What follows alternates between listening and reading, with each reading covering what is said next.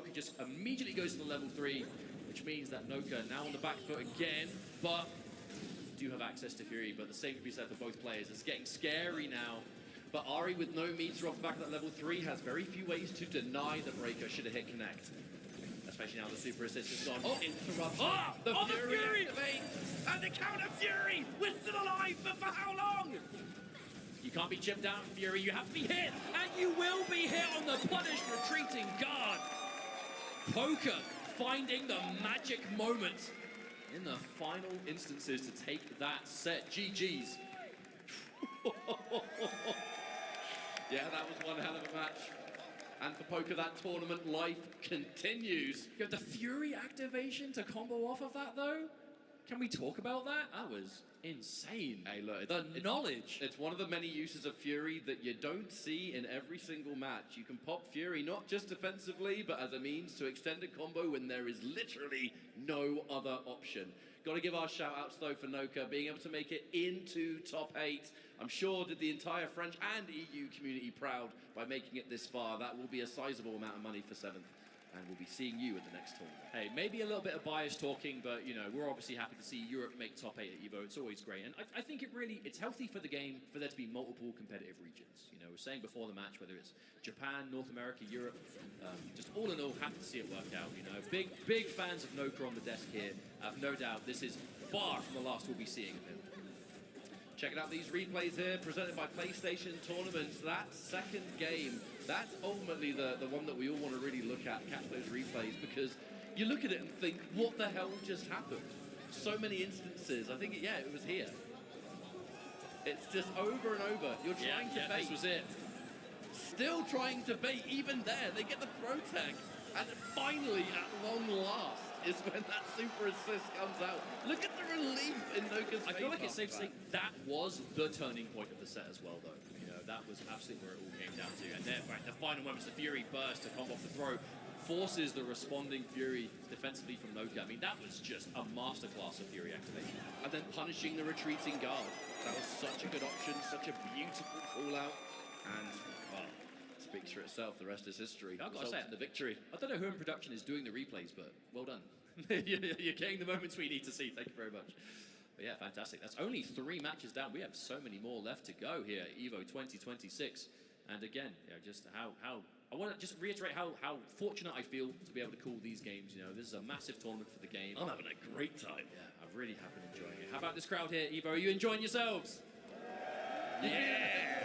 Sunboxing into what? Final round 1 match ready to go. Globo versus Hikari. Globo, just North America's sweetheart, you know. Like, Beloved.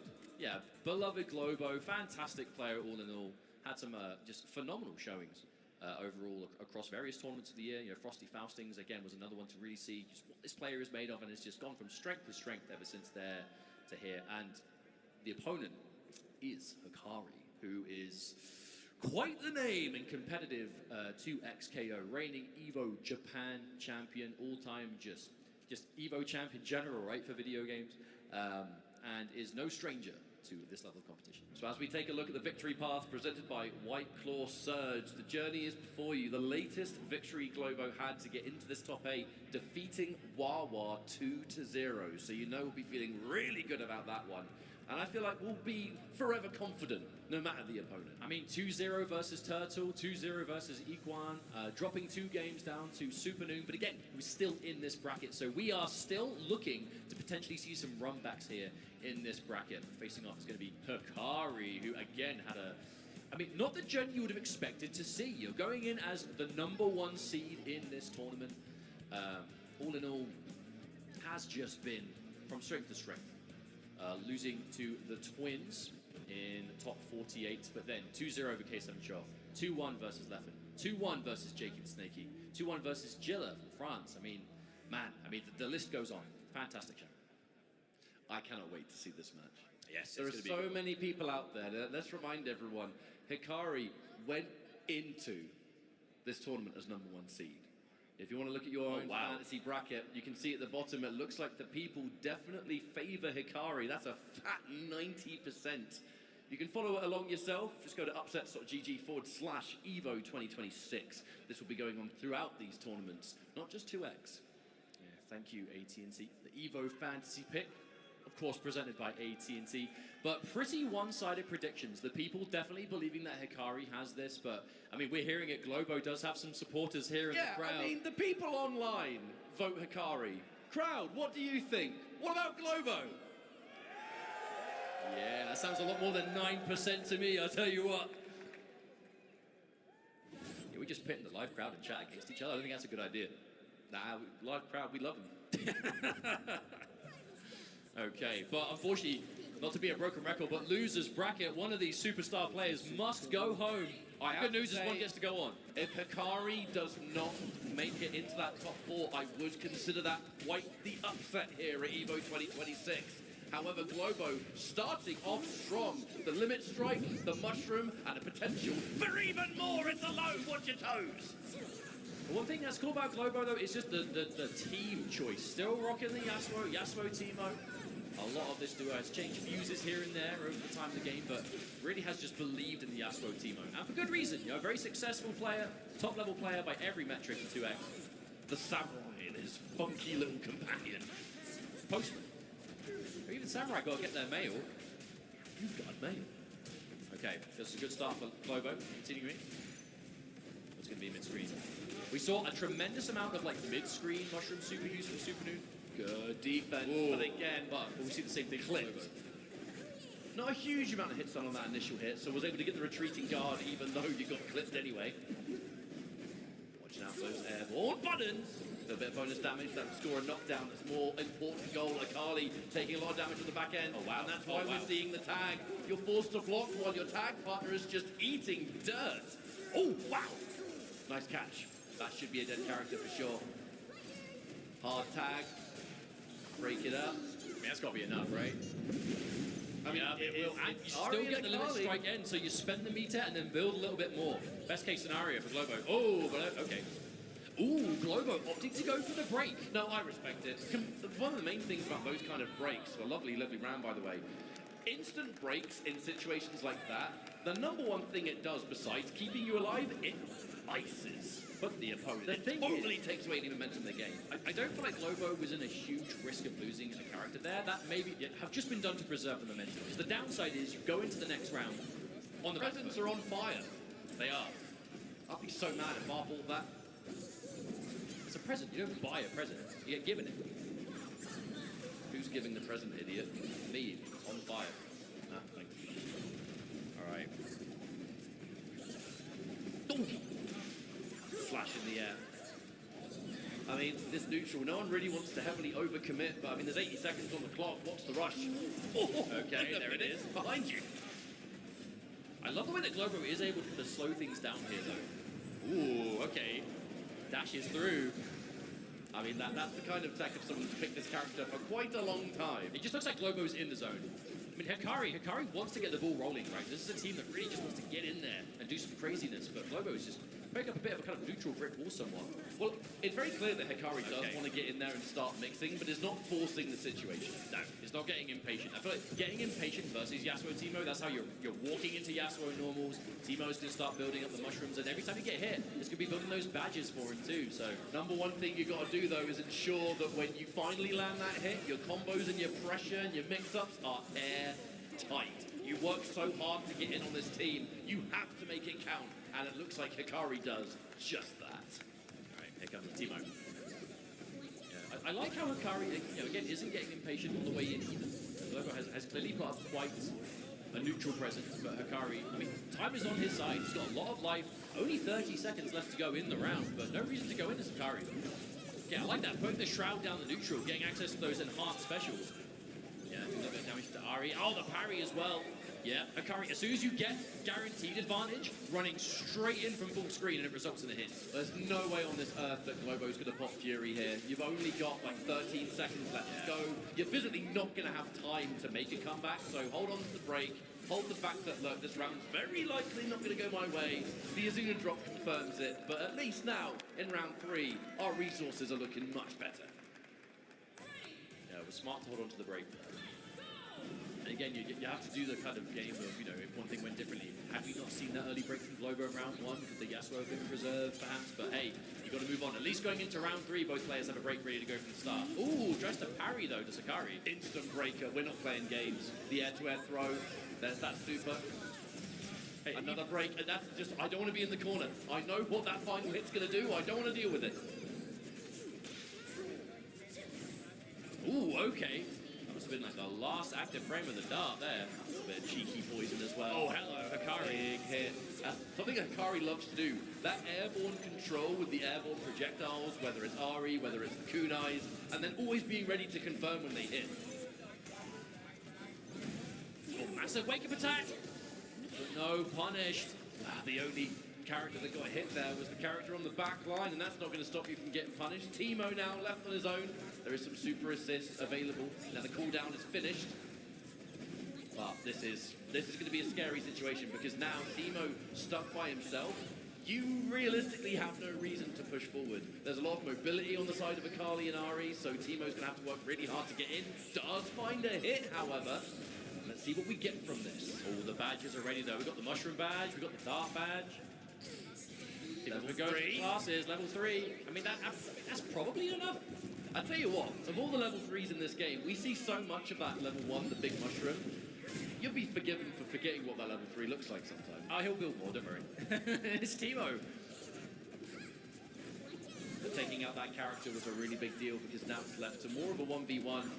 I know that you can call in assists and stuff like that, but you lose the handshake tag, and that is such a big deal. I mean, Teemo is well equipped to make the solo comeback. The problem is he doesn't have the health to make many mistakes, and that's the issue.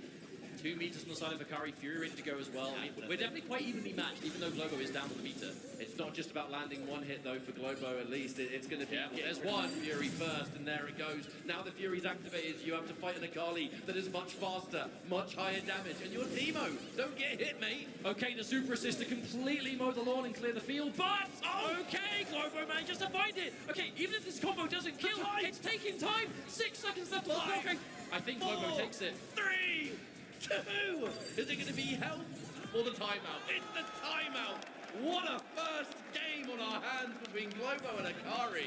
That was hard-earned. And only one match! You know, even seeing that the Fury popped the combo timer long enough to just go into the timeout, that would have extended a little bit. I actually think there was a path that Globo was going for that could have got the KO too. Just if the time let it finish, but Globo played that so well. Again, it comes down to that 1v1, right? It's that ultimate, you know, immovable object meets unstoppable force dynamic, right? Akali just wants to use that lightning fast movement speed, the crazy mix-up potential to get in, do crazy things. Teemo built so well at just building the space. And when it comes down to that 1v1, it really is anyone's game. But in that case, it went to Globo, now 1-0 in the lead. Started off with a really comfortable lead, a really well-played game, round number 1, I should say, in game number 1. Now can Globo keep it going? It's the 2 different dynamics of 2x KO, ultimately. You can have these lightning fast matches, but if it's a game that goes down to the last moment in every round, the resources getting spent, it takes a while. You've got to be focused all the way through. Wonderful start here for Globo. Akali already almost KO'd, but lovely pickup. Take the damage while we have that situation, and now corner. The pressure begins. What's it going to be? Delayed run in. Instant overhead. Catches the assist, but it'll be the grab ultimately here, but with no tag available. If there was a combo, you still can't use it. Oh, wow, okay, Akali is just sent away. Be gone. Oh, but the grab reset. Okay, Hikari taking out the Yasuo. Here comes the Teemo again. Honestly, I feel like the character that Globo looks supremely comfortable on, even in this kind of solo situation, so I think got a good position to bring it back anyway. Ooh, hello. Yeah. I love that dynamic. Beating the projectile super, kind of moving upwards to make it whiff. You do parry the assist and you're at the fullest of full screen. Depending on character, even finding a punish is difficult.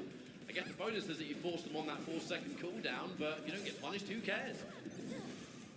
Jump back again. Oh, wow. No! Hikari swinging there and Globo finds the hit. Okay, now what do you do in the corner? Yeah, the situation, yeah. Okay, mushroom. Wait a minute. Hang on a minute. Oh, not again. Gotta be dead, hasn't it? Keep looking at these situations and going, okay, what's the setup going to be? The setup is just your demise.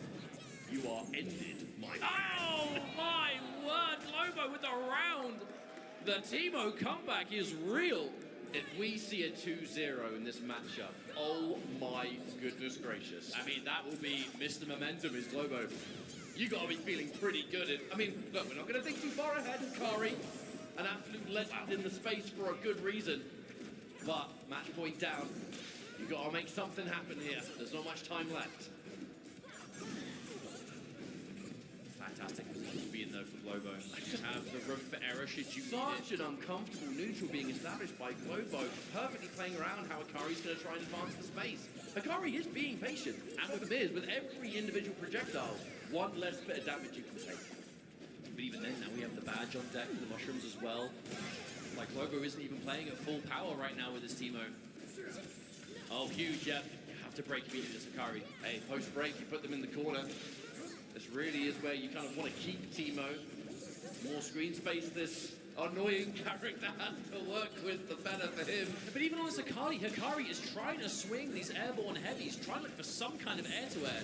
But just Globo is being so patient and careful. That's the big thing. A lot of care coming out from Globo. Not to overcommit, not to put yourself in a bad situation. Keep that lead going. The time. I mean, we're quite even here, but in the set, Globo has the room to work with. All right, there was a push block, but caught the jump back. This is a wonderful opportunity for Hikari. We're going to set up, beats the roll, and is able to turn that into a full combo thanks to the tag being available. There's the super. That is really nice damage, and actually, it's Hikari. We have a possible Zuna drop in our hands. Surely it's dead. Yeah. The optimized paths, Hikari manages to get a serious advantage here, taking out the Yasuo. But I mean, I say that as if this Teemo hasn't been doing work by himself. This Teemo has been the MVP of this match, without question. You know, actually, dare I say though, I feel like maybe even the time is against Globo here. I feel like it's been in Globo's advantage for so long, but I mean, how does Teemo take out two practically full health characters in less than 20 seconds? I don't think it's possible. With every second that counts down, your chances go down even more. I feel like we actually saw an exact repeat of this position in round 2 of game 1. So I feel like we're kind of just watching a bit of a rerun here. Hikari will comfortably take that final sequence. Okay. The match point continues, but Hikari, this is that chance to stabilize.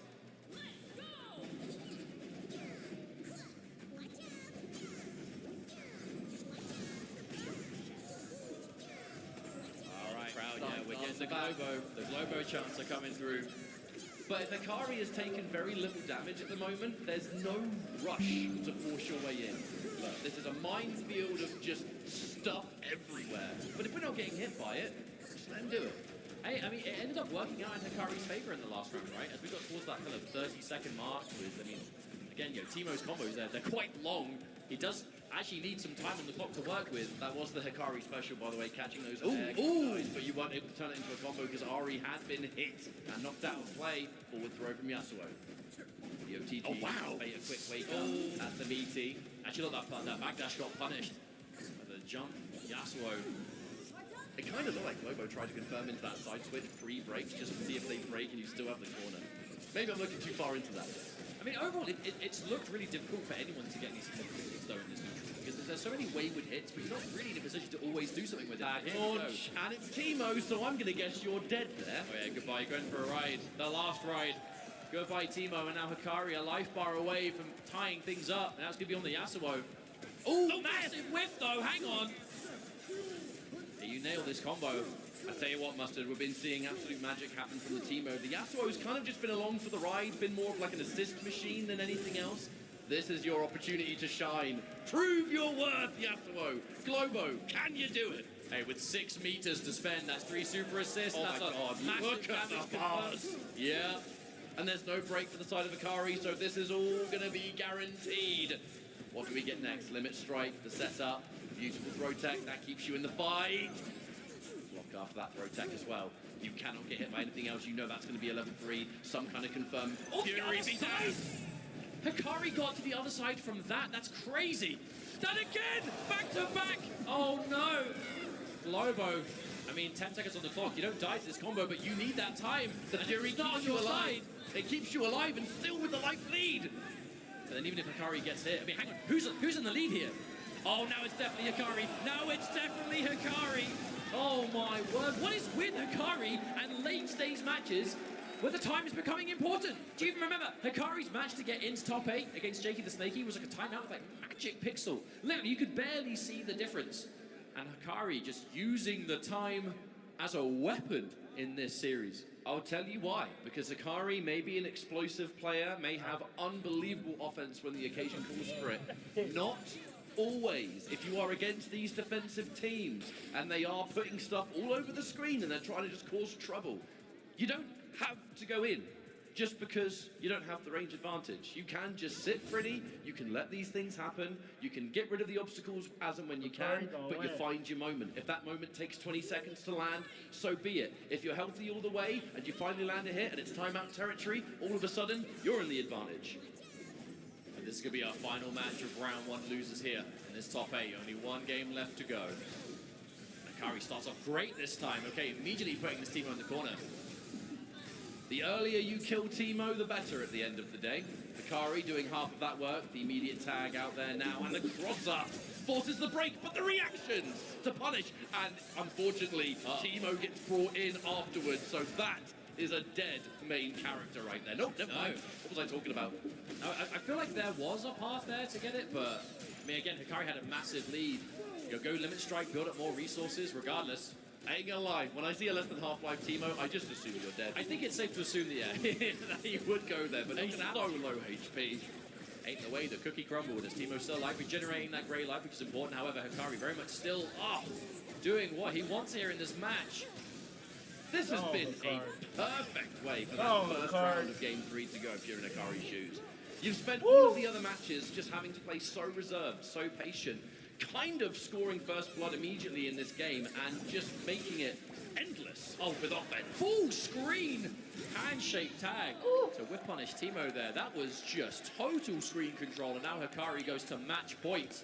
Globo started the set so well, but Hikari really has kind of found his groove. And now it's on Globo to adjust. But will we see it?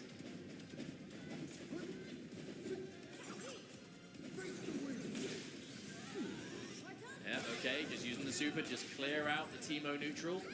Anything you can do to just declutter the screen gives you so much more to work with.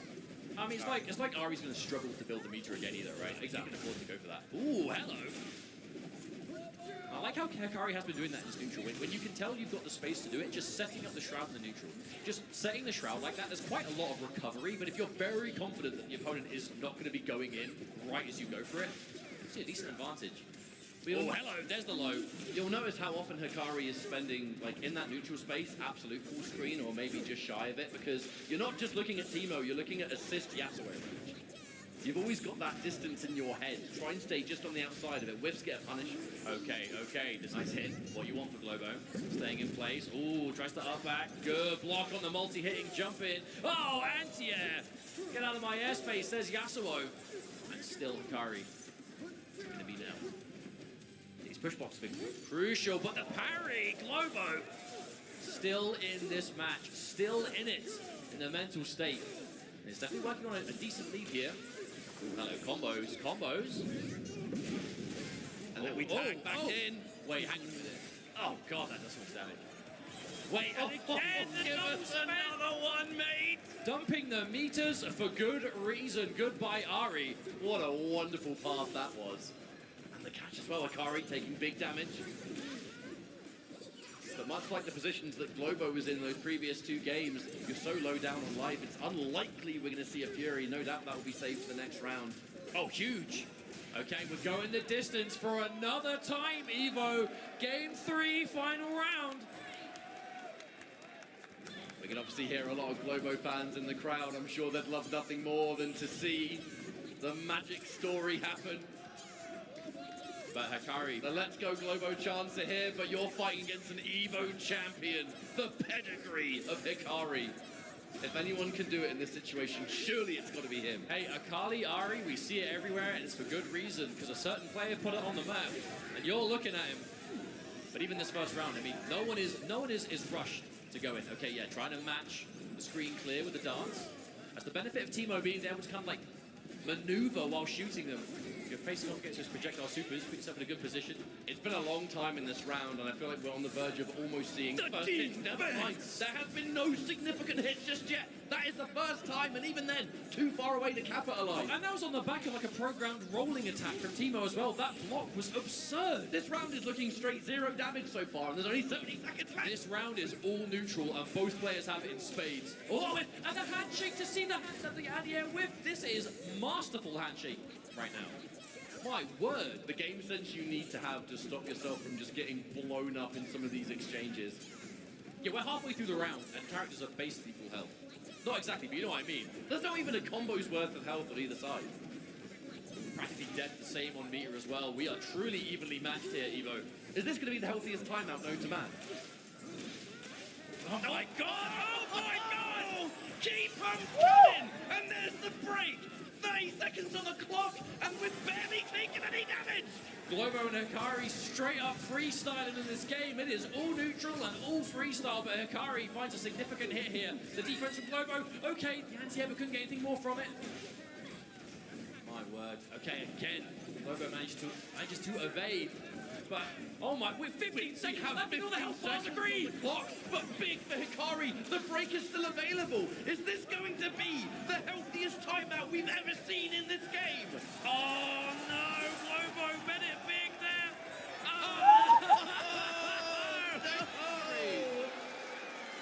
Oh wow, that is the confidence to know how much health you have left.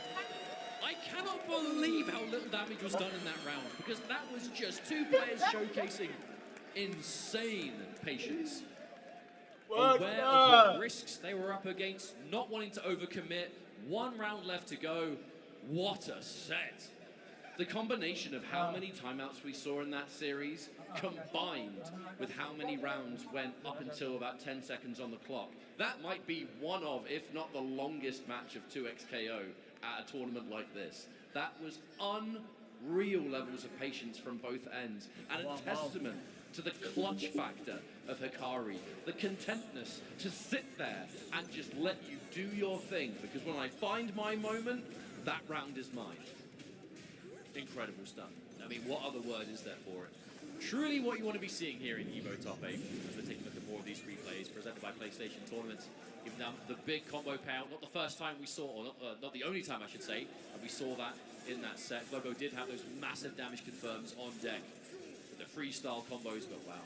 Yeah, that was a true display of patience, I think. You really cannot ask for more than that. Globo continues to be the player inside the hearts of American followers of this game everywhere. I know fell short here, but overall can be very, very proud of this performance.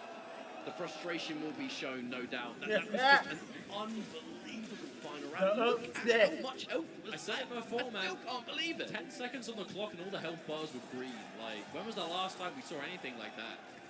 I mean, but that's like, when you've got a full 3 or 4 seconds and you can afford to do that because you know there is such a almost non-existent chance to bring that life back. Like, crazy. And even Hikari, you know, even with the bags at the end, still, with the handshake, the nod of approval, GG's. But it is Hikari who moves on. We're going to go for a quick break. When we return, 2xKO returns with it. Thank you all so much for watching so far. Big thanks to this wonderful crowd behind us. I cannot wait to hear you later. When we come back, EVO 2026 returns.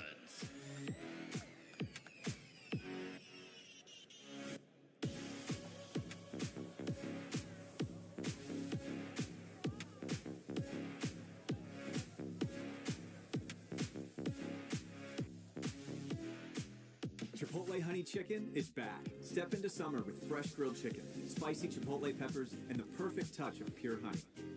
Open the summer with Chipotle Honey Chicken. It's taking heat and sweet to a whole new level.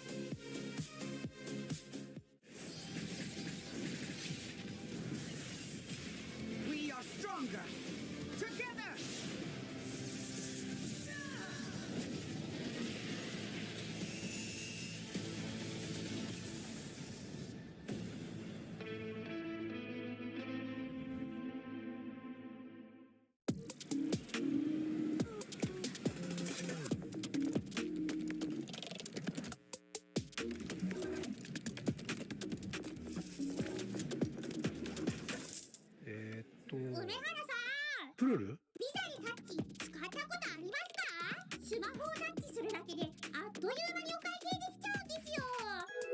便利だね。インサートコインから全てが変わった。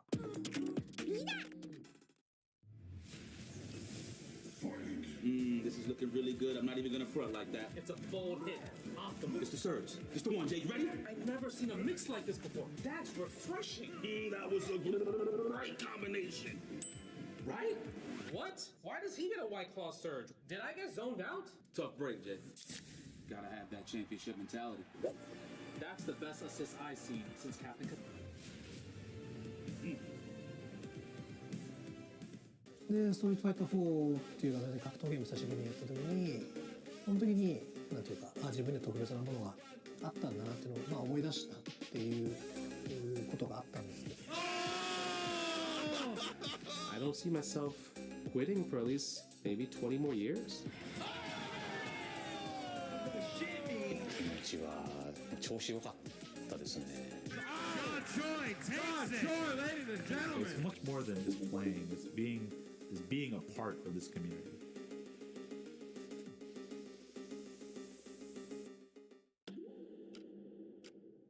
With Anthros, your next match will fix your sit. Try today, risk-free for 60 days, or your money back guaranteed.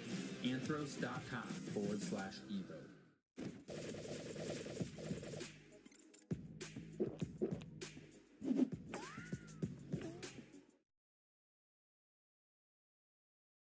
Hey everyone, this is Damascus and welcome to Getting a Closer Look with Zenny. We are at EVO and Zenny allows you to mix and match any frame with almost any lens, whether it's sunglasses or blue light blocking or migraine lenses, whatever you prefer, Zenny has it for you. We are here with my friend Jules at the 2XKO booth. Jules, there's plenty happening there. What's happening on this booth? Yeah, so at the 2XKO booth, we have a whole bunch of different ways to play. We have the new PvE mode, the climb that we just added, and you can find a friend to join up in there. We have a lot of our devs on site that you can play with, maybe get some practice and some tips before your pools. And then we have a team fight section where you play team fight fuse, and it's just pure chaos. And then the last section is my favorite.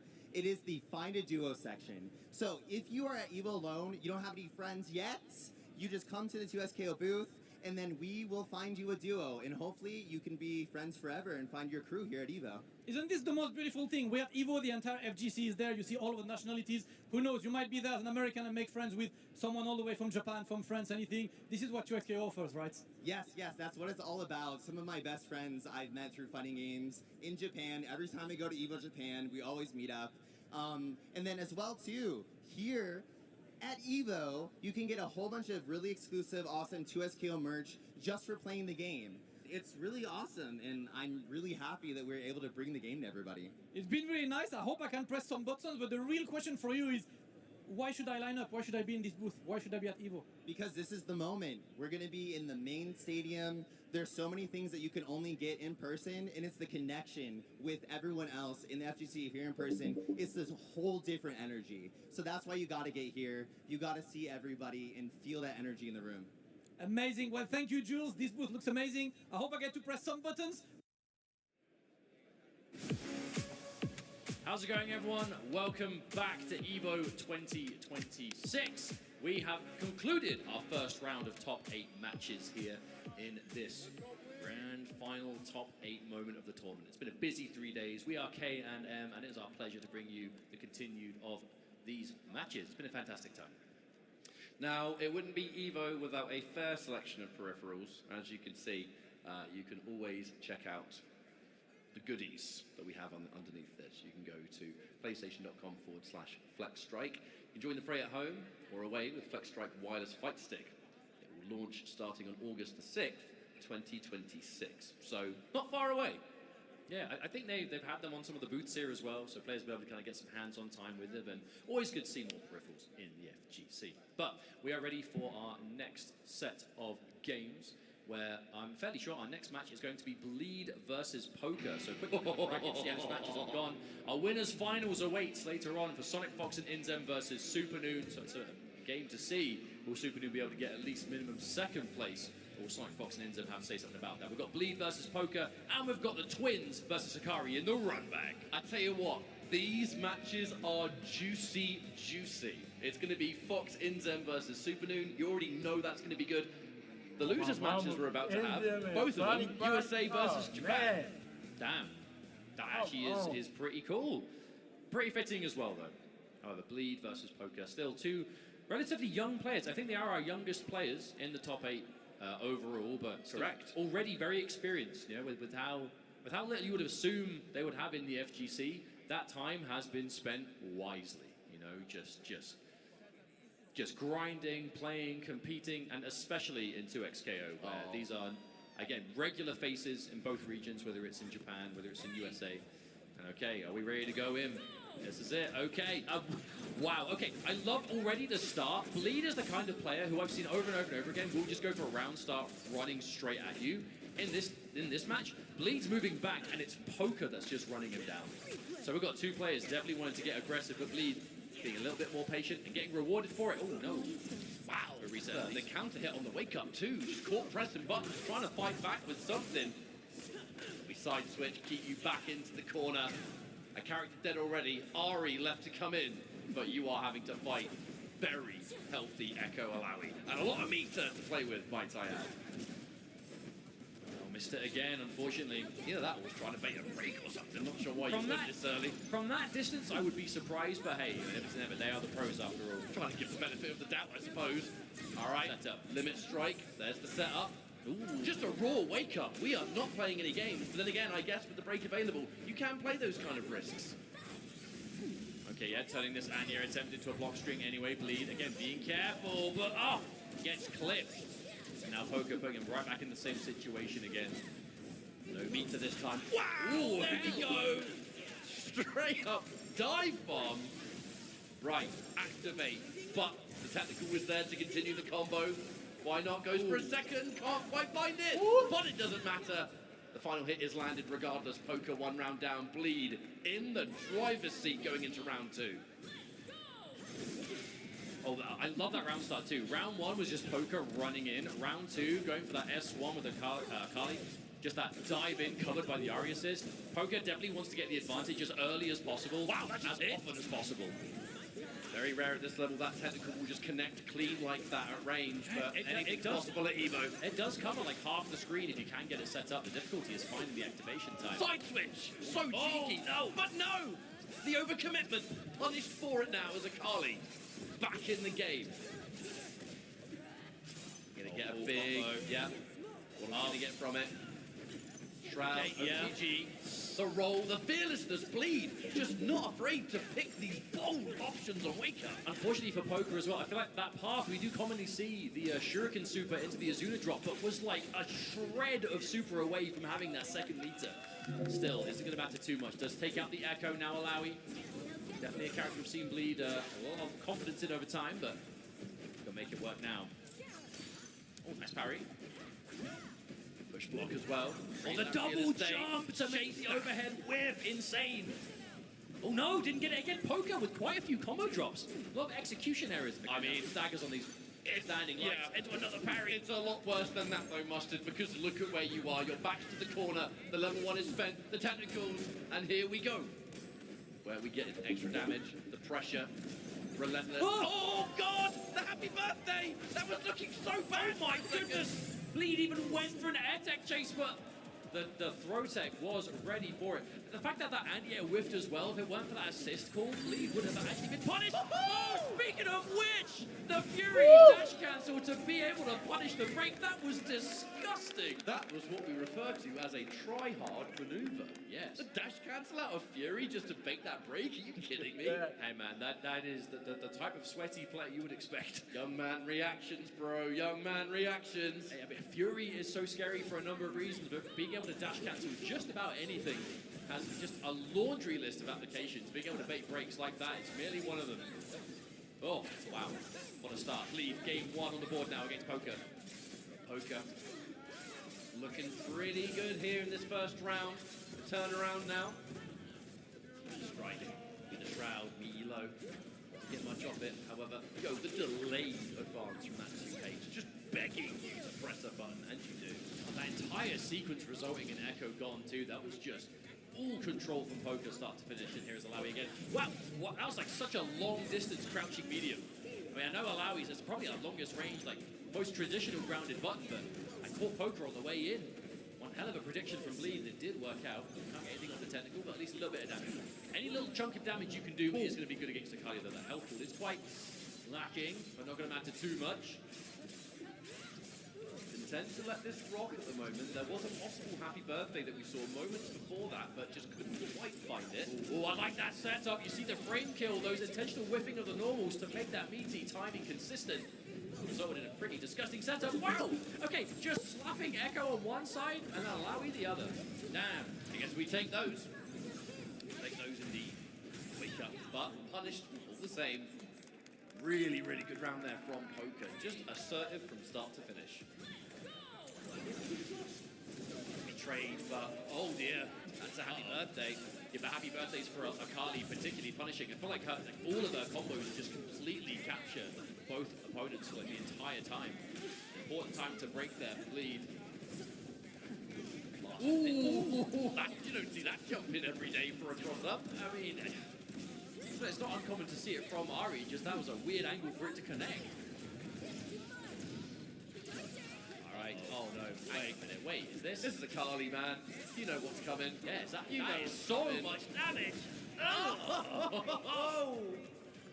Oh, if it's the Zuna drop, you just have to think it's probably gonna do it. Hey, right. There was one time in this top 8 it didn't. I guess miracles happen and it was like 1% left afterwards. Oh, I guess after the But this is total control for Poker right now. This is much more the turnaround we need after that first game. Setup. Okay, but the second time we've seen Bleed go for that option. A risky option indeed, but it works. The first time we saw it, at least he had the breaks to cover you. Not the case this time. I think it's telling that Bleed is so willing to just make those decisions, but Poker's still ready to punish the break as well. We are just trading play for play.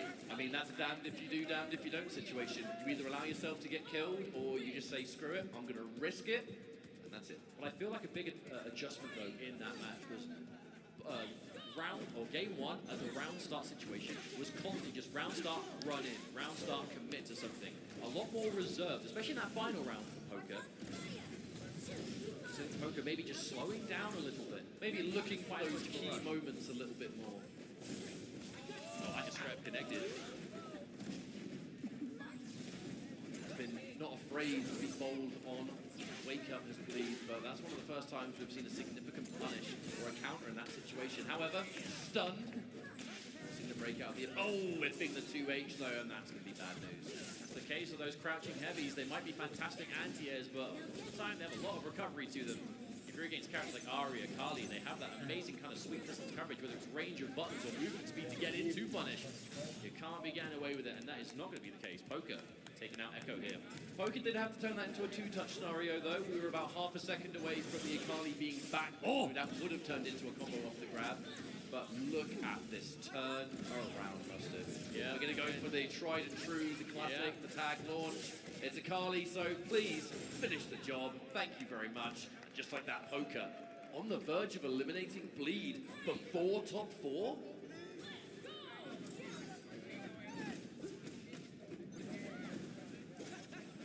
Roll in. Side switch now, the pressure from Malawi, that overhead as well. We will turn that into a combo. Yes, we will. Damage continues. Tag launch, and there we go. The setup. It's time for the tentacles. Just clipped by it, and now the dirty stuff, the hard tag allowing Echo to continue to party. That really is the crux of the setup though, right? Is get the tentacles out, switch to Echo, set up a clone, and just, man, very hard to defend against. Now Ari, okay. Ari has the tools here to get the job done, but it's going to be Ari on her own, so we're not going to be able to see no tag launch into Akali, however much bajillion% damage she finishes the job with. I mean, Ari, oh wow, that just connected straight into Super as well. Yeah. Let's try and make it as hard to play around the Fury as possible. Malawi does have those sizable buttons and the damage. Cancel off the anti-air, because you know they're probably going to go, empty jump! Staggering off the light, but the light connected. Alright, possible last chance here for Bleed. I guess that's the downside. Oh wow, what parry. That's the downside. Oh, the cancel, never mind, hold that thought. Yeah, just committing here. If you want to break, so be it. But wow, the count hit. And waited so long. That's so smart. Waited as long as possible. You don't need to extend the combo with anything but the super to get the KO. But if Poker even hesitated, just flinched and went for the break, Bleed was ready for it, but was able to cover both options. We're going to a wow, game 3, final round again. Only at EVO Vegas, baby. That's what it's all about. You get the best of the best. You know these games are going to go the distance. You know, when Alawi has the screen locked in place like that, full screen, you just don't feel like Echo can get behind you, but here we are. Never mind, Poker. I used to get the best of it again. All right, there's that limit strike into all. Wake up that clock. No wake up this time though from Bleed. That situation. Oh, that tentacle. The full screen summons. Okay, Alawi has been doing so much work in this entire set. That's a huge amount of damage for Akali to take on the back end. Oh, a bit of a dangerous advance there because that's a happy birthday. Not only is it going to result in likely a dead Echo, but look at how much damage Alawi took. The comeback has to happen, but it's so much harder now. Oh, massive anti-air. Oh, wait, hang on. You tried something optimal with a delayed jump M. Wasn't quite able to find it. Oh, okay, the fact that connected left me jump cancel away. Woo! Oh my goodness, Blade was able to stay safe and do damage for it anyway. That is one hell of a turnaround, and now it looks like an even-Steven situation. Not just health, not just meter, but Fury as well. The parry! Oh, got caught low! Do you Fury? No! Decided not to Fury. Angle of a Protect, and again, this is insanity!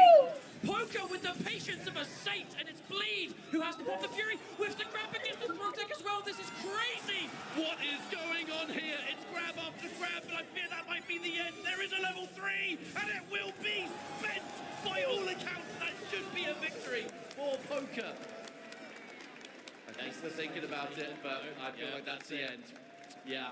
I mean, at that level, it's no doubt they sat there and just watched in case. But right at the end, the grabs! No, I've got to say, the absolute discipline that Poker showed there, and that's what it's all about right there. That is what it's all about, the sportsmanship, the respect being shown. W Bleed. Let's hear it for Bleed. Forever and always. But a bright future ahead, I'm sure. It was like I was saying, the discipline from Poker to be getting hit by what could have been the final combo of the game with Fury available and deciding not only to not pop it, but also ready with the throw tech on the kind of reset situation. That was, I mean, that not every player would have been able to control themselves in that environment. But well, was able to do so. I tell you what, as we check these replays presented by PlayStation tournaments, we're going to get quite the miniature history lesson because I can't wait to see the replay of the final bit of the set. We're just going to wait for it to happen. I'm sure we're going to capture it. Crowd was going nuts. I feel like I would dread to think what the heart rate was of both of those players at the end of that. That moment was just so sick, covering so many options at once. But then what we were all waiting for, the final moment, where it was just insanity for yeah, right there, hitting the anti-air and being able to like jump at it to stay safe, to whip punishment, taking out a character. Look at how even it. Here we go. Oh. Yeah, it was parry. Akali got clipped. Right here, the fact that Poker held the Fury and was ready for the air tech and the follow-up. I mean, it wasn't the overall, play that won the set, but it definitely started momentum. That whiffed grab, I mean, it got spicy, man. It got spicy. I feel like at the very end, you could only think to put yourself in that position. What would you do? Do you go for the grab for the individual damage? Do you try and do something else? Oh, who knows? Either way, Poker's going to take it. GG. I just cannot believe that Poker held on to the breaker there in the corner. That was boldness of legendary status. It was. But that's why Poker is here in this top 8. And that's why Poker is still in this tournament. Let's have a look at the bracket and see how these matches are going. We have our next losers round 2 match to go. Oh my God, it's good. Ooh, it is run back o'clock, my friend. Tell the people. Right, Hikari and the Twins. They played earlier in the tournament in the top 24. It was Hikari. Yeah, Hikari going into this overall tournament as #1 seed, won EVO Japan, overall favorite of the game in general, really pioneering that kind of Akali Ari team, which we now see so many players using, has I think really got that kind of first win of that scale with it, but for good reason, and went into this with a lot of respect, a lot of high seeding. But the Twins won in the original matchup. It was a fantastic set. Hikari just had a rather inspirational time in EVO Japan, because I know that, like, let's be real, Akali wasn't like only out for a few days before the event, but with how technical she was when she first came out, her combos were very, very fiddly. There was a lot of execution required. Not just that, but the layers to the offense that you have. Dedicating to that character immediately is not easy, right? And I feel like, hang on, wait a second, we're getting the handshakes. I was going to do some sort of analysis, but that was just a badass shot. I'm just going to wait for the match now. Yo, thanks Airhead to Aircam for these angles that we otherwise wouldn't be able to see. Let's go. Now, this is overall a top 8, full of players who are no strangers to EVO top 8s in Jura, as we've been saying. Even the last match, right? Bleed and Poker. Bleed got 4th at EVO Japan. Poker was 7th at EVO Japan. So in this kind of instance, it's going to be Poker who advances forward. But it just goes to show a lot for the level of consistency. Yes. But this is, again, as I said right at the start of the show, a game only ever has its... You only ever get one first EVO Vegas. This is where EVO began. I know there's other events popping up here and there, but EVO Vegas really is where it started and is still considered to be that kind of like main event in the grassroots scene. And for 2XKO, I think the overall competition really reflects that. All right, well, the stage selector's coming through. I have a feeling this is going to be the start of quite the set. Not just 2 legendary players, but a run back of this very tournament. You know Hikari's looking for revenge. And already scores a bit of damage, but you don't want to overcommit with a Thresh right in front of you. That man's going to absolutely pump damage. All right, fantastic start for Hikari, setting up the Shroud. Getting Haru blocking here on this Thresh. Wow, okay. Oh, the punish! Wow. The punish resulting in Jinx coming into the point as well. We have to remember Thresh has taken so much damage. Both players now going to be unbelievably tender, and actually, right, what's it going to be? Yeah, double super. There's the one, there's the number 2. Oh, it whiffed! It whiffed! Uh-oh! That was for sure a Jinx no more, but not going to happen. I mean, at the very least, Hikari still has it going. Yeah, Jinx is going to get taken out here. It's the handshake timing. I mean, ultimately, the goal there was to get rid of the Jinx, and even though the combo didn't do it, she basically got knocked out straight after. But this is, dare I say, an impossible situation for Haru. This is like, you've got to avoid chip, you've got access to break. Yeah, that wasn't going to happen. But it is merely 1 round, so there's plenty of time. I just felt like Hikari there landed that first significant hit and just did not stop that suffocation of offense. Bit of a combo drop, but half that life already gone to Akali. Hey, Akali Thresh damage coming off a throw as well. Thresh knows a thing or two about it. Yeah, it's scary. Thresh, one of the hardest hitting characters in the game, and Akali, who herself is not the healthiest character in the game, can't really get hit too much at all. You are going to have to be careful though. Because if you're playing Thresh and you're going to use like, kind of air dash, airborne heavies, things like that, Akali's jump heavy is the ultimate kind of air-to-air, fishing for counter hits button. And that is what's going to happen if Thresh is not careful. However, now Toshi is the one getting comboed from the corner. Hikari. Slight patience, just in case there was a wake-up attack, maybe in case there was a parry attempt. That 2x assist, though, creating the obstacles in front, finding the hit is Thresh. And Haru, what do you get from this? Limit strike, Lantern. Oh, tried to punish the roll. And the parry. This is... Oh, no! Oof. Yeah, that could not have been what you want. That overhead, normally you have to be distanced, otherwise it will whiff completely. And in this case, it actually might cost Haru the life bar. Yeah, this is a full combo coming out. Yeah, Izuna drop. Goodbye. Yeah, what an unfortunate mistake on the back of a clutch parry too. And that's an element to the Twins that have been so good all weekend long, whether it's air throws, parries. These defensive choices have been good, but, you make the read. You've got to follow up with the execution. Okay, Toshi managed to find a standing light there to interrupt. Akali says no, Fury is popped. Okay, Jinx has a lot of meter. The stun gun is ready as well, but Hikari has no reason to overextend here. Dash cancel into super assist from Thresh. You do not want to get hit by that Lantern. The dash in the air to escape. Very hard to escape that super. Wait a second. Okay, wait a second. What's going to happen here? Does that catch the knives? It does! Oh, that does so much damage. However, Akali with a pixel left. The Lantern has other plans. I don't know how Akali avoids that, honestly. The super assist, that absolute verticality that it covers, just loops ever closer.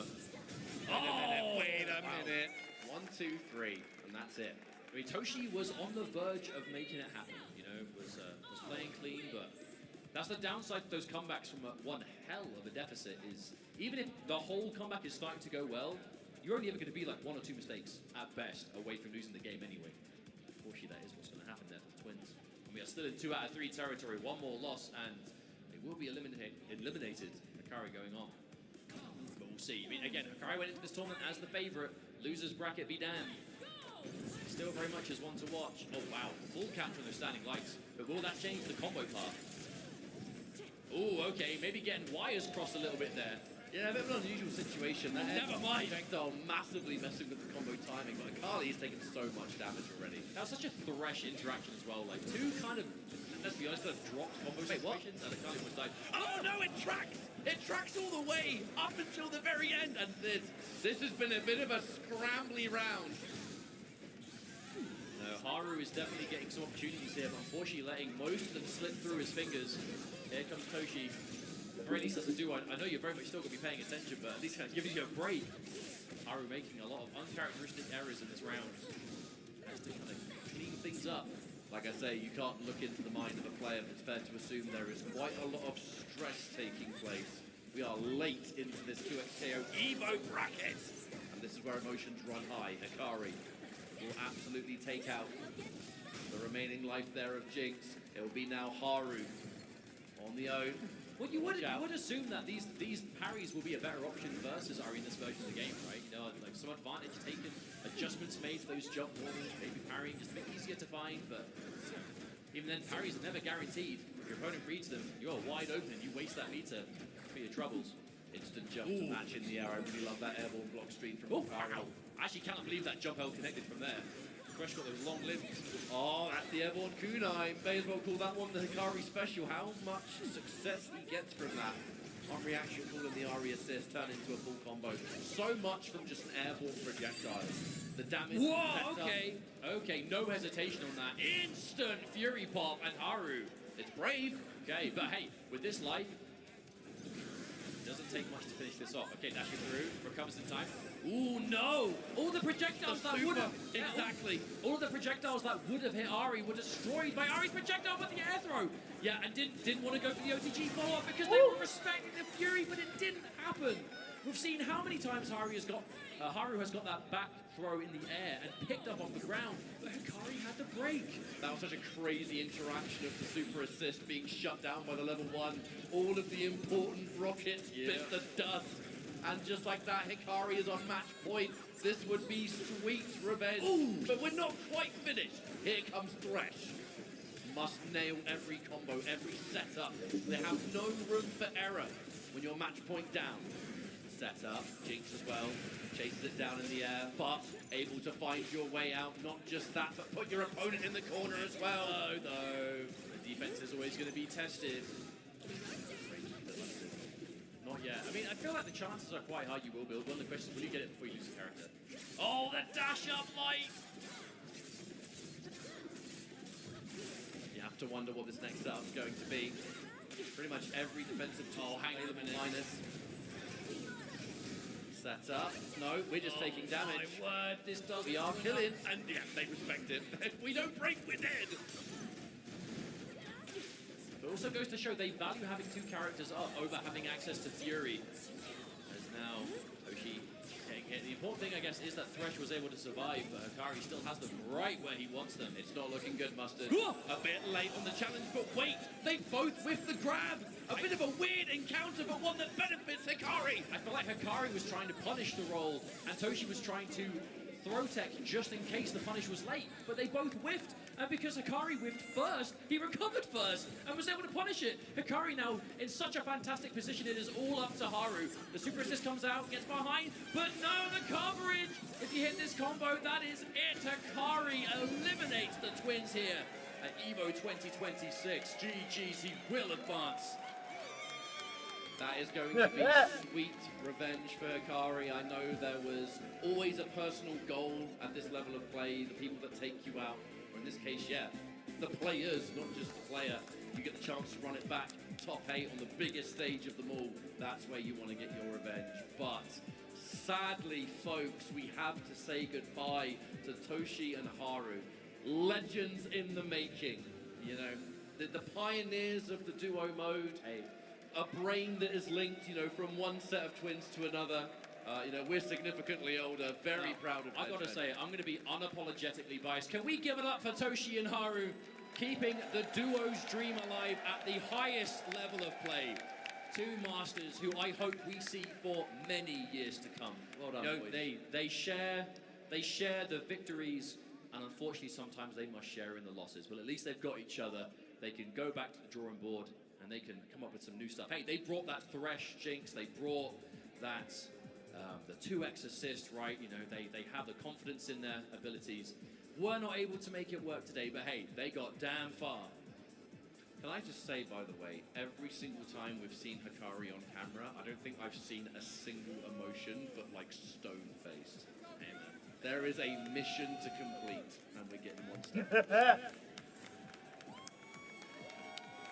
Even there, that bait on the back throw. One of the best things about their adjustment, right, is just the amount of... That was it right there. I'm going to interrupt myself to talk about that throw situation, right? I'm willing to be wrong, but I feel like that was the dynamic. Hikari tries to punish the roll. Toshi tries to throw tech in case the punish on the roll was late. They both whiffed, and because Hikari whiffed first, he was able to recover first. And I feel like that really was the beginning of the end in the rest of this round as we watch these replays presented by PlayStation Tournaments. And then you see the respect shown. Of course, this is the FGC. Regardless of what happens in the match, at this level of play, there's going to be that respect. We all know. Well, I do not want to keep you waiting too much longer. We are going to go for a break, but when we return, it's going to be winners finals between Sonic and Inzen and Superdude. You don't want to miss it. Oh, shit. We'll be right back. Sonic Fox been winning him another title. It's gonna be his 8th title. He got Inzen with him too. Oh yeah, they finna win. Round 2. Use promo Them code boys TAG finna Team win. at checkout to unlock the Chipotle Fresh Fit I backpack know. and bucket hat for your avatar. Visit chipotle.com/2XKO for details. Come on, everyone! I'm in orbit, Quill. Too easy. Bam! Big Sis coming in! Cider, activate! Great power comes a great beatdown. Together, we can achieve anything! Huh.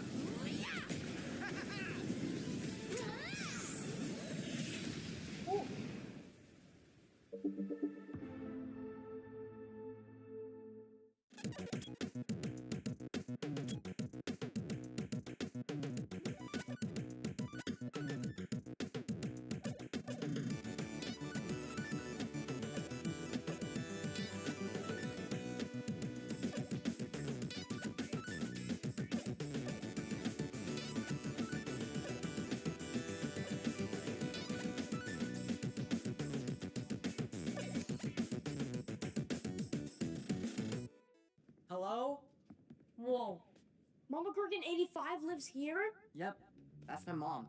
The absolute legend who went from gaming on her phone to ruthless online streaming slayer with no mercy for any living thing is your mom? Hey guys. Apples with peanut butter?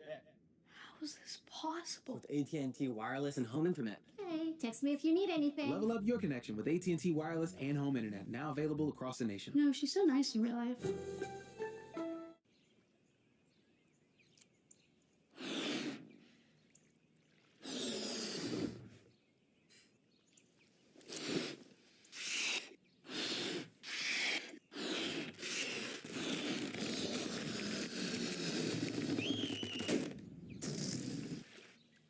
Airheads have more fun. How would you like to live forever?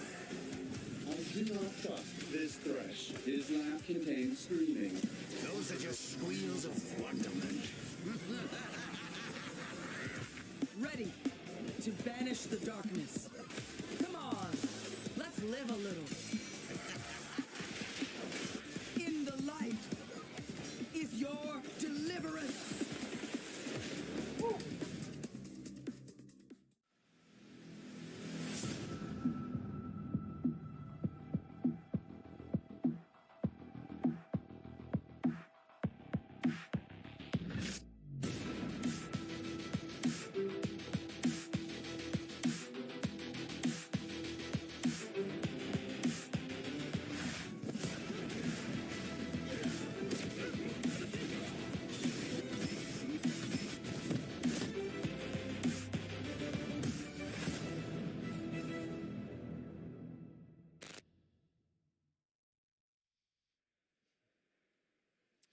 Oh boy, do we have a match for you. We're checking you out over at the Airheads Air Cam, you beautiful people. Thank you so much for joining us here on the main stage. And it's time for winners finals. Both of these teams, not players this time. The nature of 2XKO is that it's minimum top 3 at this point. And now we're going to find out who's going to be grand finals on the winner's side. But it's not just the EVO Championship that is at stake. There is also a certain matter of total EVO wins. Yeah, so here's a fun little fact for you. Currently, if we're talking overall EVO titles, Sonic Fox and Justin Wong are tied for 8 EVO titles each. Sonic Fox did win EVO for Mortal Kombat 1 last year, which brought them up to kind of being dead even. Which means we're in a position now for Sonic Fox to take over and end up potentially winning 9 EVOs. And that's why whenever we talk about Sonic Fox and the previous EVO experience and this, that, and the other, we're not just saying it. We have seen Sonic on this exact stage over and over and over again. Just tried in true time, but I can't believe this. We've already got 4 matches left to go. Winners finals, which is going to be best of 5, so it's going to be a little bit longer to see who's going to get into that grand final. But if you win this, that is winners' sides top 8 guaranteed. That is a large chunk of the prize money. And I love the fact that when we talk about Fox in this game in particular, it ain't just Fox. Inzem is so just pivotal to this duo's success. The knowledge, the experience, the dedication. I mean, if you look at who's mostly playing the more sort of single-player teams, a lot of the time it's actually Inzem, the one doing the solo grinding, relaying that information back. We're going to look at the people at home. That is a significant advantage to Sonic Fox and Inzem. Only 20% of the people online back in Super Noon, but I mean, if you've been watching competitive 2X, you know right Super there. Noon, second place, that's pretty much like his lowest placing when it comes to an EVO. That's bloody impressive. Make sure you're at home as well. For the EVO Fantasy Pick presented by TNT, you can get involved in these predictions yourself. Just keep an eye on the graphics and the socials as we go through. And make your opinion known as well, whether it's predictions or this, that, or the other. All good stuff. But winners finals moments away from taking place. I tell you what, while we get this match set up, it wouldn't be EVO without this crowd. If you're back in Super Noon, let them know right now! Yeah, there's a lot of people that want to see Super Noon get grand finals again, but do we have anyone who wants to see Sonic and Inzem take it? Let's go. There's a lot of fans of the duo out there. I tell you what, we're kicking things off nice and consistent. A bit of a Teemo mirror match, different characters on the back end though. The Jinx from Sonic Fox. This is one of their tried and tested teams that is so hard for others to navigate. Hey, but we've got to say it, you know, Super Noon, second place at Tunis KO over at EVO France last year. Second place, EVO Japan is tired of second place. If you win this match, Super Noon, you at worst will tie second place from last time. But, I mean, could this be Super Noon's tournament? We're going to find out. As it is going to be back to the Teemo Jinx. Oh, Teemo Jinx as well on the side of Sonic and Inzem. I like this approach. I like this because I think Jinx is quite decent at fighting Teemo in the neutral. And this is just a team that just screams neutral and projectiles. That is what Teemo and Jinx are built to do here. They dominate that neutral, they fill the space, they build that momentum. And they win the game even without getting huge combos right. It's about just little bits here and there. Building a little bit of real estate, one projectile at a time. I tell you what, we're having conversations with Sonic and Inzem separately. I believe it was Friday. You know, we were talking about the characters and teams they're bringing forward. The answer was, we're bringing forward all of our teams, and we're either going to counter-pick or just pick who players don't like to fight, right? There's so much experience at hand. But that's the benefit you get when you're a player at this level and you're used to fighting the same opponents at a high level. It's not just about, oh, this character, oh wow, what a crazy pickup that was from Fox. But it's not just a case of, oh, this character does well against, you know, character A versus character B. It's, I'm against this player. Who does that player not like fighting? What player tendencies do they have that we can exploit with certain team compositions? So right now, Sonic Inzem, I mean, they have no reason to rush this. You know, they have a massive lead over Super Noon. Okay, who is able to find the hit at the very least. There's the problem is, we have just about 20 seconds left on the clock. Teemo can do damage, but his combos take quite a while. So, we're getting the throw, but there's no way to capitalize. Oh, wow. Level 3, that's huge. If it doesn't connect, it's still going to waste time and do chip damage. Oh, wow. Oh, it covers you up as well, so it's hard to even see what's going on behind it. That's low-key kind of cheap. Hey, look, anything that covers the screen so you can't see what's happening, that's cheap. Oh, no. Supernoon trying to parry the projectile, but even though it's not a heavy punish, it does waste the meter. And Echo with 0 meter is nowhere near as scary. So if you go for like a team launch, you can't go for the install. Like, it'll take a while to build that up again, especially if he's not the active character. But this is what it's all about right here. This is just team neutral. That's what you want. Patience at hand. There's really no requirement to go in. If you are Teemo and Jinx, you have those options. To keep both of the characters at bay, but there's the opening. Supernoon. Let's have a think. This Echo has just been the main love the whole way through this game. No dude's tried other Yeah, you remember the days of the Echo Darius from Noon? They were, I remember that team fondly. Mate, I miss those days. So much damage. Not just that, back when Noon used to play that character, so content to play at a closer range than most. The footsies, the know-how, the comfort to just do what works. I like that Wake up attack. Again, when you've got access to the break, you can risk those wake-ups. But the parries into the defensive button. Sonic Fox does not want to let Supernoon build any momentum here whatsoever. Low darts are going to come out though. Inzem taking some damage, forced on the defense. This will be a full combo from that forward throw. Noon, a chance to make something happen. Starts it off, right? Okay, yeah, the super's good.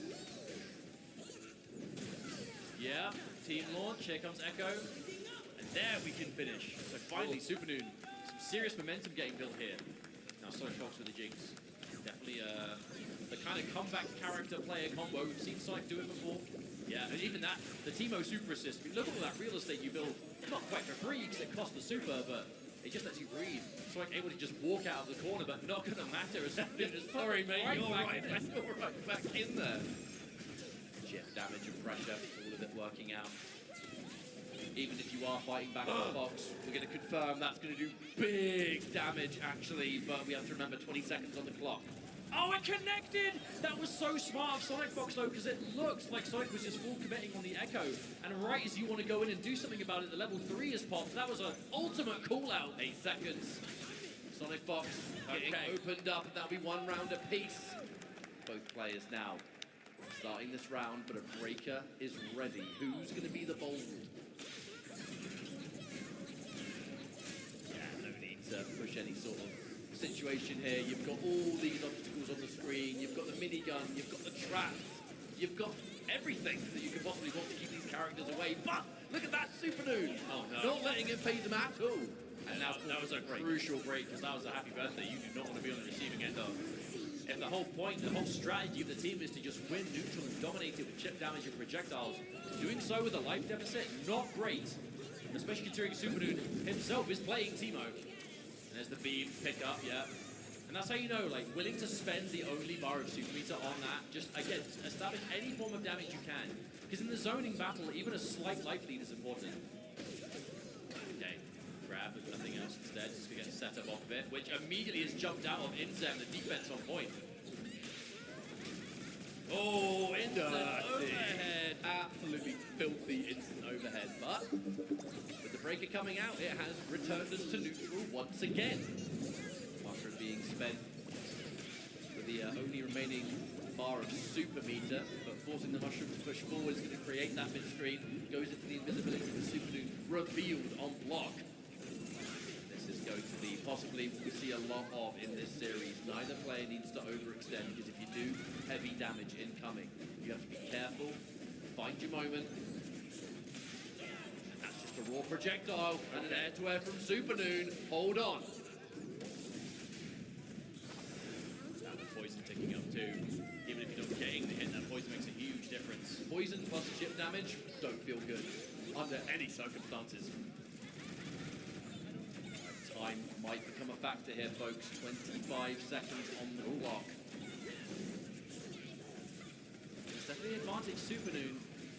It's going to take, okay, it's going to take something significant on the hit. Oh no, happy birthday. No, yeah, mini happy birthday, and then finishing off on Echo. Oh, but with 10 seconds on the clock, here's the thing. Yeah, there wasn't a lot of damage done to Teemo, but there was enough. I mean, but it's not going to take Supernoon much damage to get a bit of life lead here. It really is up to Inzem. Do you play safe or do you try and hit on the way in? Oh, Wait a minute. Press. The super. Is that going to do enough? No, they fell out of it. Who has the life lead? Who's got the life lead? Oh, it's Sonic and Inzem. Woo! Add it together, it results in more health. I think if Inzem didn't flip out of that in the air, if that didn't drop, that would have been the win for Supernoon. And that had to have been why Supernoon went for it. That would have been enough. Tell you what, folks, 3 out of 5 in this winners finals. So much happened there, and that was just one match. We've only just begun, especially between these players. I expect nothing less. It's like starting off with much of the same. You put the mushrooms down, the obstacles out there, makes that slingshot just a little bit more annoying. I think I'm being generous by saying that. But they're both Teemo, so give as good as you get. Parry. The good thing about those projectile parries, they don't give you a huge position, but what they do is they shorten the recovery. Trying to go for grab, but covered by the rolling attack. Went for a grab again, but 2 whiffs back to back. That one wasn't safe. Hey, 2 whiffs and then immediately caught with Teemo anyway, so. Supernoon really good at seeing that things haven't gone his way, recovering immediately regardless. Rocket's going to result in a lovely pickup by Sonic Fox though, and because Teemo is so weak, he is dead. Allowing now Echo having to take this fight solo. Anti-air, that is bad news. Team tag. We've seen so many limit strike setups.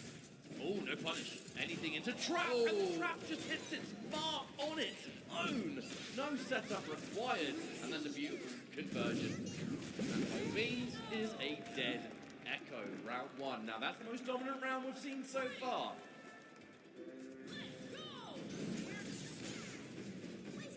We've seen this duo of Jinx and Teemo between Fox and Zem quite a little bit in the past. We saw this quite often in Combo Breaker top 8. An answer for Teemo. Such a dangerous character at a high level. Again, that's the benefit of even as a duo playing a number of different teams, right? Depending on the playstyles you have to face off against, you can always be equipped. But, hello, no confirm that for Supernoon. Just trying to keep it nice and simple. Also, a fun little tidbit is that Jinx sometimes really comes alive in that duo play due to steering certain projectiles that are otherwise quite hard to do playing on your own. Which is super important if this is the kind of team you're trying to go with, right? We see it with the twins play Jinx, and whenever we see this character in duos in general, just being able to just angle and aim it at weird times while your point character does something else, and the defense, the reactions on the overhead, another one. It was actually the Teemo on the back end that took a hit there. Sonic Fox was able to block the entire thing. Right, world champion defense right there. Inzem's still alive, and that's what matters most. Yeah. Projectile in free mushroom. I don't think that's going to be enough. Yeah. I mean, a good chunk of that fully connected onto Jinx. It actually puts Supernoon in a decent position. Yeah, it's grey health damage, but hey, you have to be careful. Jinx cannot take 4 of them. The parry again, Supernoon. Alright, here we go once more. Not worried about the side switch too much.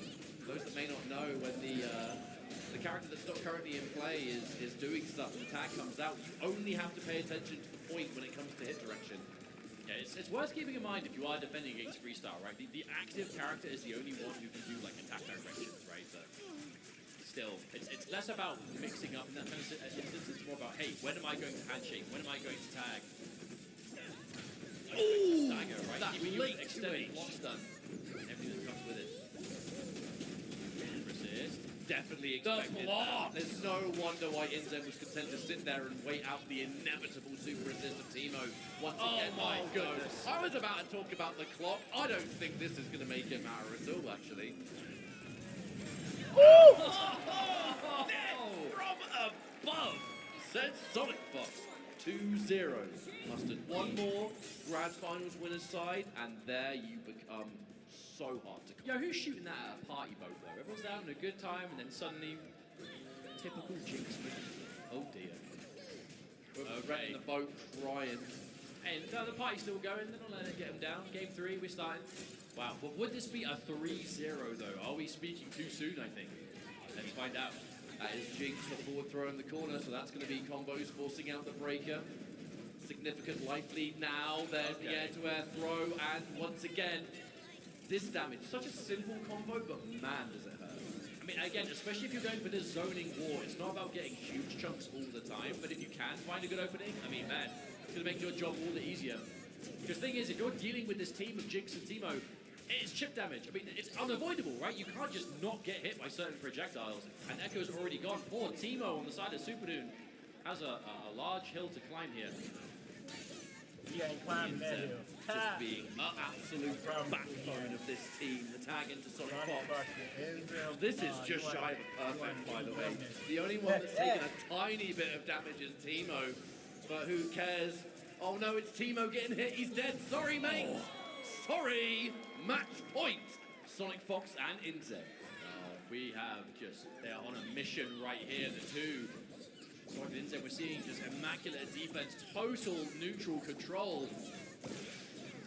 Oh, they knew a million years ago that projectile was going to hit. What a lovely tag reaction. Oh, parry from range. Oh no, you've lost the meter, now you're losing the health. It just continues. All right, limit strike in the corner, mushroom for Oki, what's the option? The throw tech, it is going to get you out somewhat, but you're taking big damage, but you're still minus. I mean, you haven't been hit yet. Defense, dude, gets opened up though! The multi-hitting Teemo! The freestyle nature, man, can only block for so long. They're working on a perfect right now catch-up. This is looking bleak for Supernoon. Hasn't got anything to stop this 3-0. You have to do it right now. No damage dealt. A full breaker. Teemo on his lonesome. And the poison, just to add insult to injury. This is looking insurmountable for Supernoon. How do you avoid the chip? You can't.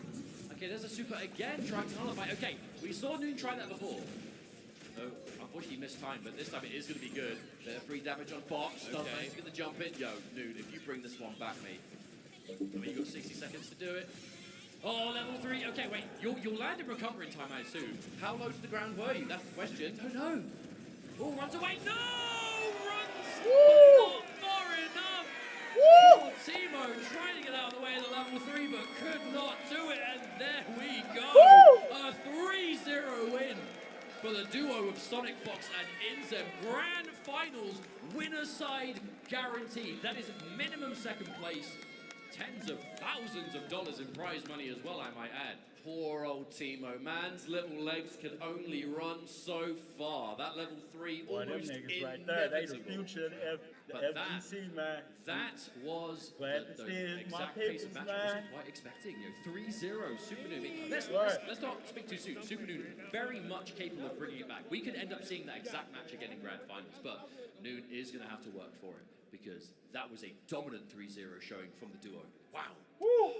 It was a strange flow, wasn't it? Because when you look at the way that series began, it was super close, super patient, little hits at a time. And then as each game progressed, the snowball effect just started to get more and more extreme. Look how evenly matched, even in these replays. These were the pivotal moments. Game 1 was pretty even. Yeah, I mean, there was 10 seconds on the clock there. The health was relatively split.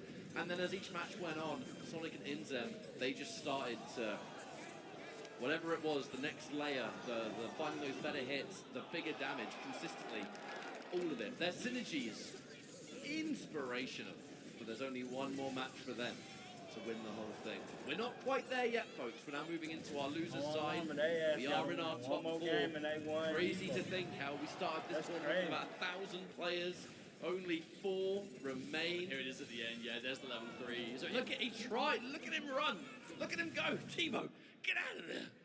Get out of there.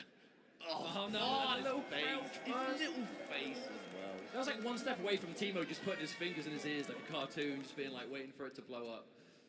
Oh, profound sadness. Well, but that is it.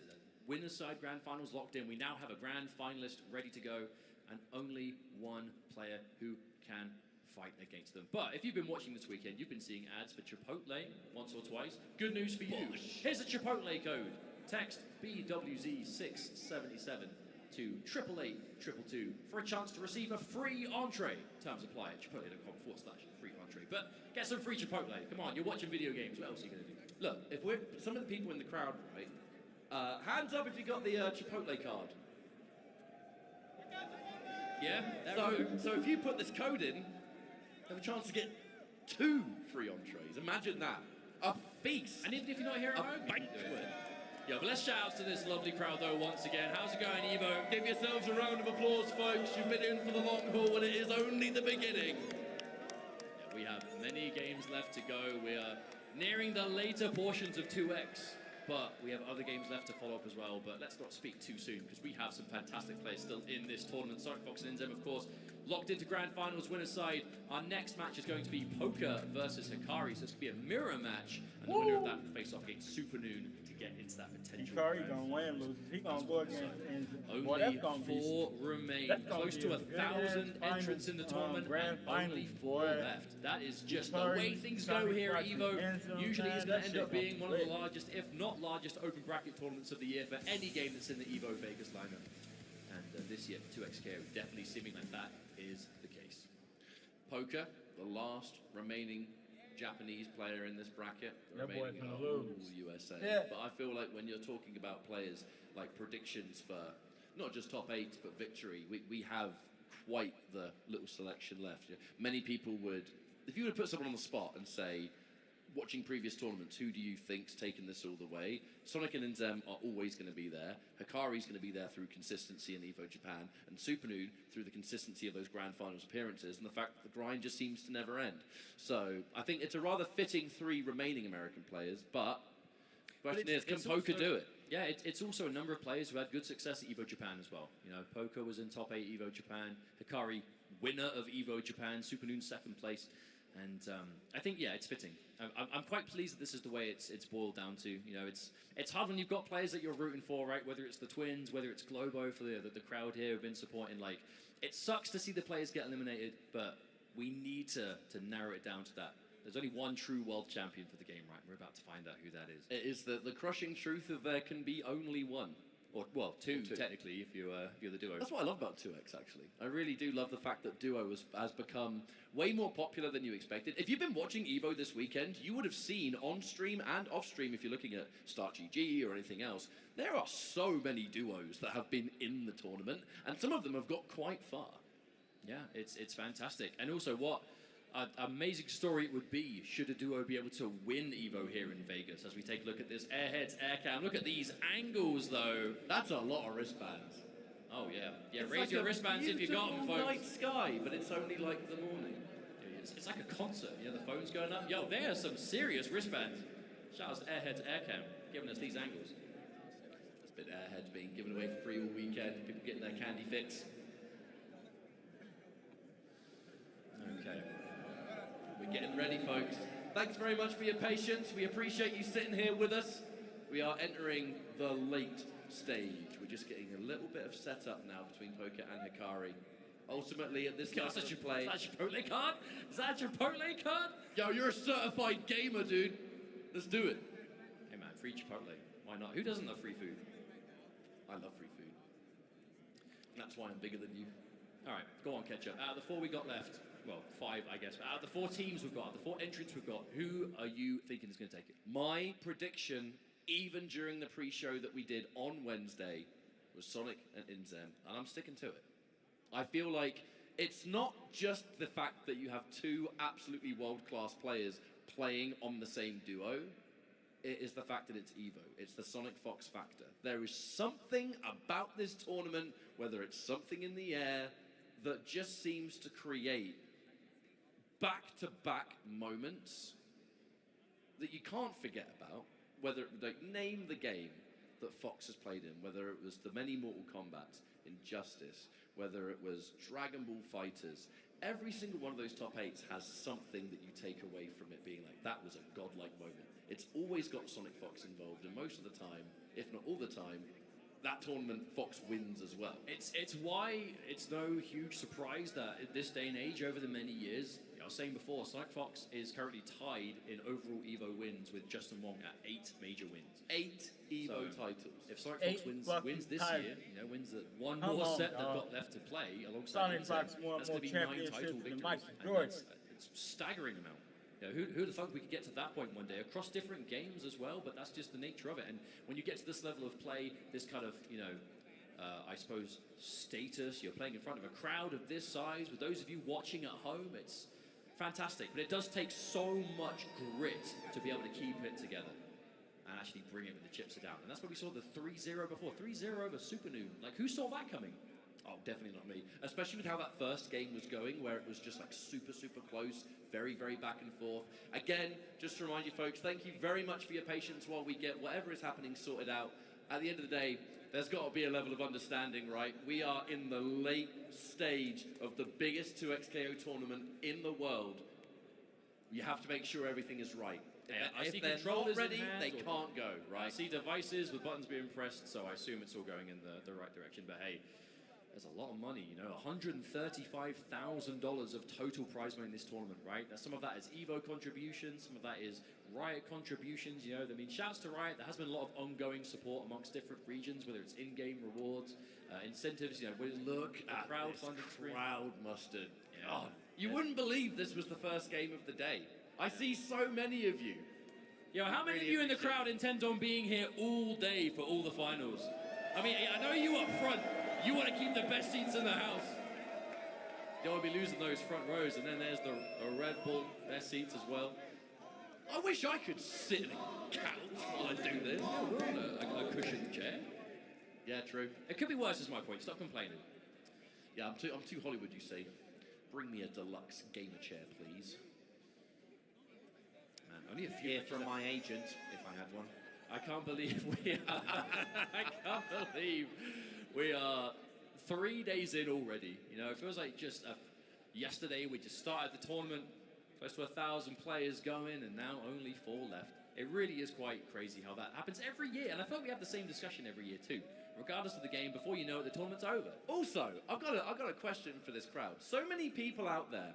You have friends, people you know that are like, oh, I'd go to a tournament like that, but you know, I feel like they're too nervous to play and take part because they're worried. Or maybe about even losing. show up. Or show up and whatever else.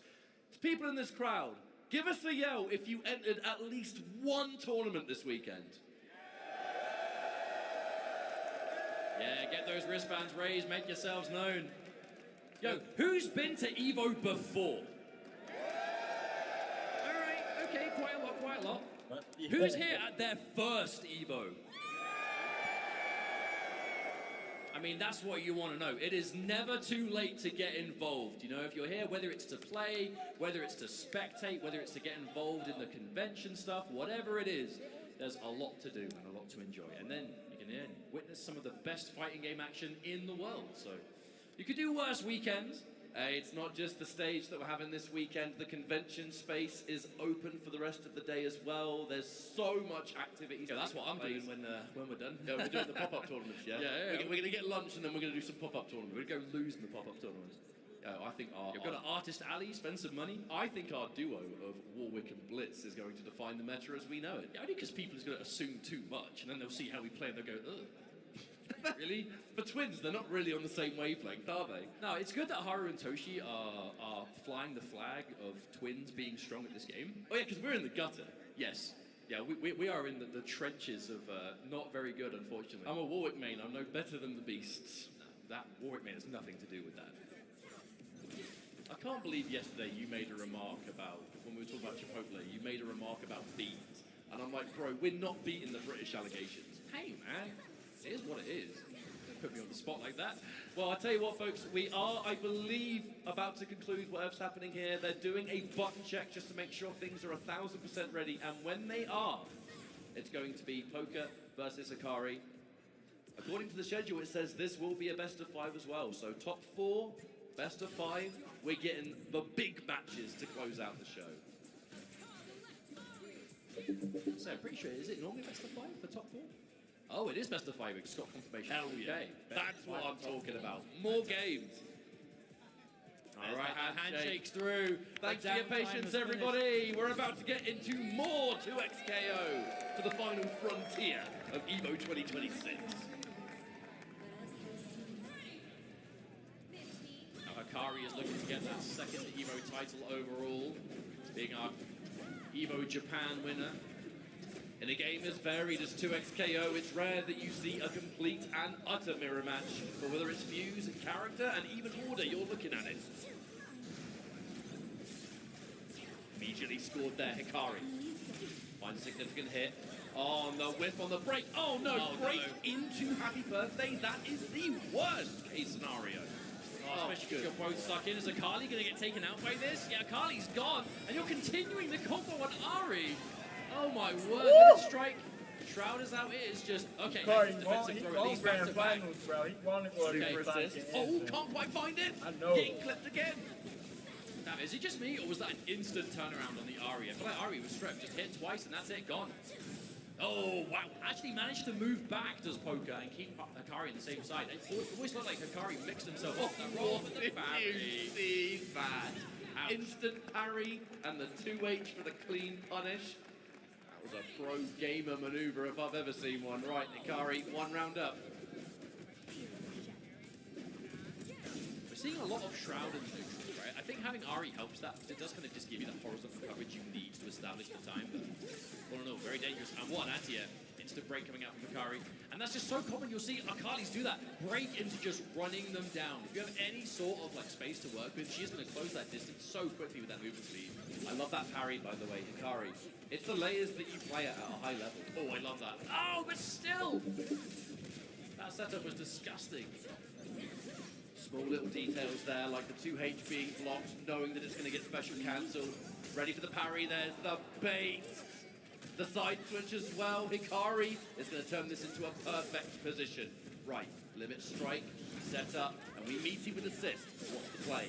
Oh my good lord, that one hurt. Super time. Let's extend. Yes, indeed. Oh, we got those 3 bars, and we're going to spend them. Game 1 goes to Hikari. Hey, Hikari looking like 4th place is not enough. Sight set on that losers finals. Super Noon.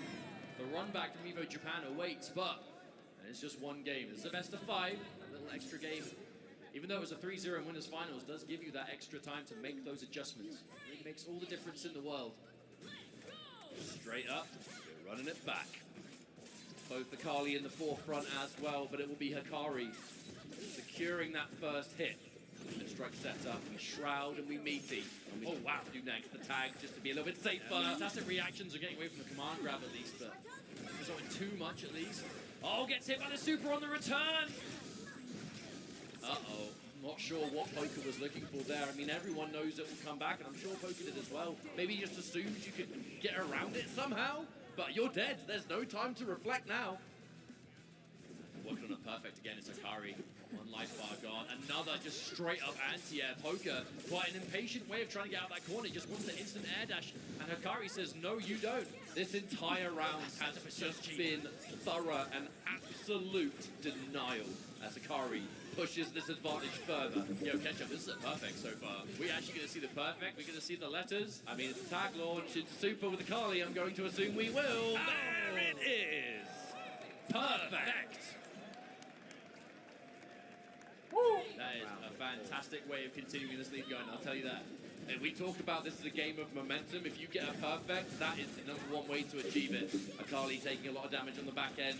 Not much to be done. If the block strings continue, what can you do to save them? Ooh, I like the challenge though. Ooh, but a big whiff parry from Hikari. I mean, it's a very Hikari thing to attempt though, if you've got that kind of momentum and it looks like, maybe your opponent has a place to kind of swing it back, immediate parry to stop it, but... And then the wake-up attack, Hikari does not want to slow down and let Poker get the ball rolling. Bit of a delayed button press there. Bit of a read, possibly on some sort of grab or something, but either way, we're going to press and we're going to challenge. And we are, more importantly than anything, going to side switch. Right, corner time, time to play. We've seen these setups before. Punish. But there is more from it. No assist, so... Uh-oh! That hurts. That hurts so good. Yeah, the only thing seemingly keeping Akali alive in the back is that Ari was knocked out first. But now Akali's coming in off the shelter tool. Yeah, just trying to jump out. Hang on, immediately finds the happy birthday to Hikari. We've seen big comebacks start from much less. A lot of damage being done. Yeah, limit strike. So much more. Oh, but the defensive grab. Yeah, that was definitely the perfect way for Hikari to potentially start that comeback. Because if you're doing the same damage to both characters, it's just really helping yourself out with Poker. Not stop it. Ooh, hello. Start for Poker.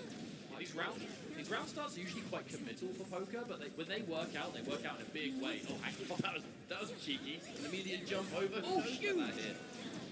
The dash up parry into instant recovery. And poker is not letting this game deficit hold him down.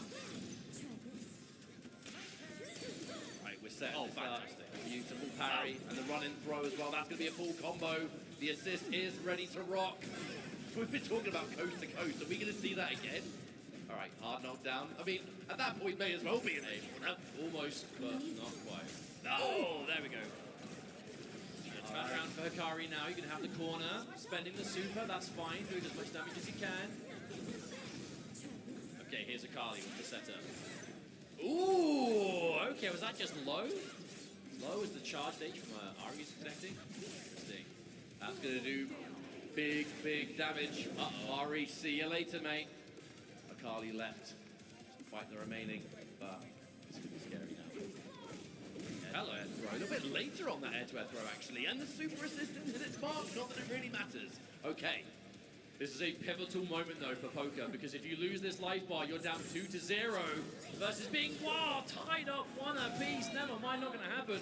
It was so important for poker to win that round. I know it sounds like obvious analysis, but the difference between down 2-0 and tied 1-1 in a best of 5 is staggering mentally, because it's the difference between 1 game away from elimination and knowing you've got 3 games in a row now to get versus that little bit of extra kind of safety net that you are granted if you're 1 game apiece, but not going to happen now. Hikari looking to work on potentially our second 3-0 of the top 8, but will poker have anything to say about it? Tell you what, Mustard, everyone knows at this point the mental side of things is the most important aspect of staying on top of. Just because poker is 2-0 down, if you take it 1 game at a time, you keep your composure. All you have to do is constantly that next win. If you can keep doing that, it doesn't matter how far down you are. But you've got to keep your head in the game. At this level of competition, that is easier said than done.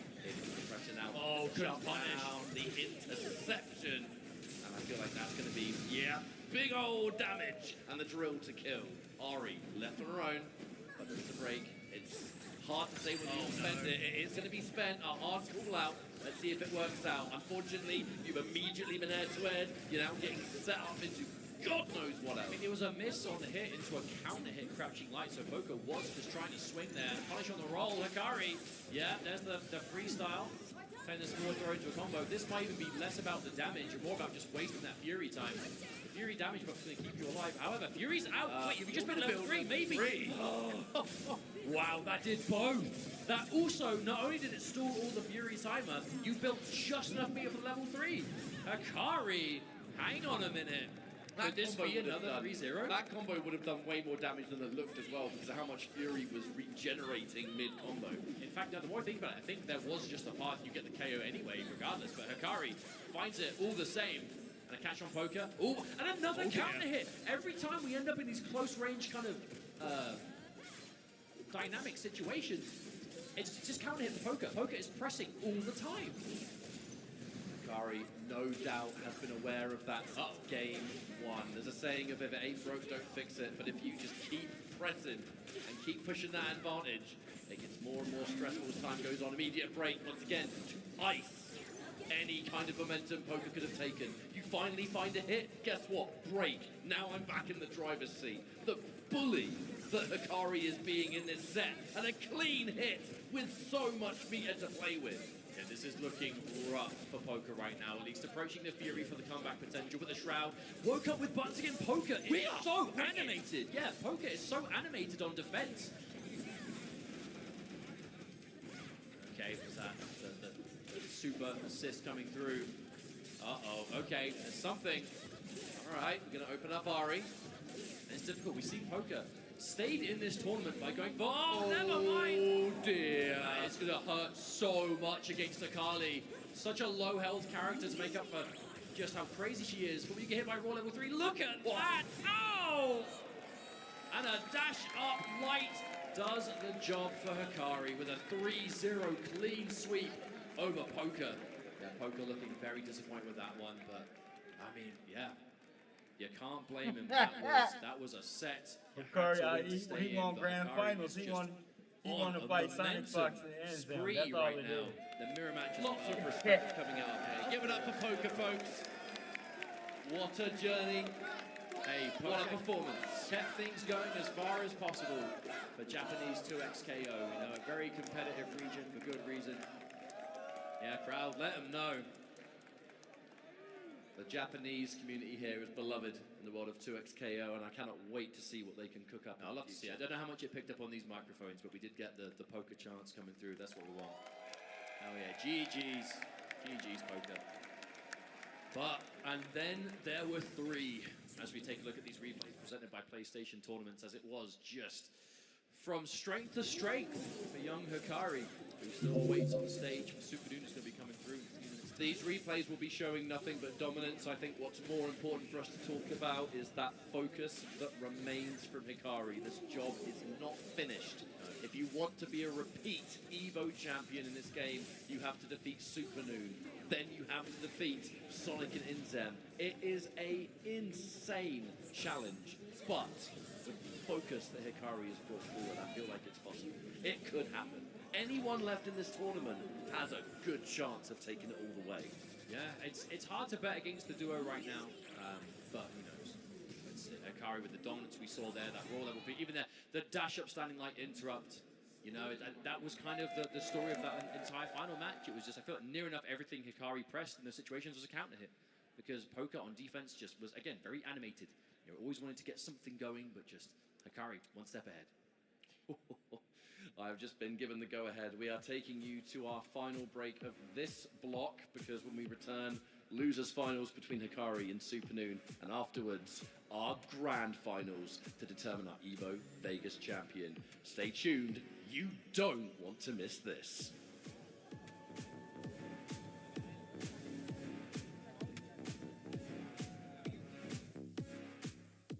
The Chipotle Burrito Bus is here. Let's go! EVO is back, and so is Chipotle. All weekend long, the Burrito Bus will be doing its thing, hooking up the FGC with free air-conditioned rides to burritos, bowls, and tacos. Oh, Steve, come on, man, we're hungry. Let's go, let's go, let's go, let's go, let's go. Let's go, we made it to Chipotle. Let's get out of here. Chipotle, always looking out for the FGC. Thanks, Chipotle.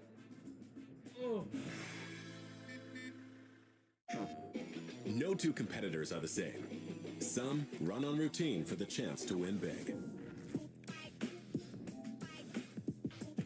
Some make time to rise through the brackets. Some lock in with confidence. However you prepare, there's a place for every kind of competitor. PlayStation Tournaments. Sign up today on PS5.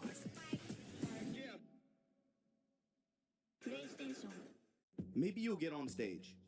Hey, maybe you'll even get famous. But that's not really what this is about, is it? It's about competition. It's about friendship. It's about our love of our games. That's what it's about for us, at least. Since 2011, our broadcasts, events, and merchandise have been top quality and grassroots at the same time. 10-0, forever we fight.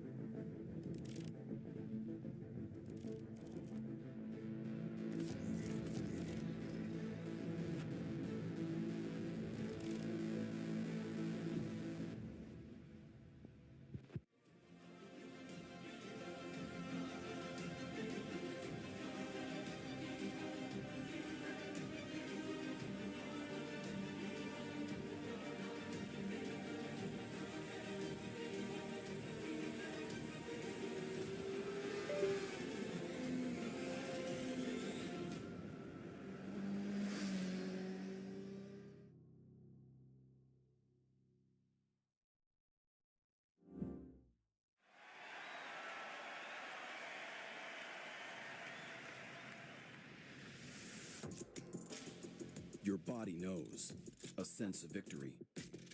Sees when mind, movement, and gear ignite as one. Victory is within reach. Feel it right? Now, step into your zone. Designed to win. I got something new. I got something brand new.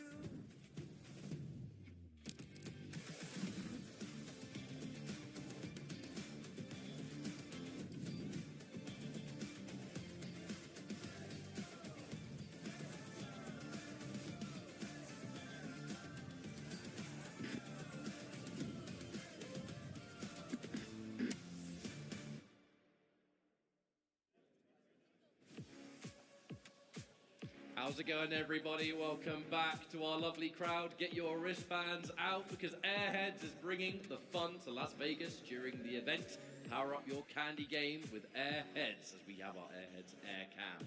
You have been a wonderful crowd so far, and this is our first game of the day. We are in the closing moments of 2XKO here for EVO 2026. And if you're a 2XKO fan, this is a good place to be.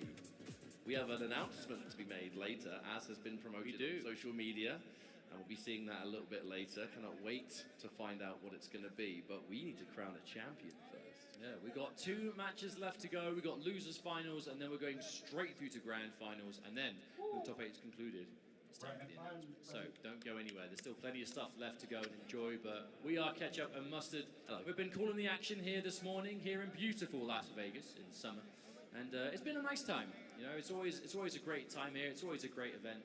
It's always plenty to do, but we have one job left to do, and that's to crown an EVO champion. Bracket Take a look at time. the bracket.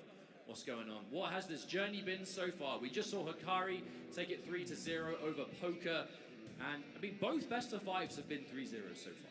You know, both losers finals and grand finals will continue to be best of 5s. So we'll see if that continues, but these are definitely players who are hungry for that win. Sonic Fox and Inzem waiting patiently in Grand Finals winner's side for the winner of our next match, which is going to be Supernoon versus Hikari, a run back of Grand Finals of EVO Japan, and a pivotal moment for both players, because Hikari, the story here is Hikari is looking to win 2 EVOs back-to-back, has already won EVO Japan, wants to win EVO Vegas, and is a few matches away from doing exactly that. Supernoon, one of the best players in the game, hands down, but seems to be the forever second place. You know, second place, Frosty Faustings. Second place, 2 Nice KO. Second place, EVO Japan. It just seems to be never ending. And you know Supernoon is the kind of player who is more than capable of getting that first. But you have to be more than capable, you have to do it. You have to make it happen. So, only one of them can advance. The dreams will be crushed. There's the handshake. All right. We're about to jump in. An absolutely iconic moment. You said it earlier, and we'll say it again. There can only ever be one first ever EVO Vegas champion for a new game, and this tournament has had every world-class player, for the most part, in attendance. Yeah, I mean, it has been as competitive as you would want. Bro, you're looking to be a champion amongst champions in this top 3. Okay, losers finals, here we go. Only a few matches left before we are complete. And unfortunately, only one can go on. It makes me so sad to say, but that really is the truth. The storylines are never ending. Crowd, if you're out there, let's make some noise for our top 3. Supernoon and Hikari now engaged. Bit of a patient start. Some good defense on both sides. It's all about landing that first critical hit that you can convert from. In this case, we immediately go for our throw. And the driver's seat belongs to Supernoon. Limit strike into setup, the chase down, and the challenge immediately forces the break out of the reigning EVO Japan champion. Oh, huge jump in though. Practically full screen. It's going to give Hikari again this coast-to-coast effect. So much corner carry in this setup. I like the backdash before going for that though. Again, if you stay point blank with that setup, it's kind of an automatic BT. If you distance it a little bit, it kind of messes up the timing. Okay. All right, tag launch. See what we get from this. Can you finish your plate? It's a Kali? Yeah, just enough. Supernoon with the calculations, doing just enough damage. My man's doing mathematics. patient here. It is very possible to still take this. Let's not forget, okay, that being a dead Teemo, you have good range, good damage, good pathing there with the Hikari. You've got at least 2 super assists of Akali should you want to pull the trigger on it. So that's the change round, okay. There's the big opportunity here for Hikari. You have access to 2 super assists for Hikari, but 2 bars on the point for Supernoon, so evenly matched. Oh, but the punish and the super, yeah. Super assist to pick up from that. You spend your meter. Right, what from here? Yeah, take the end, still the setup. Ooh, okay. I like how Hikari is kind of mixing up the placement of that setup though in the corner. I think you can kind of get into a pattern as Ari by just going for the exact same setup, the same time every single way, but a little bit of a mix-up here and there. I feel like that's such a good comeback character, or can happily play solo, is that having the existence of that super assist, throw them out to the corner and get yourself a nice combo deal. Yeah. Oh, I'm waffling on, we've got a whole round to go because now here comes the counter and the break. Oh well, tried something there, but Hikari just up back, gets completely out and manages to pick that up so low to the ground. And as soon as Noon tried to establish any mushrooms, wait, hang on, fully commit on the Echo, and that's a dead assist already, and Hikari picked up anyway? Hang on, what a confirm! That was absolutely ridiculous. The staggered game there, the intercept, the challenge at last to say, I've had enough of these lights. Get in that corner, mate. All right, opportunity for a comeback. Bit of work to do, but one more significant hit on the Ahri. There was some chip damage from the mushroom, as you always expect, but no! The counter throw is out! And the mix, you have to hold it. What's it going to be? Throw this time. It's last minute overheads, it's empty lows, it's grabs, it's whatever you want! No, but it's the progression, that multi-hitting jump normal, right? You have to block the overheads every time, but Hikari faking it out, going for the ground to teleport into a light, like, it's just the layers upon it, right? You're so used to people just jumping at you, assists keeping you blocking. Is it going to be an overhead on the way down? They're going to do an empty low, whatever. Then you just elaborate anyway. And that's going to be game number 1 for Hikari. There's that throw to start things off. Safe jump into the empty low this time. Cheeky couple of parries, but the empty low is just proving to be such an effective tool at the moment. Anti-air. Get out of my skies. It's interesting because these defensive parries from Supernoon, they've not really been to catch like huge parry into like massive punish situations. It's just to show that you are, you know, aware of how to defend here. But Hikari not letting it slow him down at all. Oh wow! Okay, yeah, backed off. Reservation. Oh, there massive from Hikari. Yeah, that's not what you want to see. Has just been a surgeon with these buttons throughout the course of this round. Versus the world at the moment. Goes in for an MD. Yeah, the MD is finally blocked, but the instant overhead! Directions upon directions, and it's now going to go bad for worse for poor old Supernoon. Tag launch. It's Teemo. He's dead. See you later, mate. Nice hat. Enough, yeah. Yeah, don't knock his fashions. I like his hat. That's why I said nice hat, bro. I thought you were being like sarcastic. Never mind, doesn't matter. Hikari. They get to find the round again. I mean, Hikari has just playing in that perfect pace. Absolutely, I say. I mean, you were saying, right, Hikari just looking absolutely locked in to the max, and has continued to be so. Hikari's not going to be happy until its grand finals. And even then, that's its first, still won't be happy. Happy birthday to you. Oh no, they're both poor. I'm not going to sing the rest of it, because I don't get in trouble. That's fine. All right, set up. And again, that kind of distant setup, Hikari is getting such use out of. Side switch, and a cross up there. Now Noon has been on the back foot for almost the entirety of this set. Activation is a chance to unwind, but again, the challenge! The sooner drop, goodbye, Echo! Hikari just refuses to be contained. Anytime that there is a setup on deck, whether it's a knockdown or whatever, like, Hikari's just finding the way out every single time. And again, the double jump to be able to bait and block the Fury activation. The side switch too, disgustingly optimal. Okay, Akali on screen, what's it going to be? Okay, oh, that was so crucial. That was so crucial for Supernoon to cancel that wake-up attack with Fury Dash. Because As you can tell, Hikari was covering it with that setup. It saves your skin and gets you out of the corner, but now, without your, aside from level 3, you don't have a lot of options, and now, Ag, that should very well be another game on the board. Wow. Yes, it will, and Hikari has been tearing up this loser's bracket. One more game to bring us into grand finals. This is a man on a mission. Oh, it's very nearly mission complete, but it isn't yet. 2-0. This is not the result we expected to see, but it's also not the result finalized either. Supernoon is no stranger. The situation has been 2-0 down in the past. Yo, crowd, I know we got some Supernoon fans out there. You need to lend some strength. Okay, Hikari. Unfortunately, this is not the best way the round can start if you are a Supernoon fan. Here comes that super once more. We knock down, we mix the break, keep that character alive at all costs. Lands in time, yeah, keeps it safe at least. Really trying to squeeze out that extra damage on Teemo. Did you see that? Yeah. Honestly, it's the use of handshakes that I think really has just kept Hikari one step ahead in this entire top 8. Always ready to keep something safe, get like a weird situation punish with a combo extension. Oh, there's a catch. Oh, yeah. Ouch. Right, we're setting up once more. That is unfortunate. A clean opening and a big old jump into boot. Looking like this round is going to go towards Hikari as well. This absolute rampage that he has been on is just looking to continue. Ooh, didn't pick up.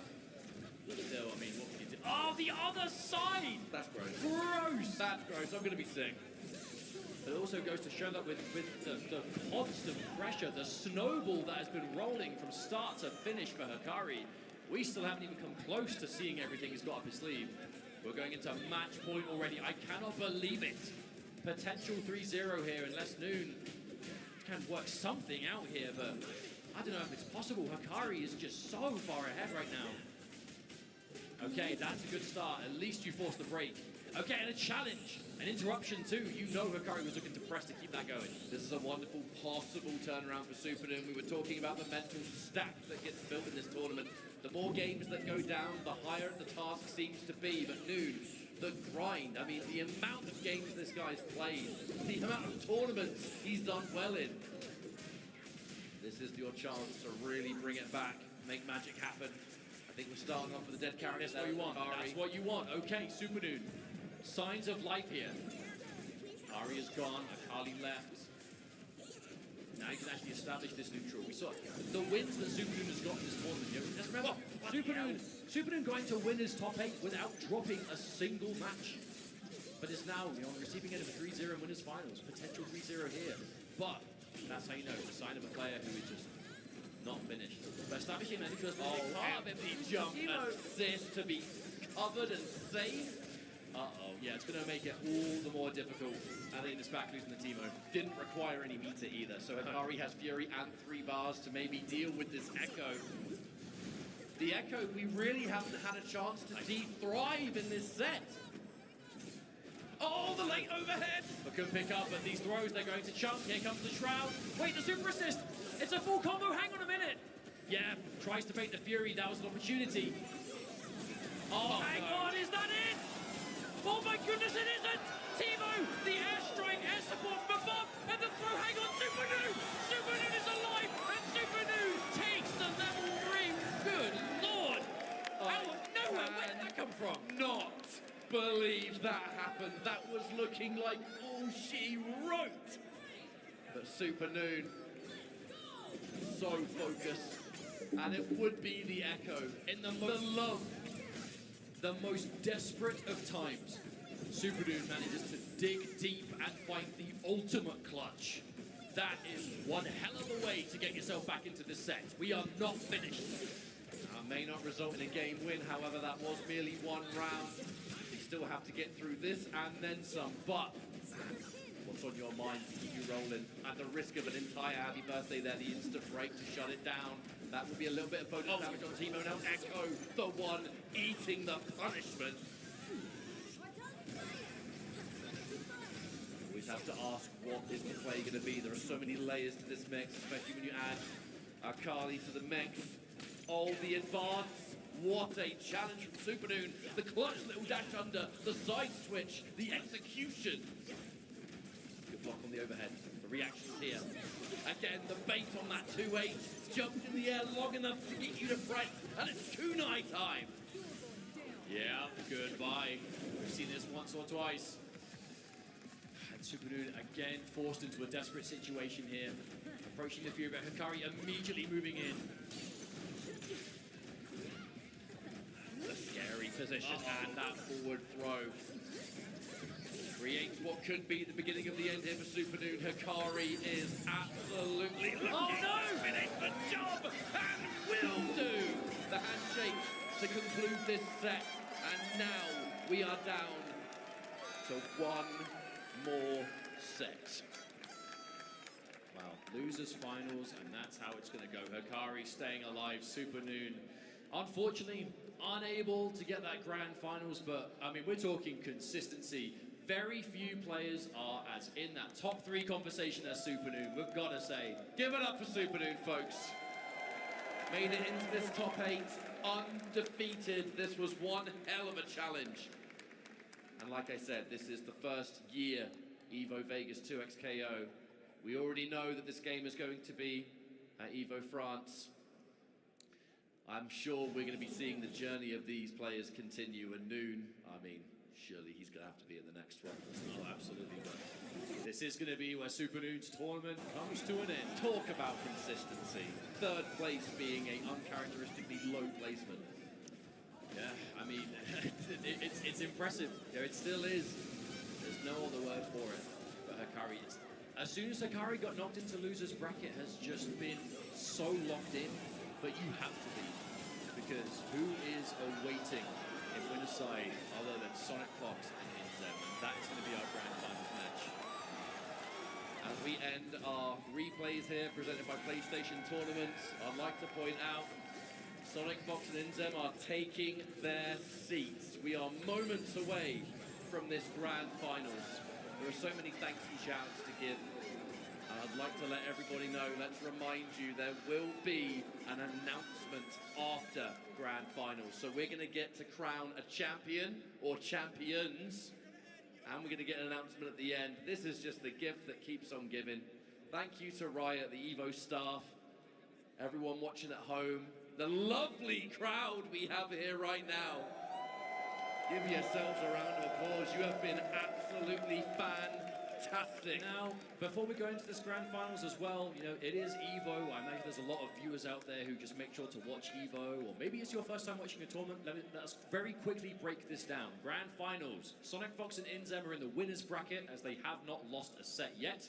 So they have to win one best of 5. Hikari is coming into the grand finals from the loser's bracket. We'll have to win a best of 5 in grand finals, effectively sending Sonic Fox and Inzem to the loser's bracket, resetting things, and we'll then have to play another best of 5. So the short of it is, Sonic Fox and Inzem, they've got to win one best of 5. Hikari's got to do it twice. But the stone-faced, the commitment, the focus, Hikari has been locked into that path of grand finals. I don't think Hikari gives a damn that he's going to have to win twice, because if it has to be done to win, so be it. Yeah, these players, they're grinding hundreds of matches a day. What's an extra 3, you know what I'm saying? Or 6. Yeah. Either way, it's going to be done. But what a fitting grand final, you know, the pinnacle of competitive 2XKO in arguably, well, I say arguably, at this point, it's hard to deny, the best duo in the game in Sonic Fox and Inzem, and maybe the best solo player in Hikari. Does it get any better than this to showcase what high-level 2XKO is all about? While we get set up and they're getting their buttons checked and we prepare for the last time of this 2XKO Top 8, you lovely people in the crowd, if you like Hikari, let them know right now! Yeah, a stare down. Who's got Sonic Fox and Inzem? Yeah, the intensity on stage. It all comes down to this. Grand finals, one more match to decide who is the best 2XKO competitor on planet Earth. The best duo and the best solo. A perfect story. Look at this lovely crowd we have. The Red Bull best seats in the house. They really do look like some nice seats, I can't lie to you. What a morning. You're making this jet-lagged British man very happy. Oh, but honestly, as I was saying before, the intensity shown on stage, these competitors, it means so much to them, and they are both so close, they can taste it. One mere set away from being crowned world champion. And is this it? Here we go!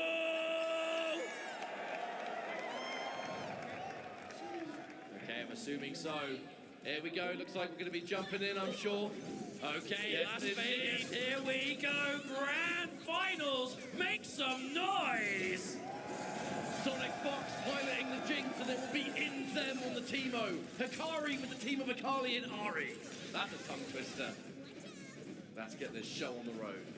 I love, again, we're talking unstoppable force meets immovable object. This is that dynamic. Ari, Akali, especially Akali, you want to get in there, you want to be doing some craziness, get that corner, and just do the worst kind of things to your opponent. But Teemo, Jinx, they want to establish that neutral, fill the screen as much as possible, and take as much little chip damage here and there, build the resources, overcommit as little as possible.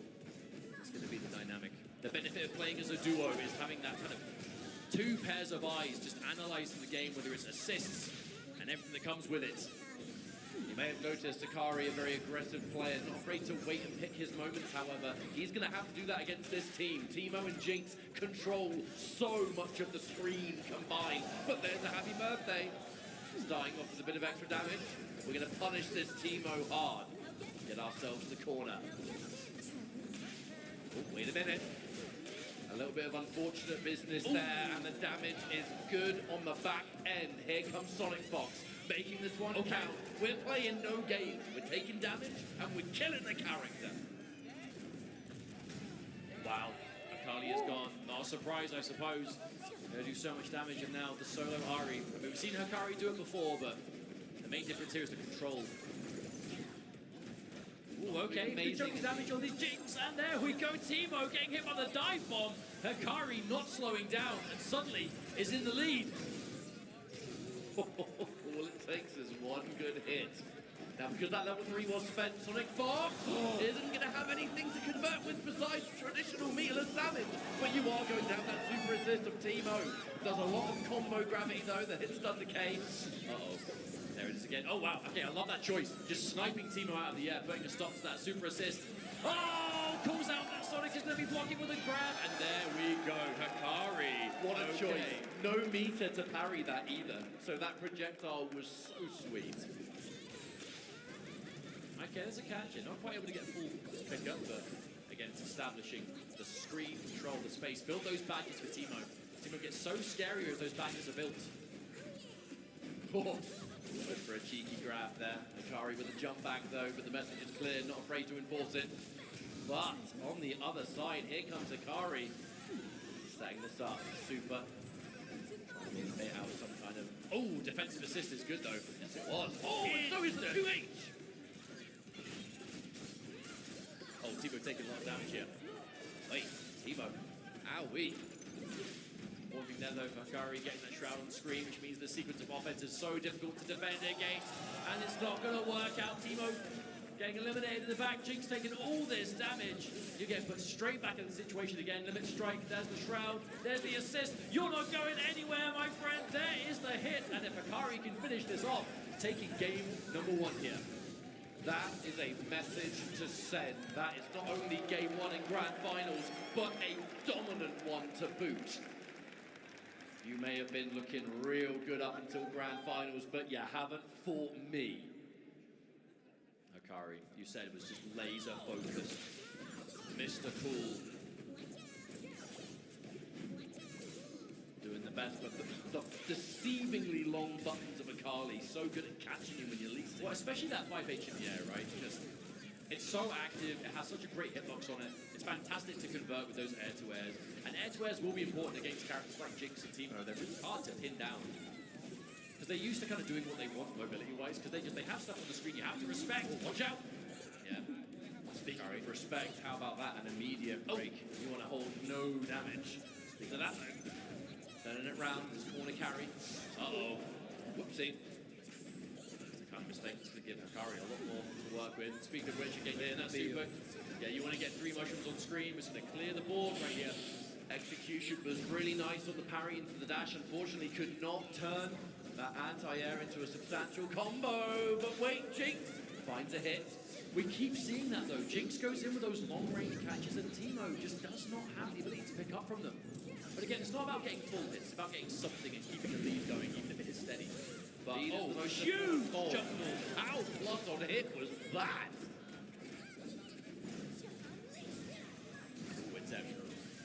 Dash perhaps. Notice again, super. Neutralizes any projectiles on the board. Creates a bit of real estate there for Hikari, who is now using that Akali to enforce the advantage. Good block on the low, the tag. Fighting back, and Akali taking heavy damage from that Jinx. And now the Teemo to punish. It felt like Akali just body blocked that entire sequence, but then Teemo found the hit on Ari anyway. Finish this combo, which you can, yeah. Doesn't have to spend bar. In fact, builds more meat to the limit strike end. That's much more what you want to see for Inzen. Right, has to be a really patient game.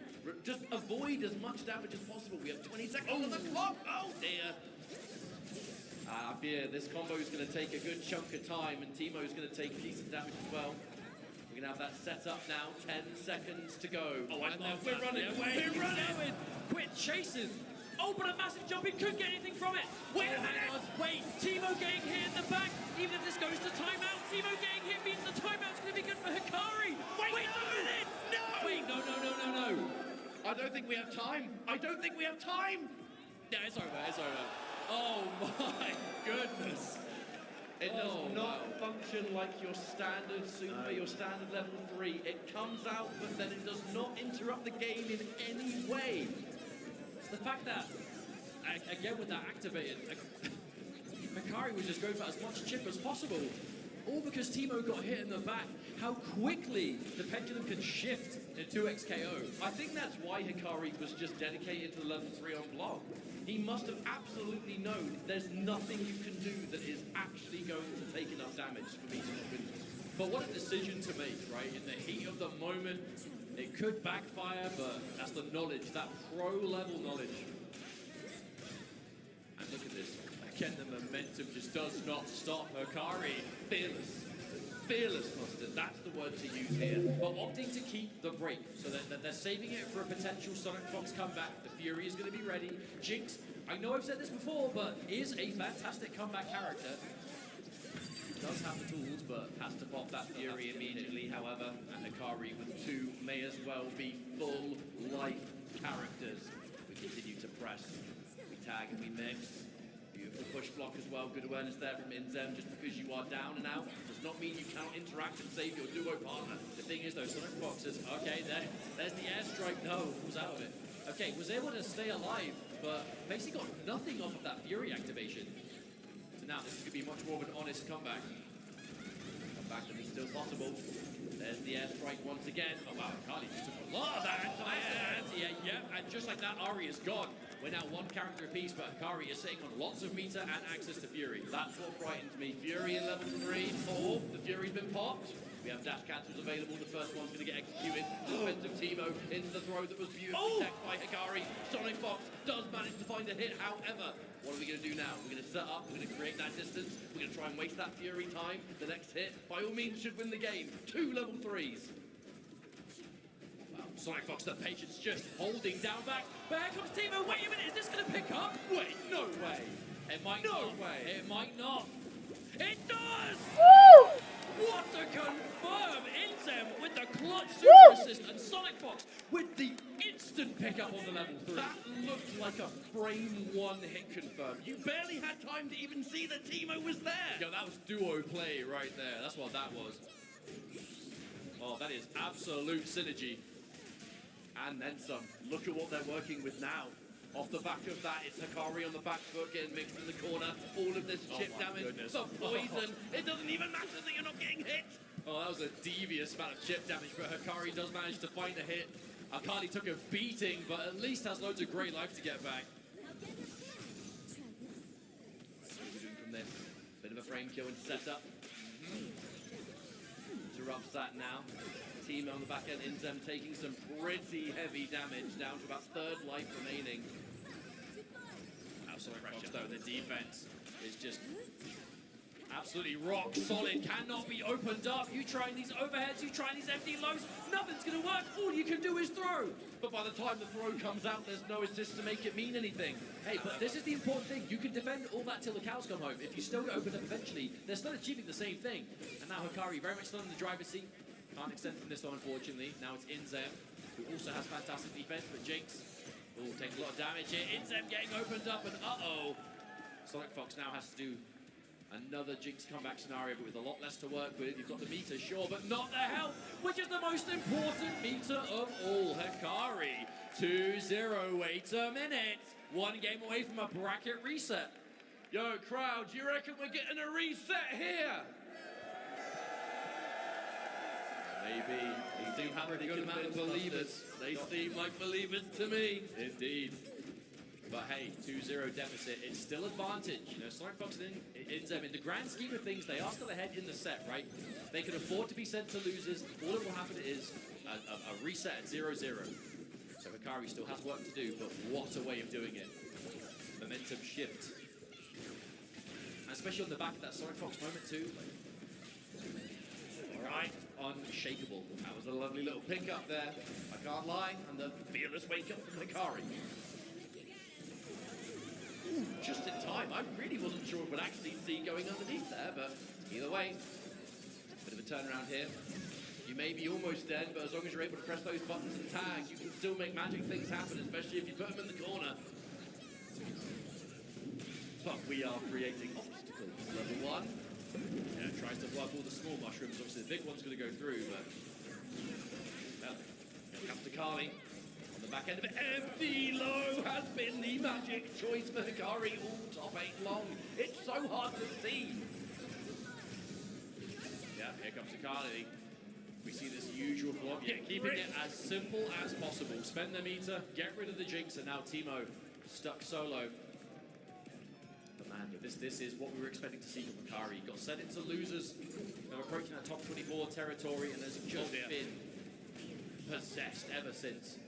The mission is there. Teemo just sitting in the shroud and like shaking the block animation. That's so sad. I mean, oh, we're taking a lot of damage too. The super assist. Oh no! Wow. Absolutely shut down. And that's it. Tag launch. Wow. Charge. And thank you very much. Bring me into a reset point, says Hikari. One round to go. Do we see the reset? Or are the duo going to bring it back? We said before, Hikari, no stranger to this situation in general at high level. But the absolute comfort. Hikari has been so set in his ways. The defense has been impeccable. The patience in neutral, just looking for that one moment and, my word, just running away with it.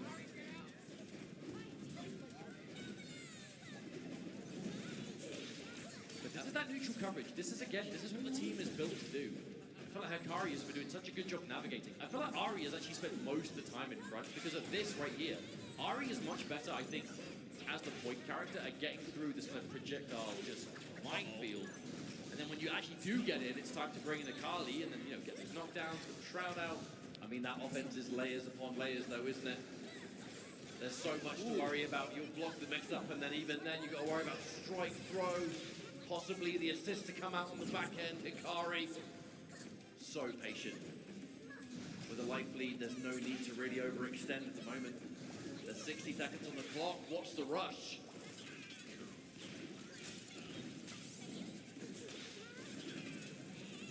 Oh wow, Inzem actually choosing to go completely in. Practically running down from full screen.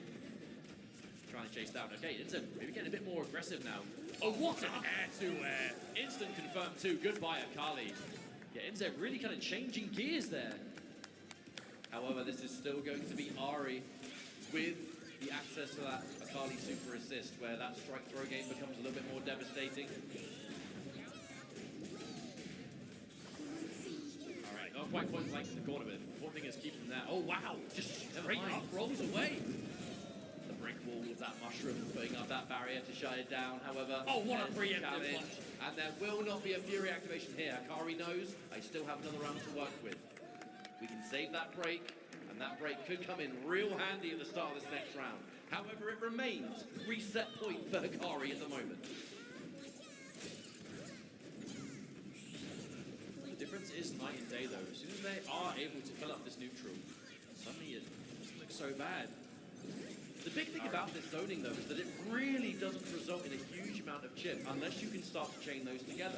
The more Hikari can stay on the absolute furthest away on the screen, allow the traps to miss, jump over those missiles, he's taking such little damage, but there's the break. Wisely saved from the last round. On the back of an instant challenge, too, Sonic Fox found a gap for a standing light and took it. The bait. That air kunai is such a cheeky challenge. There are so many options from it. Alright, we set up. Patience, but no. We're opened up. We've been caught and the breaker has to be forced. So it's going to be last minute water block. Not only that, but a retreating guard from Fox. The reactions. But ours is back to the level 1. Yet another time. We clear the board. We can't quite find a hit, but we do now. Okay. No! Missed again! These strange connections. You really need to maximize it. And look at what's happening on the back of it. Oh no, so much damage being done to this Akali now. Not only is Teemo going to live, oh, he's going to read. Was that intentional with grab to make them want to press something so the trap hits them? That was dirty. Now the final character is Akari in this match. Teemo, by all means, should be dead, but is healing all the way, and it's now Jinx you have to worry about in this neutral. Oh, this is wow. Wow. Watch out! She can come out of anywhere! That even things up somewhat, though. Will Hikari reset the bracket right now? Attack, okay. Oh, but not this time. Oh, so much bar on the side of Jinx, too. Super assist. Yep, and there it is. We've seen this one before, Ketchup. Yes, the confirm. Let's see if we get it 2 times in a row. We live, we have Fury, but are we going to have the chance? Another great block across up. Gets over the line, the punish on the retreating guard, and we can still turn it into a combo. The question is, do we have a path to kill with this? We bait, and we punish! Woo! Hikari resetting the brackets on a call-out on the break. That is exactly the kind of decision that you would want to see reset the bracket, because that sends a message. That is, I don't care that you're winner side grand finals. I don't care that you've basically not dropped a game the entire time, with the exception of what, maybe against the Twins was one game, but does not care. Hikari was and still is EVO Japan champion. Hikari is hungry for that EVO Vegas title, and 1 set left to go. On the flip side, Sonic Fox and Inzem, they can afford to lose that set, but it's not something you would choose to do, because this is, we're talking momentum, we're talking mental fortitude, we're talking information granted in those matches, all of the above, and it is now time for what will be our final best of 5. One more set out there, folks. You think you got one more in ya? That's what I'm talking about. Hikari just starting up and just holding up forward. Hungry for this. Now there has been a character change on the side of Sonic and Inzem. It's Teemo Ari now. There is no more Jinx. Yeah, and that's the benefit you get, right? You can adjust the team if you need to. They played one team in the last set. This is a new set. They can change. We turn this one round. Fox always a believer in the ability to play a character better than the opponent. Not afraid to do a kind of mirror position. And already, looking like this Ari is a pretty good choice. The synergies are working out wonders. There's that meaty mushroom and the punish on the roll. That's a full combo and no doubt a dead character. Okay, that's a better start. Now that's going to be the real question, is how much of a difference is this team adjustment going to make? So I feel like we saw a decent amount of Jinx plays there in the set before, but I think when the chips are down, Ari really is the character that Sonic Fox has spent the most amount of time on. There's that team launch. Barely touched is that side. If you are going to go for a character change, you better hope that it comes out like this, where, well, I guess the proof's in the pudding. However, there's that turnaround from Hikari. We super. We push towards. We create this situation, and we figure out what's going to come next. What's the defensive choice? Punish! There is no Akali, so it's not going to turn into too much, but we can at least meet you with the Akali and wake up. Oh, that's so gross! I don't think I've ever seen that without getting blocked, by the way. But just what do you do? Like, Akali ends up behind, with a teleport. Suddenly you've still got Ahri in front. Akali scores a hit on the Inzem as well. Teemo taking heavy damage. Now, there is no meter to get a big extension, but we can at least tag in and go for a meter regardless. Ooh. And by all means, Teemo gonna take big punishment. I love the charge timing on that though, because like, in order to defend like Vi, like you obviously have to follow the active character, but as Ahri is charging that, wow, perfect as well. As Ahri is charging that H, Akali's jumping over you, so you kind of have to see what, basically where is Akali when that connects, and it looks like it's right as she crosses up.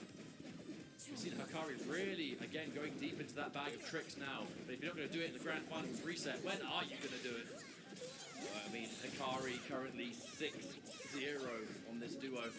6-0? 3-0? What am I talking about? Not quite. Not there yet. Maybe. Did I mention I was just... Did you see into the future? Oh, looked at the air block string, but didn't quite get it. Only got one hit and then fell under.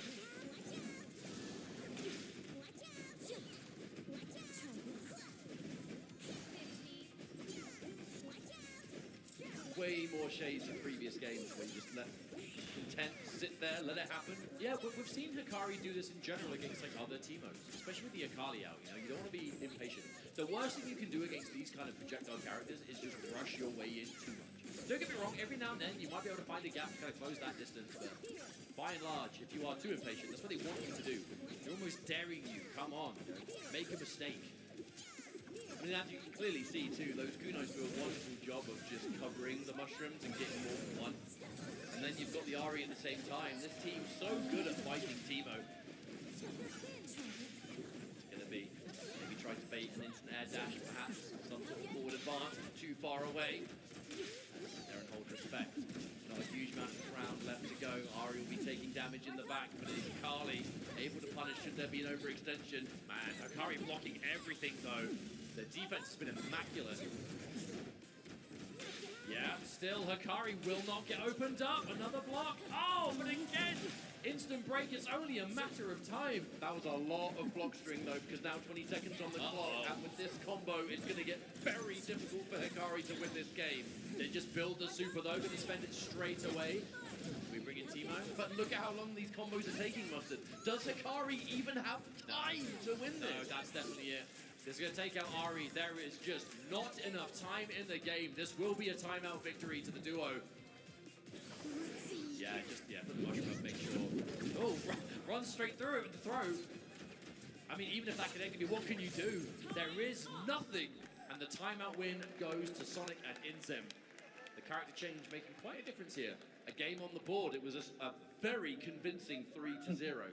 But I guess therein lies the problem, right? If you are willing to play a very slow-paced game in the neutral, when you finally do start getting the ball rolling a little bit, you have less time to play with, which might work out in your favor, as we saw earlier in the top 8, or it might not, and you'll lose the game on the back of it. In this top 8, it's historically proven to be in the favor of Akari. That was the first time it kind of worked against, but risking that happening beats being overzealous and just getting caught in the neutral and then dying anyway. But there's patience on display. Many people out there say they believe in the number one Teemo out there, and then you've got Fox with the capitalization, the reactions.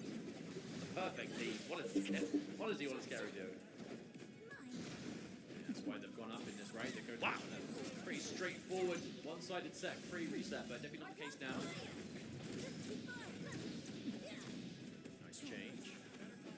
So, considering how many times we see that roll punished, we do still see a lot of players opt to go for it. You have to not be afraid to make these decisions. Oh, I recognized it was too far away. Like that from Hikari. But again, defense has really been the aim of the game here, but no, opened up. Oh, but couldn't get more off it. Big parry. Immediately cancels recovery, eventually continue blocking, shuts down some possible plus frames, shuts down here. Inzem's defense, though, the blocking has been so good. But you have to wonder, how long can you block? I mean, pretty darn long. We're putting that to the test at the moment because Inzem still refuses to get hit. The defense! Still finds it in the push block.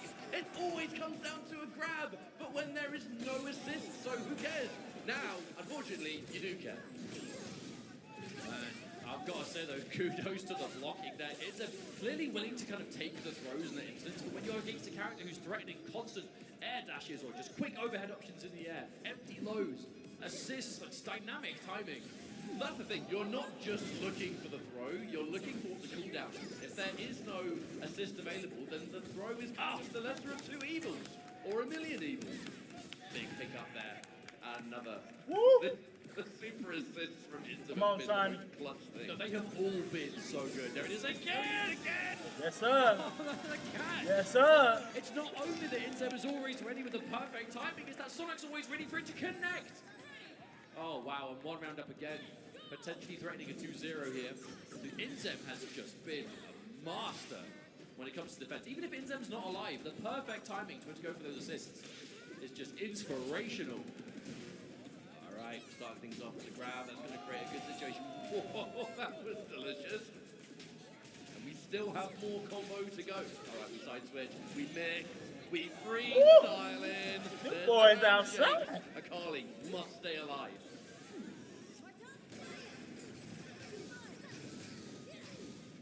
Okay, limit strike. Nice pressure. Yeah, multi-hitting overhead. It's hard to defend against. It's going to depend on where she hits as well. Yeah. Ooh! Started the combo on Timo and finished it on Ari. When you see someone start a combo on one character and then anti-air the other one by like cancelling, it's just the biggest flex. You know they're calling out, you're going to go aura in from that that. punish, right? Yeah. Ooh, going to trade? Yeah, we do. Nullification. Ooh, okay, Inzem comes in with the save. And the side switch, which is big when you've got Ari on the end. Set up. Yeah. Once more. Keep it simple. But just the low on its own. No need to overcomplicate. Woo, let's go, things. son. Sonic Fox. Let's go, son. Yeah. Drill and kill the Yeah. character. See you later. Wow, and the adjustment has been so significant as Hikari comes in with a very low Akali. Lots of resources, lots of fury, but... Oh, hello. Huge damage. Woo! The happy birthday. But the Timo dying first does save the Ari. This match is not over.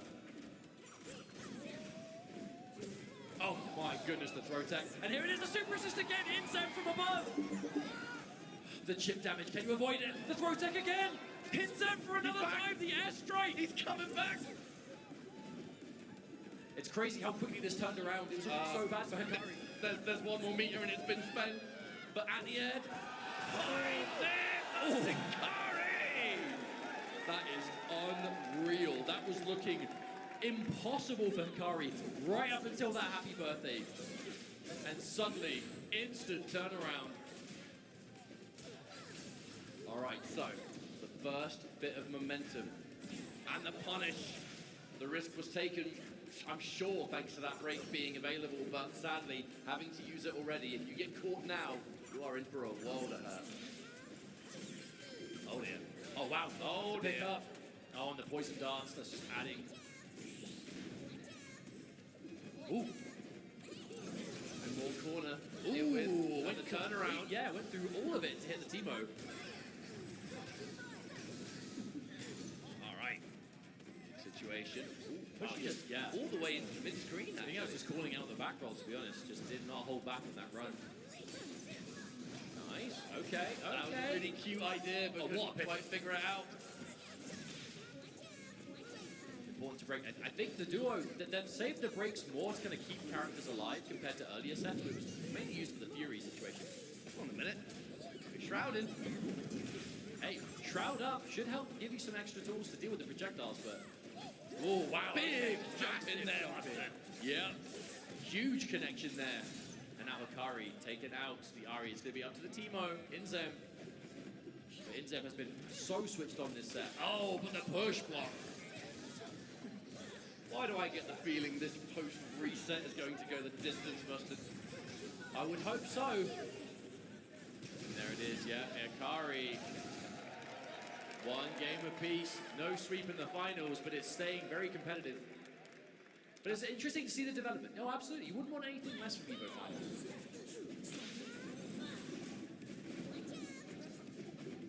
That's what you want. They've made a massive character adjustment here, going back to the Teemo Ari. This is the team we've seen the most on, overall, to be honest. But even in this top 8, we've seen Teemo Jinx, we've seen the Thresh come out at the start, and now going back to that kind of real tried and true.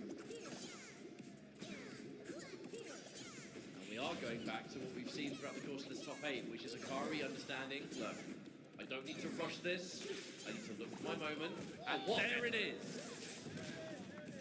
I'm telling you, if you just play careful, just make sure you avoid chip damage, your time will come. Oh no, not yet, yeah, but couldn't overcommit anyway. Teemo would have intercepted for sure.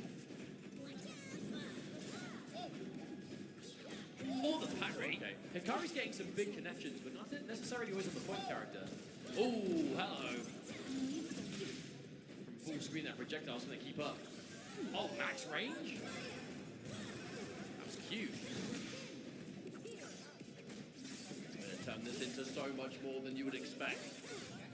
Right, the limit strike end, we shroud, and it's below this time, Hikari taking out the arm.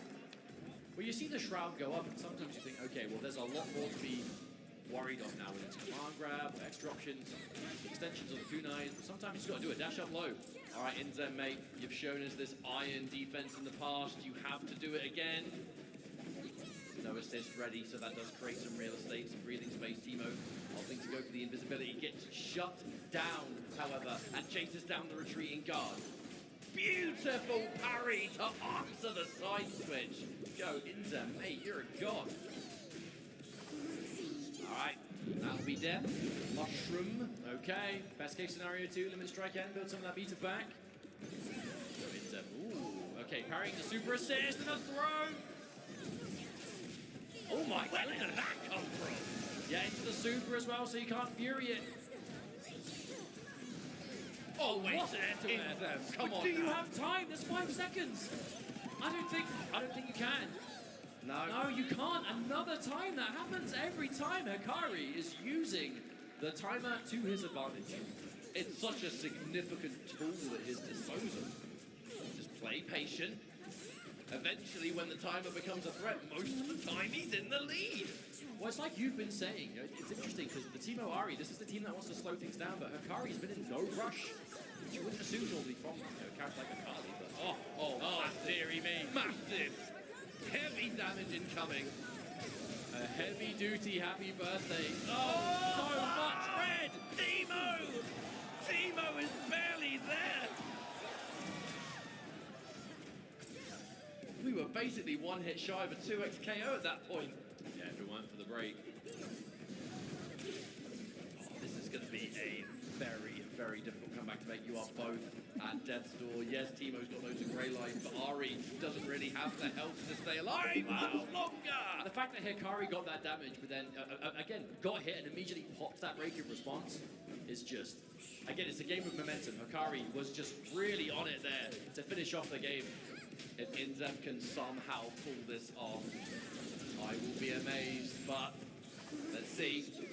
There's going to be damage. Mushroom on Oki, it's the low. All of a sudden, with that grey life remaining, the meter and that fury, this comeback just became so much more possible. It's interesting though, like, when do you want to pop the fury? Do you try? Oh, it connected! You got caught pressing. Bit of bonus damage there.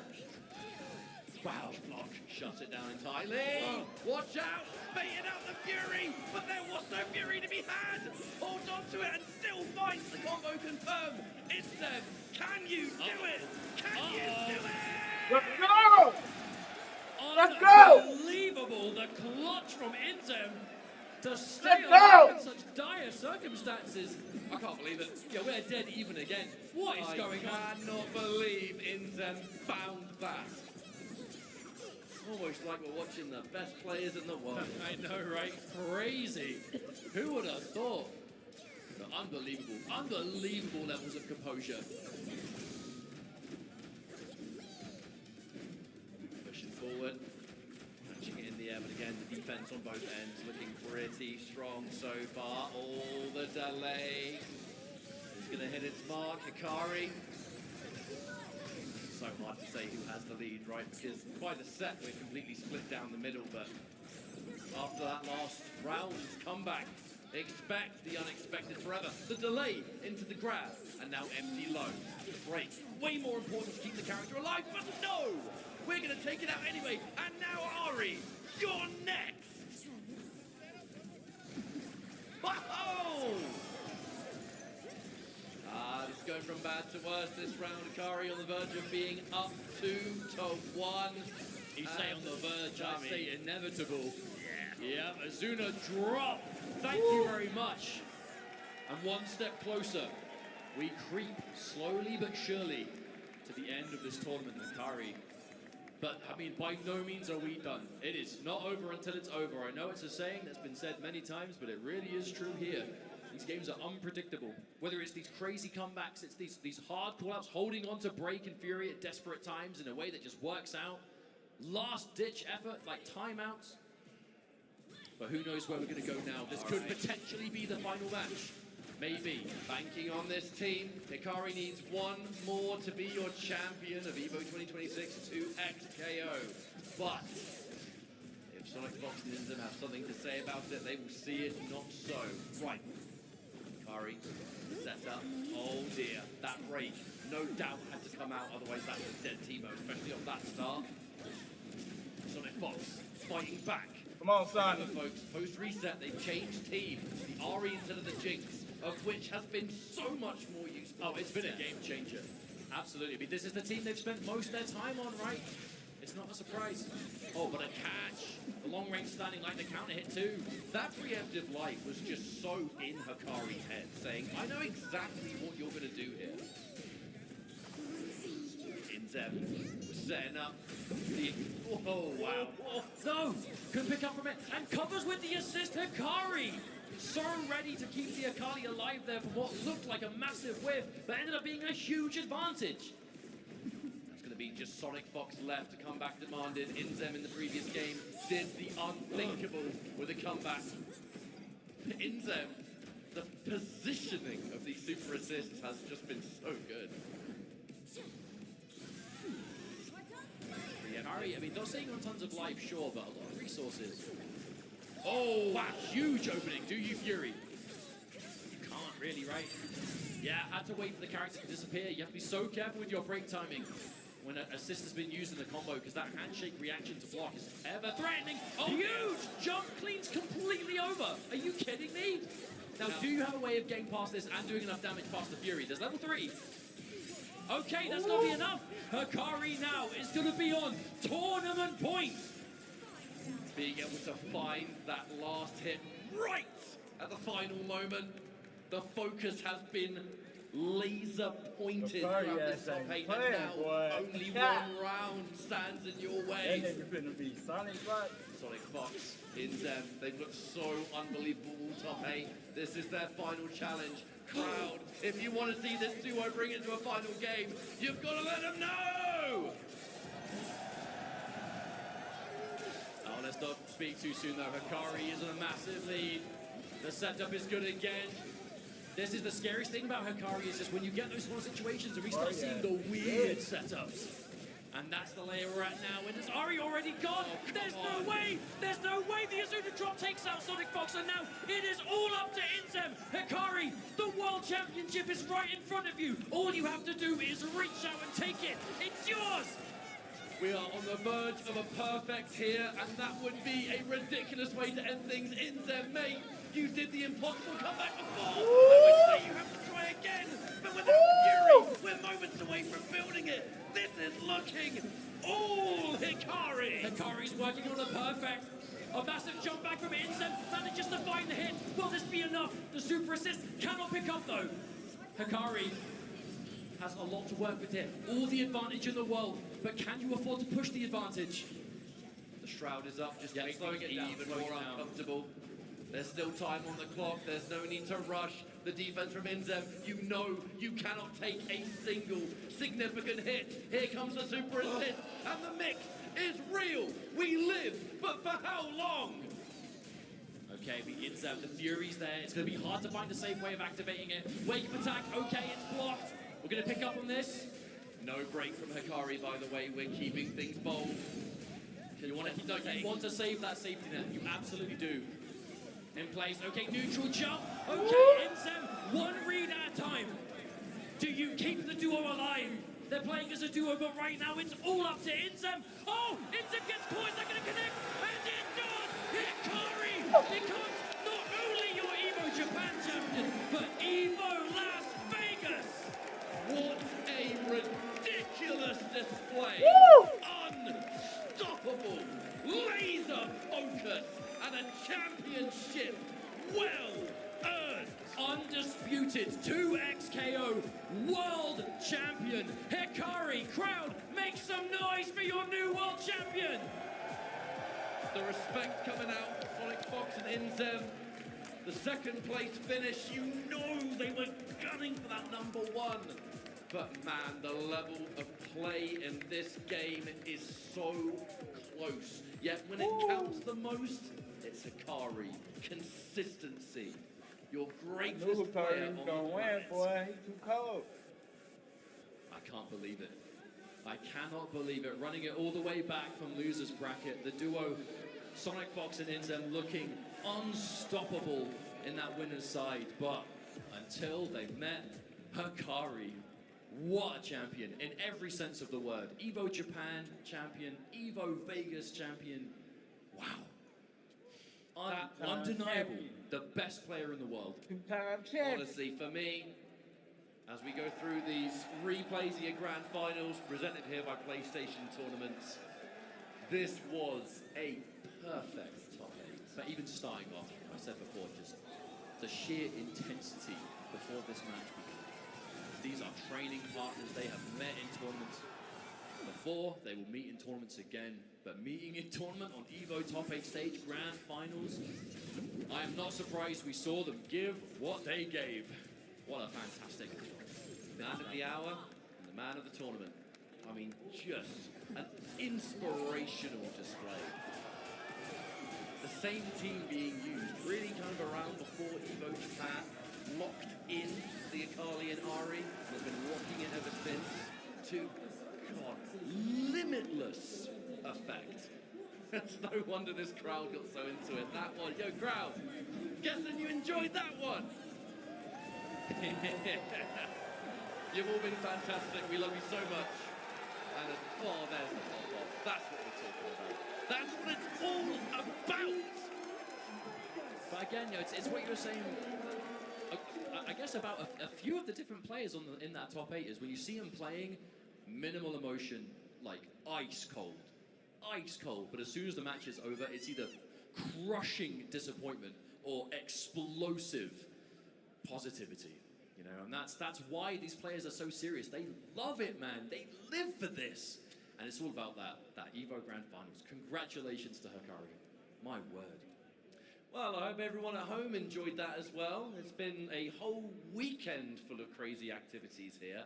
And 2XKO, you know, it's here to stay. That much is sure. Riot has put so much support in to this offline scene, the online space. I'll tell you what, I'm going to stop yapping because we've got an awards ceremony and some well-deserving top players to give their prizes. Take it away, Rob. Ladies and gentlemen, that was absolute insanity. Make some noise for 2XKO Top 8! It is time for our award ceremony. If we could please get our medals for all of our amazing players, starting off with in 7th place, Noka!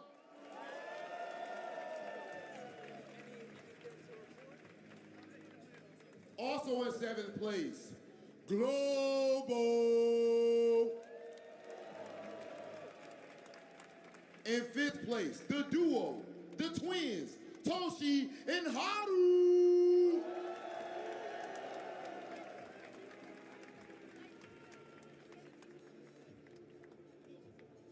In 5th place, the young phenom, Bleed.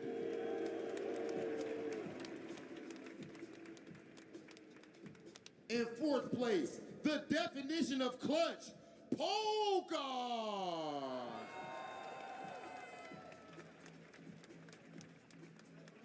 In third place, the legend himself, Super Noon.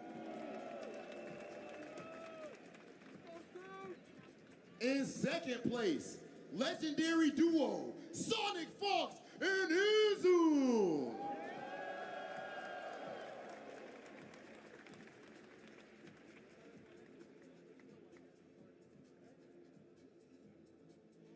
And in first place, your EVO Vegas champion, M80's Hikari.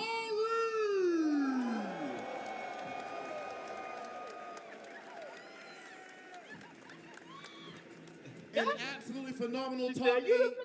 And for our top 3 competitors, we definitely have something special from Vermillo. Gold, silver, and bronze sticks. And look, they actually make sure to have 2 of them for our duo. Ladies and gentlemen, our top 8, absolutely phenomenal. One more time, put your hands together for the 2XKO top 8!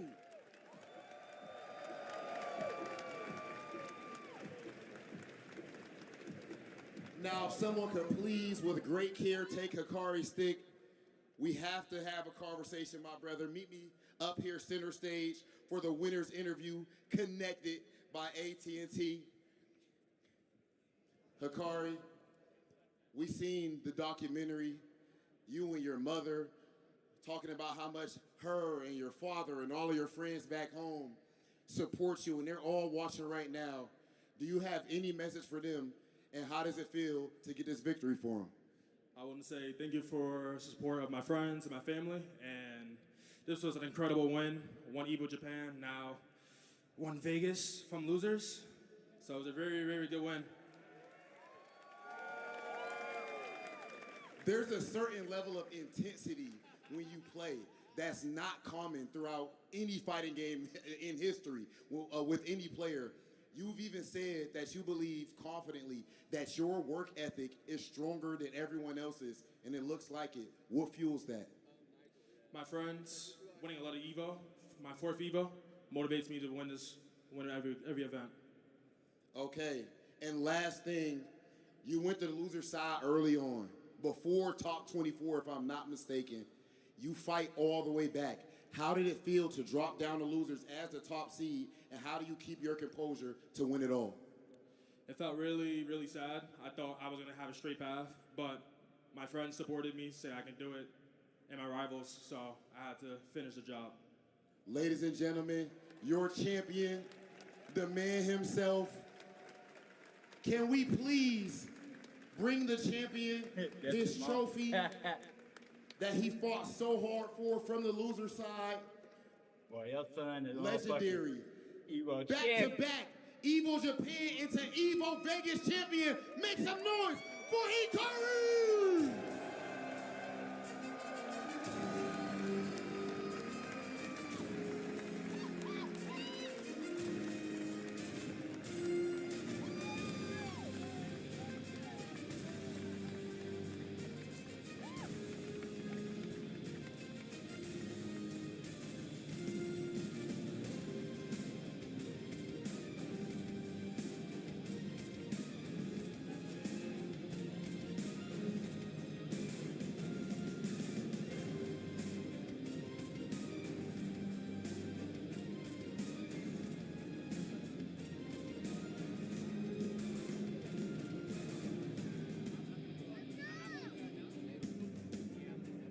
All right, ladies and gentlemen, we're going to go ahead and send things back over to our commentators for closing thoughts. Thank you so much, Rob TV. Well, we have a few minutes to go as we get the stage ready for the post-top 8 announcement that Riot have been teasing going into this. There's still something left to see, so don't go anywhere. But I just want to say as well, on a personal note, I'm very surprised that we were up here today. You ain't kidding. Very grateful to be here, so thank you so much for having us be your commentators. I hope you have enjoyed the show, because we certainly have had a wonderful time. We love you all so much. Thank you for being so great. Thank you, everybody. Thank you to EVO. I think I found my thing. I can make you the greatest fighter in the world. We've got Clay Sculpture here, who's got the Adam Eve. But then the other side, the Elemental, putting up all those rocks and those walls. MG there as well, gonna be so interesting to watch. Let's see what happens. Game 1. And the importance of this rock, right? You don't get free entry from like airborne maneuvers or tri dashes or even dive bombs. The normal way that kind of like bulletproof likes to get in, but we still got a pretty solid entry point right now against Monster Girl. Hard and blockable.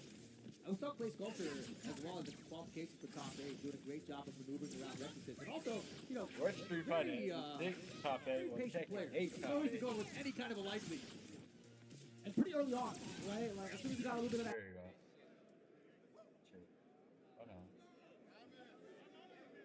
Hold on. Hey, what's up, everybody? It's me, Justin Wong. I'm here to reveal the next Look two at you, XP Justin! Challenger with just one combo. Oh, that's fine. It is a fight stick. Oh, as twins, we love playing this game together. Every time we're on it, we're just constantly. I'm sorry. What 2XKO needs more of? More arcade champs. Harder combo try.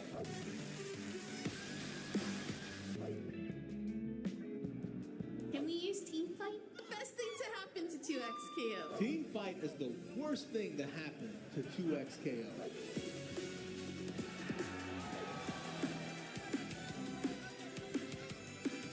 Announce something at EVO or double it and give it to the next person.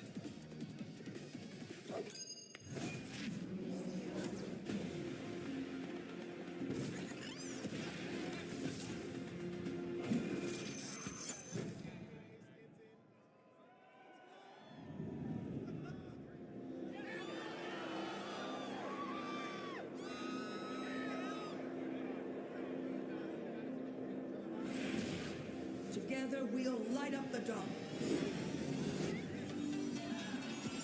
And I'll be your beacon when you need it most.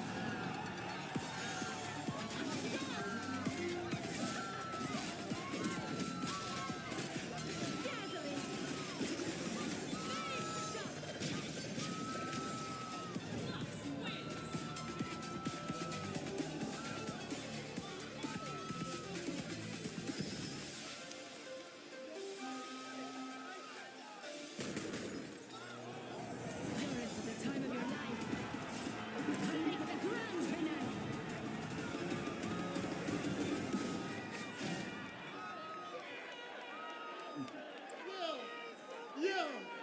How we feeling about that announcement?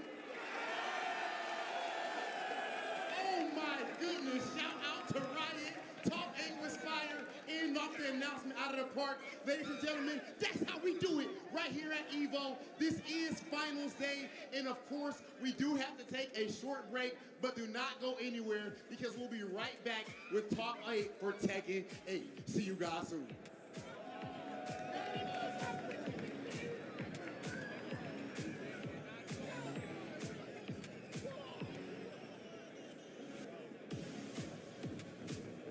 Chipotle Honey Chicken is back. Step into summer with fresh grilled chicken, spicy chipotle peppers, and the perfect touch of pure honey. Open the summer with Chipotle Honey Chicken. It's taking heat and sweet to a whole new level. No two competitors are the same. Some run on routine for the chance to win big. Some make time to rise through the brackets. Some lock in with confidence. However you prepare, there's a place for every kind of competitor. PlayStation Tournaments. Sign up today on PS5. PlayStation.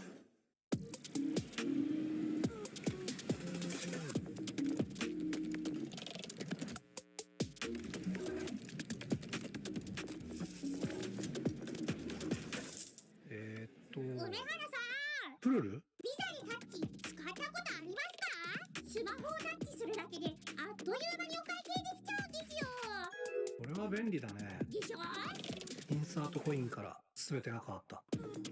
ビザで、ストリートファイター4っていう形で格闘ゲーム久しぶりにやった時に、その時に、なんていうか、自分で特別なものがあったんだなっていうのを、思い出したっていうことがあったんですけど。I don't see myself quitting for at least maybe 20 more years. 日は調子良かったですね。It's much more than just playing. It's being a part of this community.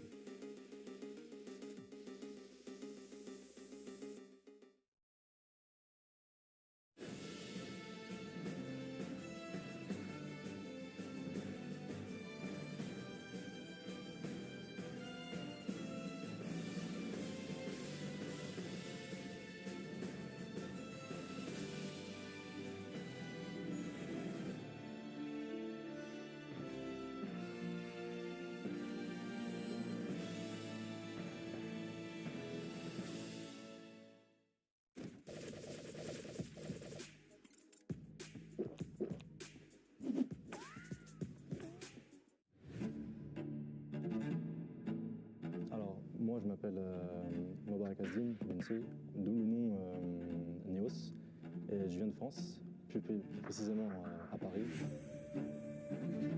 C'est une communauté très large, très familiale, et on s'y retrouve bien dans cette communauté française. Le premier jeu de combat auquel j'ai joué, alors je dirais Smash Bros. Et ensuite j'ai découvert Guilty Gear Strive. Franchement, c'était une super découverte. Et c'est là que je suis rentré dans la communauté FGC. Et c'est là que j'ai pu faire de la compétition sérieuse dessus. Alors, ce qui m'a attiré sur Guilty Gear, c'est son design. Son design qui est sublime, au niveau de la patte Arc System Works. Et ses mécaniques, son gameplay. J'ai joué Léo Whitefang. Sa façon de jouer est très agressif, il a un rythme, ses mix-up qui sont très variés. Et c'est ça que j'aime beaucoup. Et ça me fait penser un peu à Captain Falcon dans Smash Bros. Grâce à la communauté française, justement, qui ont partagé le fait qu'il y ait un tournoi Road to EVO qui est organisé par PlayStation. Pour moi, c'est un tournoi très prestigieux, on va dire, c'est le panthéon des jeux de combat. Et aussi découvrir d'autres personnes qui viennent d'autres pays et de jouer avec eux au maximum.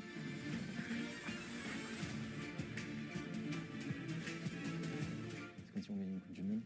Et c'est comme si on avait atteint le dernier niveau d'un jeu qu'on a accompli, et je pense qu'il n'y a pas mieux comment je pourrais décrire ça en fait.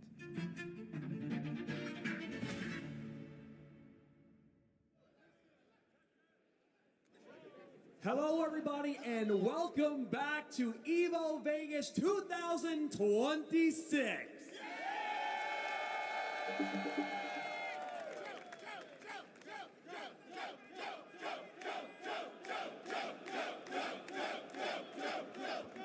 Thank you guys, thank you very much. Before we get into some more top 8s, we have an announcement to go through. So, let's be real. Earlier this month at Summer Games Fest, Sega wasn't playing around. They kicked the door clean off the hinges with the reveal of Virtua Fighter Crossroads. It hit different and the whole scene felt that.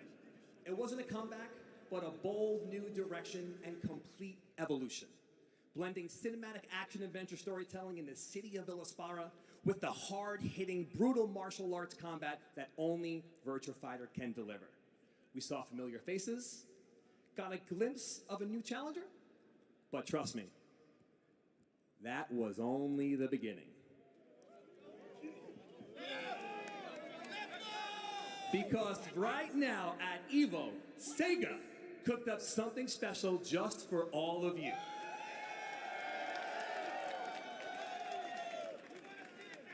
A first look at an all-new playable character coming to Virtua Fighter Crossroads in 2027. Let's meet our next fighter.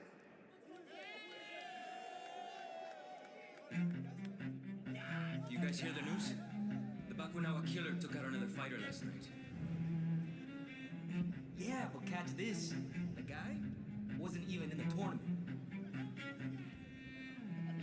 Who is that guy? Why were you chasing him the other day?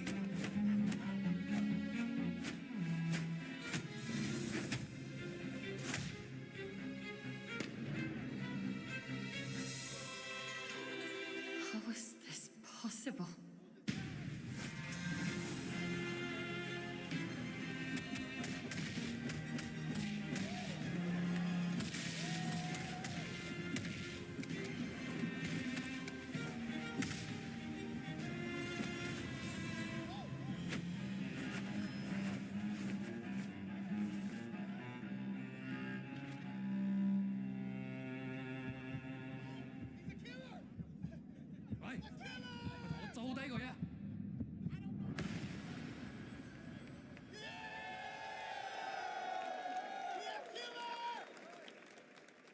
Virtua Fighter Crossroads drops next year in 2027. You can join the discussion at VF Crossroads on all platforms right now. One more time, make some noise for Sega and the legendary series Virtua Fighter!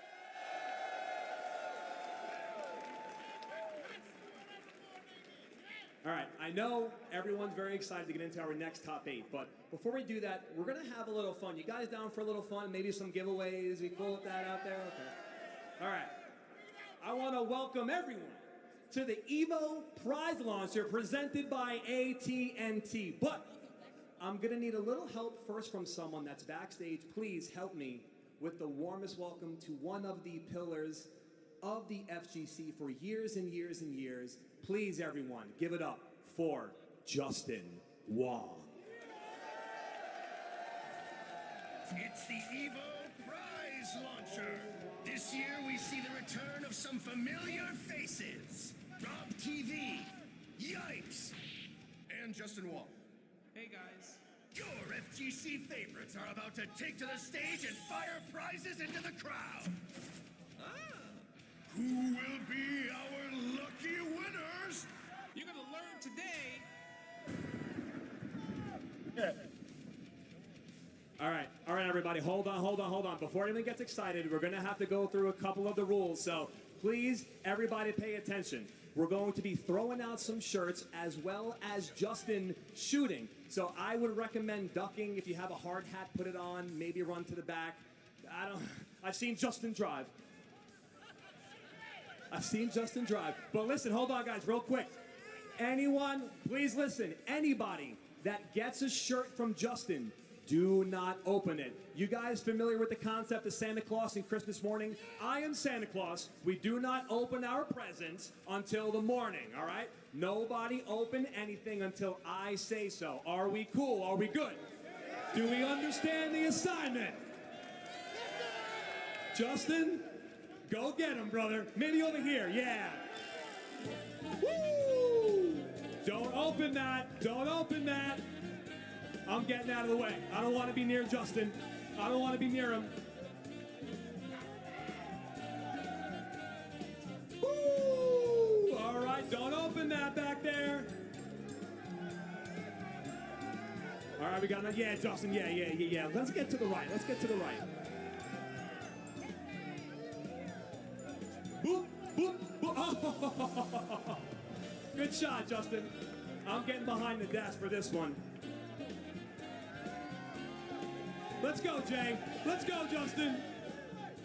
Boom. Oh. All right. Are we out of shirts? We're officially out of shirts, right? Hold on. Wait. Still got more to throw out. Oh, yeah. Oh, one more? Okay, hold on a second. This one that Justin is shooting, you can open this one, okay? The other 4 do not open. You can open this one.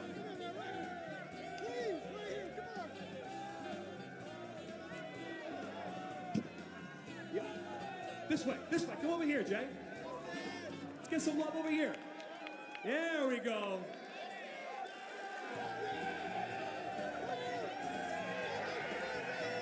Yeah, Justin, yeah. This way?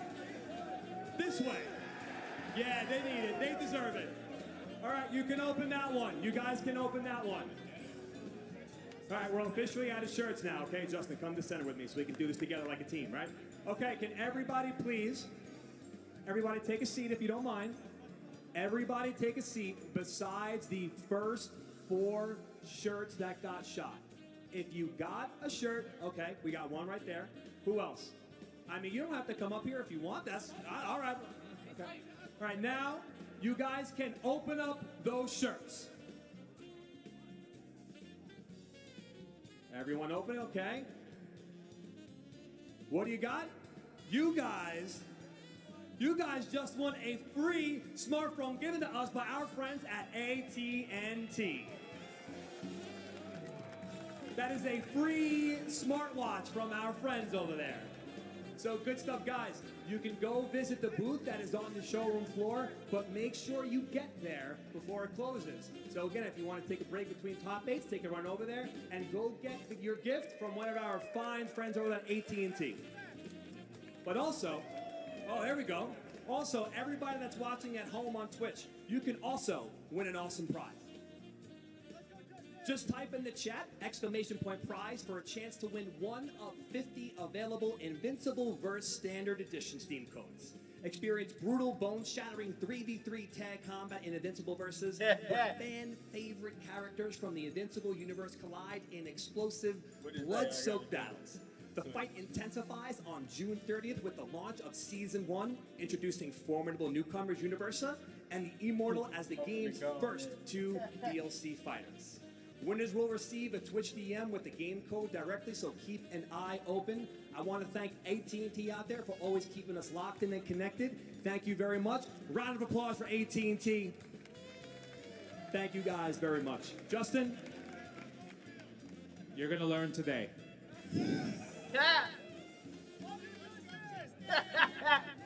All right, now one more time before we get into some Tekken topic. Wait, y'all ready for Tekken? Before we get into Tekken Top 8, let's go to a quick break. We will be right back, but stay right there. Chipotle Honey Chicken is back. Step into summer with fresh grilled chicken, spicy Chipotle peppers, and the perfect touch of pure honey. Open the summer with Chipotle Honey Chicken. It's taking heat and sweet to a whole new level. No 2 competitors are the same.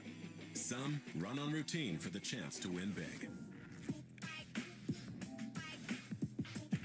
Some make time to rise through the brackets. Some lock in with confidence. However you prepare, there's a place for every kind of competitor. PlayStation tournaments. Sign up today on PS5. PlayStation.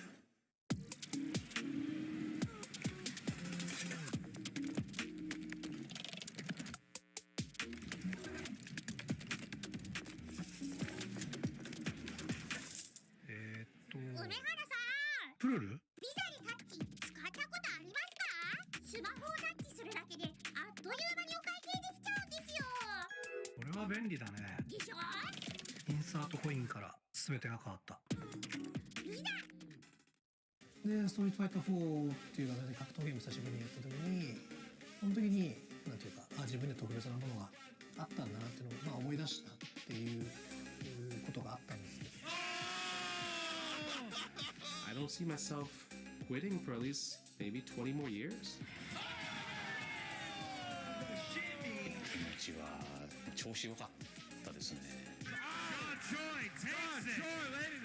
It's much more than just playing. It's being a part of this community.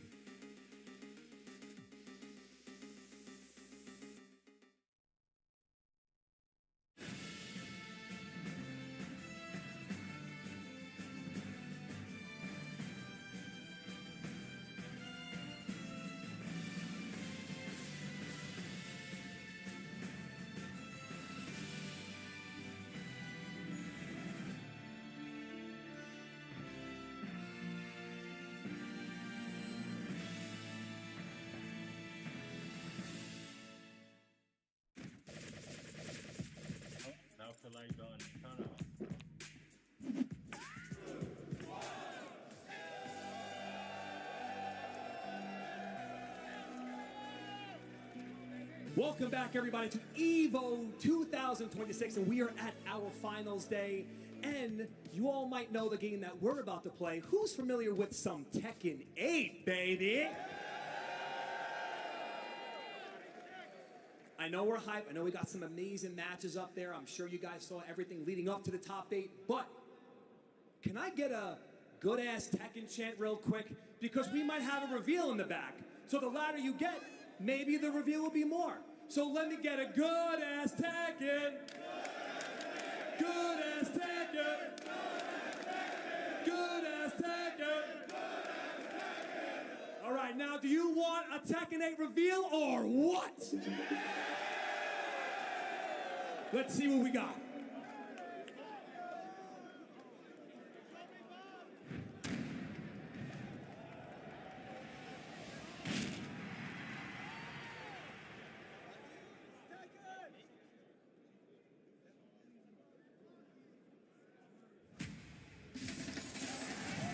Hunger's the root cause of conflict.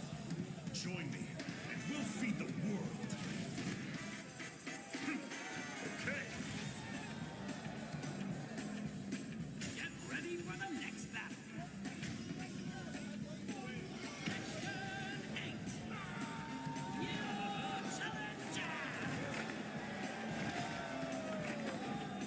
The hero has arrived. Oh yeah. Big Bob.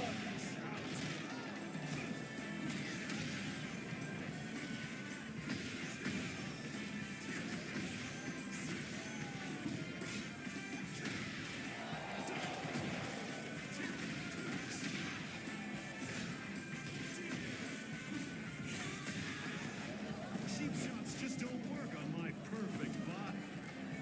Impact.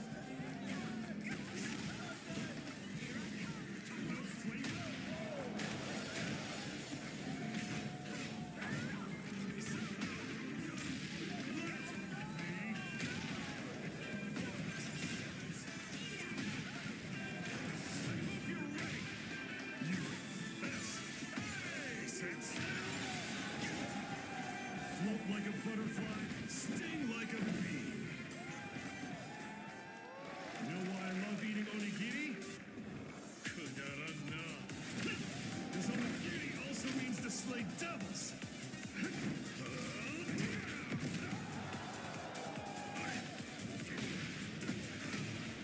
Let's go.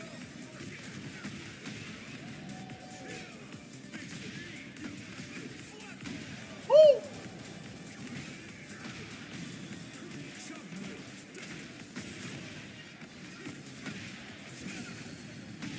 Eat your calories out. Burn my fat. Roar my fists. Feel the power. You'll need to spend the rest of your life paying for all your sins.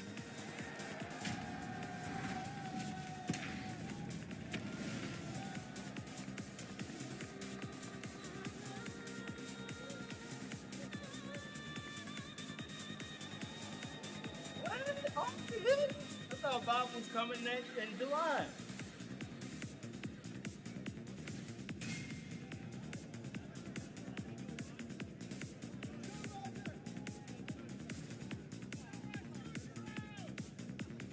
Yeah, they ain't gonna do that, bro. Or maybe. Hold on. Oh. No, sugar.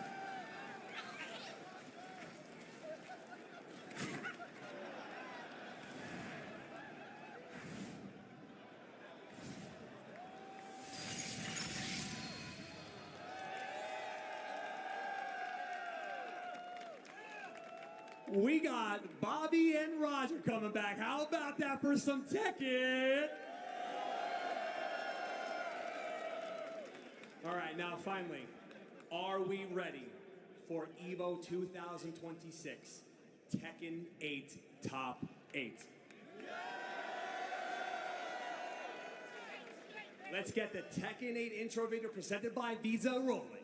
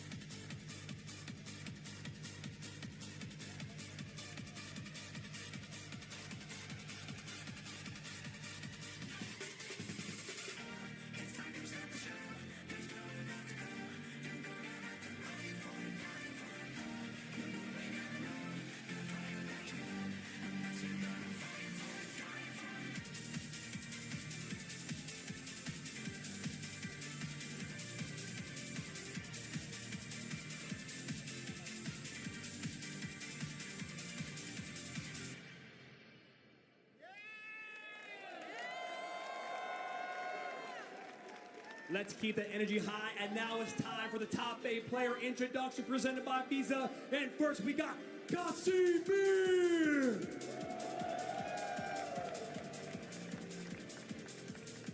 Second player we got is Raichu!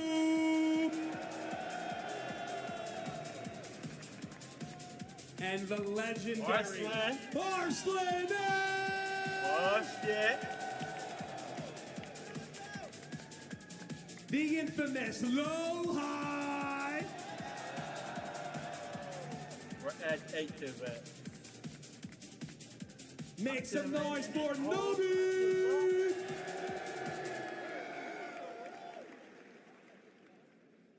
Here we go for Mel!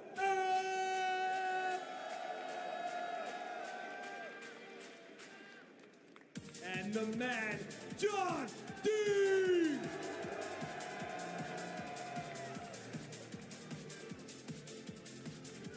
And finally, Ninja! Let's go! 2, 1, Let's go!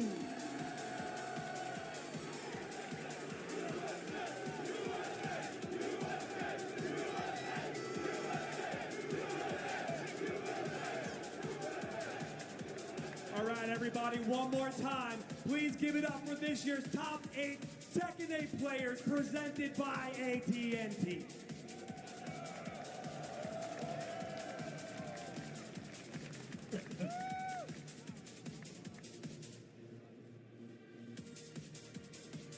Let's make some noise for our commentators that are going to take you through the game. We got Tasty Steve and MYK. Welcome, everybody. This is Evolution 2026 for some Tekken 8 Top 8 action here. Are you guys ready for it? Steve, you got to hit them with it, man. Bro, y'all You know what they're time here it for is. this. Y'all know what time it is. All I ask when I'm at EVO, I only ask one We thing. need to get loud. EVO, I are need to you hear ready? You guys get loud. I said, EVO, are you ready? Make some noise! Yeah! Yeah! That's what I'm talking about. That's what I'm talking about. We're ready for some good ass Tekken here. And man, the competition has been fierce all the way up here, man. The Nobi match against Otif to even make it in here, it's been crazy, man. The competition's been never as high as it is. Bro, we came into this not knowing who was going to make it, right? We have Arslan Ash. We got Lohai, who's returning. Atif was right there on the tip, right there on make Cusp, yeah. Who do we know that could actually take it? People ask us this question all the time. Who's going to take it? We say we don't know. They say they don't believe us. It's actually crazy. Let's take a look at the predictions, though. Yeah, absolutely. Big shout outs to PlayStation tournaments. And you guys can predict the player who you want to win for this tournament along with us as well. Steve, do you have a favorite for one of these players? Dude, I don't know. I just like good games, man. But It's look, gonna be I gotta Arslan. say, this dude, Ninja Killer, is looking way too strong. It's been too long since Killer, we had back, boy. a U.S. player up here representing us, though. That nigga But done of went course, up against it's Sonic too Fox and easy to say everybody, that boy. because you got people like Arslan Ash That up there. nigga in You got people top like 8 Raichu up there, this Tasty year. Raichu That's up there. crazy. And you can see the numbers right now. Harry Rising, Styles. low, like they It actually seems like fun. NA's favorite, the rising star Ninja Killer. He's been around since the tag 2 days. And you know what? A thinking man would say Arslan Ash at the final form at EVO, unstoppable. Bro. But I'm pressing X and I'm believing in they my going heart. for it. I'm going with Ninja Killer too. Ninja Killer, We're both locking it in. 42%. Wow. 42% of the people say that it will be Ninja Killer, and hopefully it's not biased, right? Hopefully it's not biased, right? But I'm just saying, I know what my heart wants. My heart wants a USA champion, bro. There's a lot of haters out there at USA Tekken, bro, so I gotta make Especially sure if that you're I right. represent properly, you know? Come on. The last time we had USA representation here was 2023 People's at outside the the Vegas FGC Top 8 now, for Tekken baby. 8. Genghis Dawn, first Evo ever, 4th place, and Anakin with the tied for 5th right after that. So, this has been a long time coming. This is the first time for Tekken 8 we're getting an NA player up there. But let's go ahead and take a look at the bracket. Let's see how we got here, who the players are up here today. Casimir, reigning in from Pakistan, going up against Rangcho on winner's side. And then, of course, the 7-time EVO champion, Arslan Ash, looking to make it an 8 today. Going up against the TWT, defending champion, Lohai. That's true. In the same year, he can get a TWT final and he can get an EVO championship. But of course, on that loser side, a long-standing traditional team in Tekken, Team Yamasa's Nobilo legend, going up against Korea's Mao Il. Gonna be that first match. And of course, the second match on the lower bracket, meaning they will be eliminated, will be John Ding, Vitality's John Ding versus Sin's Ninja Killer 212. That's Korea versus USA, and that's gonna be crazy. Yeah, absolutely. And that's the wild part is that was already that's a double jeopardy match. They already played yesterday. So Ninja Killer's run was wild because he, up until the Lohai matchup, he was going 2-0, 2-0 against the majority of the killers out there.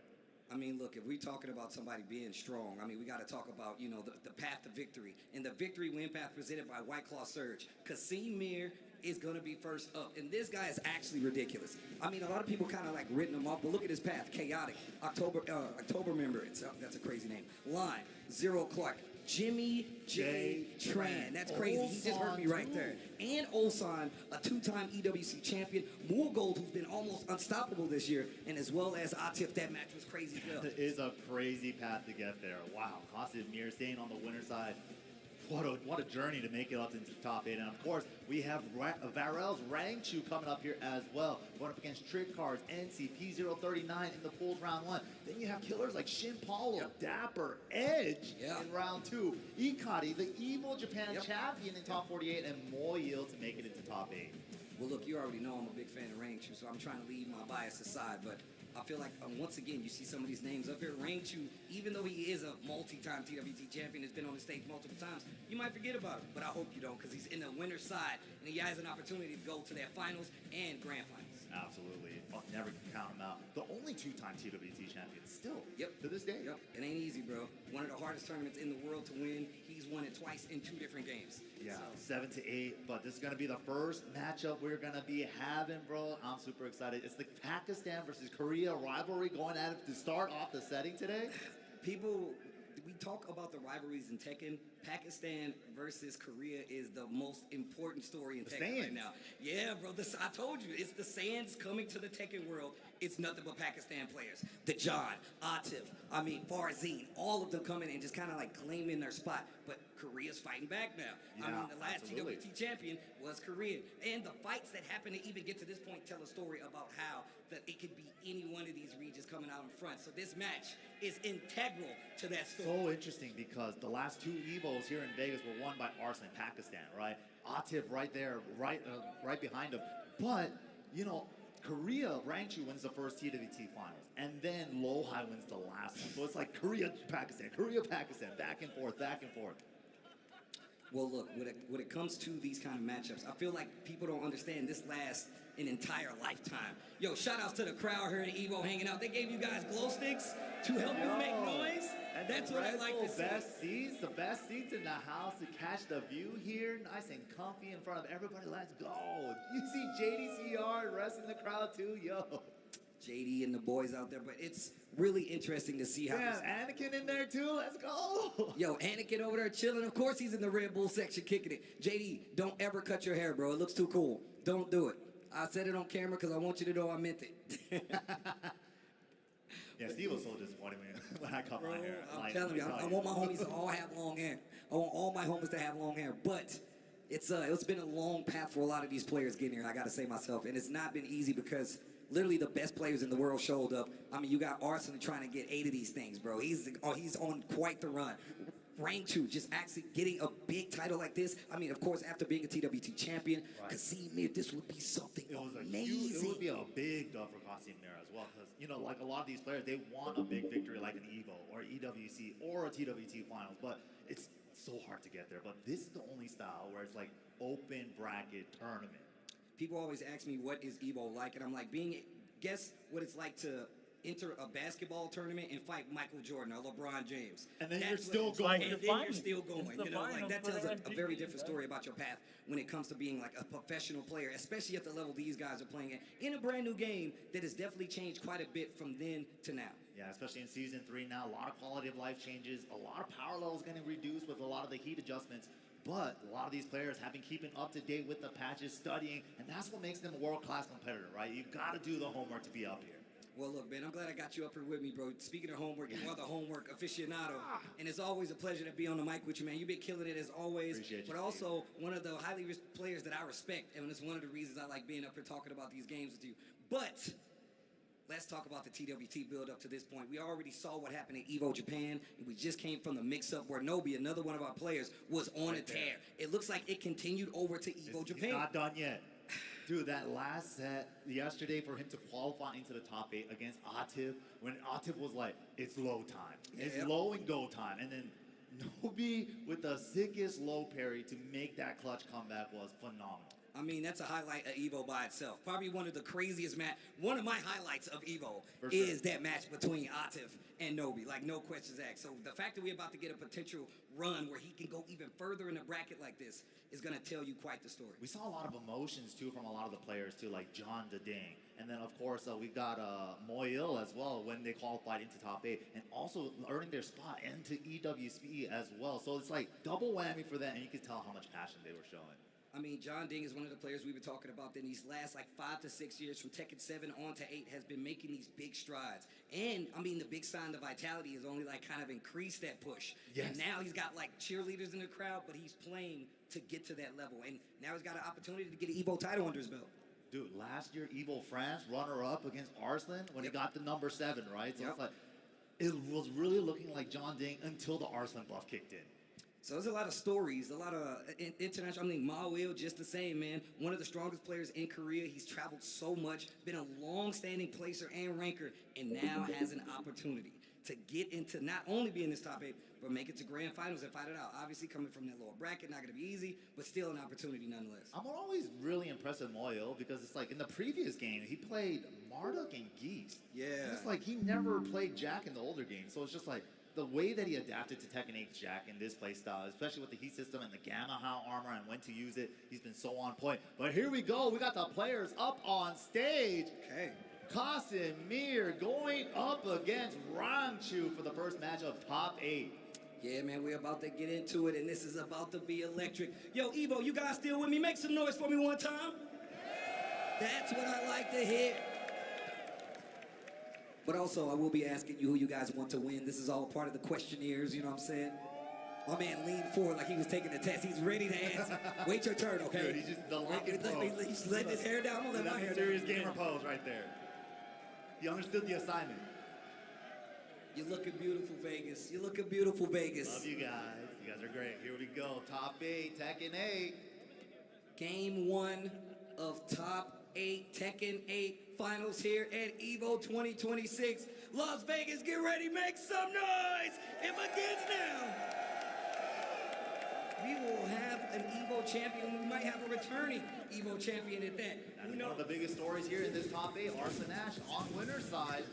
But here we go. Casimir walking into Azucena. He's been playing a lot of Zafina in the tournament. Big side step forward. Big damage. 3-piece. Oh, trying to go for the counter. Okay, wait a minute. Gets that wall splat. Wasn't able to make anything from it. Nice step from Casimir, but back turn wall splat hard to convert from. Oh, engage. Liberator 2 going into the smash. Balcony break is a factor. Good defense on the wall, not good enough. Gets the wall splat. Big damage. Framer too. First round to Casimir, looking strong. I like the small pokes and eyes running through too. Over the low. Nice challenge with the 1-1. Oh, Go chase the backswing down with the down 4. Big counter hit too, gets the knockdown, and look at this offense. Rangchu known for not being able to move, but when he's got a character with the limbs that can reach you while you move, man, he takes full advantage. Oh yeah, he's used to the big limbs. Bear player for years. Nice flash stuff on the down 4-1-4. So far for the splash. 3, down 4 again, big counter hit. Man, him sprinkling in these long-range lows really does keep, no matter who he's fighting, like on their toes.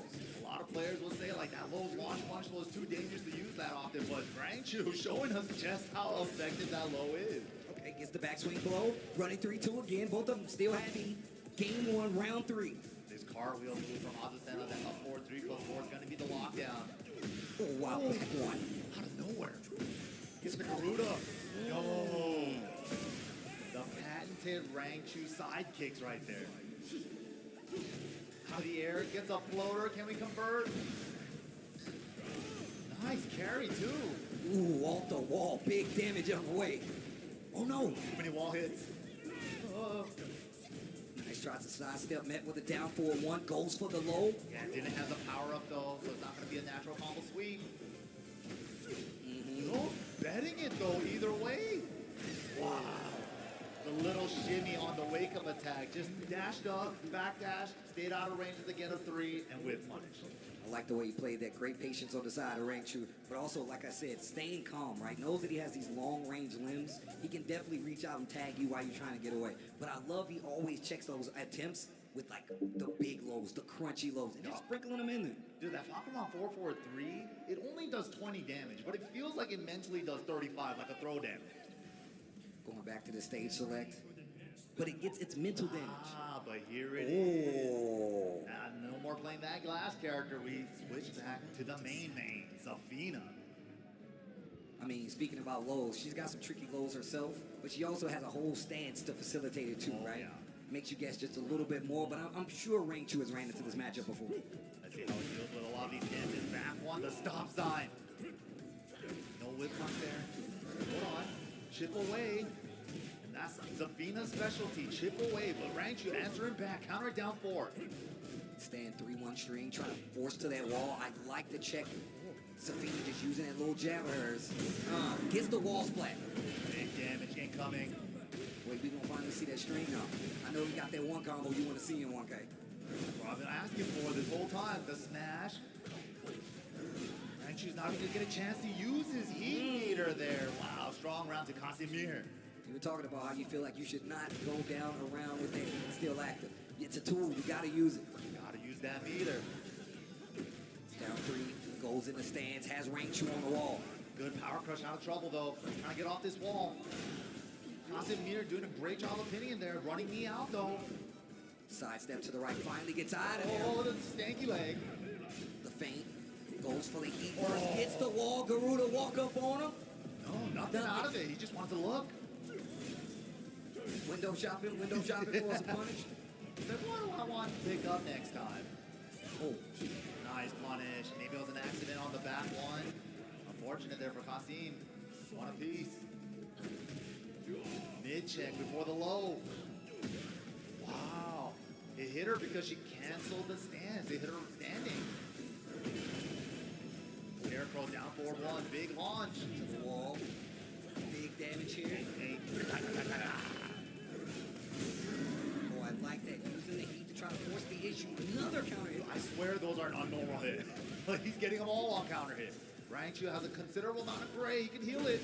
Oh my gosh. Heat dash out of the air. He could have got more. He thought it was grounded. Doesn't matter. Answers right back. Gets the down 4-1. Okay.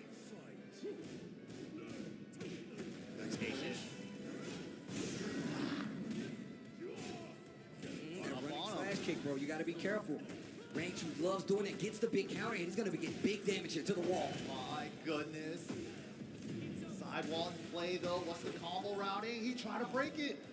The low this time. Still no power up, though. Oh, what a down jab. Interrupts the heat smash. Good armor. Wow. Speaking of, heat burst. Still has time to block. Cardilla. Oh, up one. Wow, gets away. Too early on the 4-4-3. Nice patience. Yo, in the block. Now you got to guess. Help. Oh, my God. The unblockable. The unblockable. Just walk up on him. You'll kick the body into the casket. Oh, get up out of here. Oh, my gosh. Kick the body into the casket. Creepy bug lady. Bug lady. I hate tarantulas. I hate spiders. That's what he should say. I hate spiders. My arachnophobia is kicking in. Casimir sticking it out with the Zafina. Does he have something different for us? No hazards here on this stage as well. But Rangchu, once he gets going, man, I don't know how you stop him. He's had him pinned up against the wall, but hasn't really been able to really close out the round there. I mean, it just gets more and more difficult, especially with how he sidestepped and stay away from his wall. Oh. Nice big counter hit here. Especially if you run into a move like a jet kick like that. Lucky break for Kasim. Didn't eat the wall combo.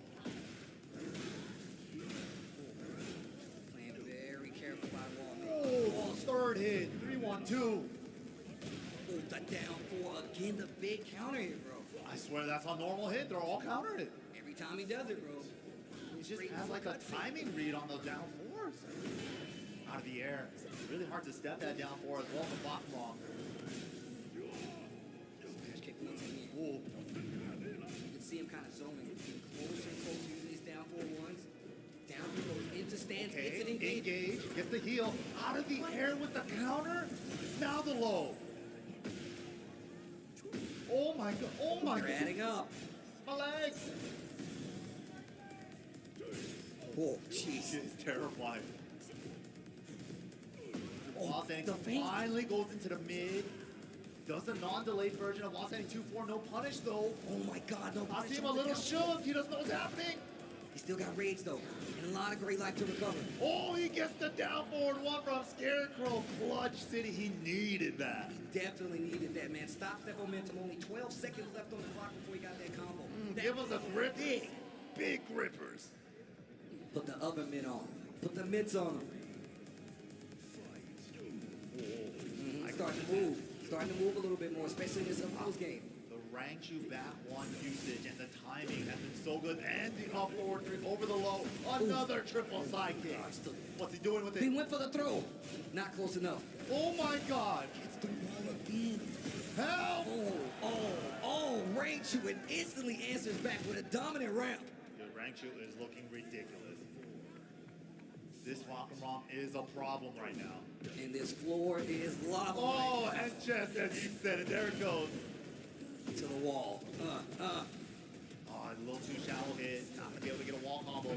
Sidestep. Doesn't get him out of danger, though. The heat burst still hits. Checking with the lows. Rangchu. Cut you off in every corner. They're all adding up. Oh my god. And then low crushes the down jab with the running 3. 3-0 games quick for Rangchu. Once again, not an easy matchup.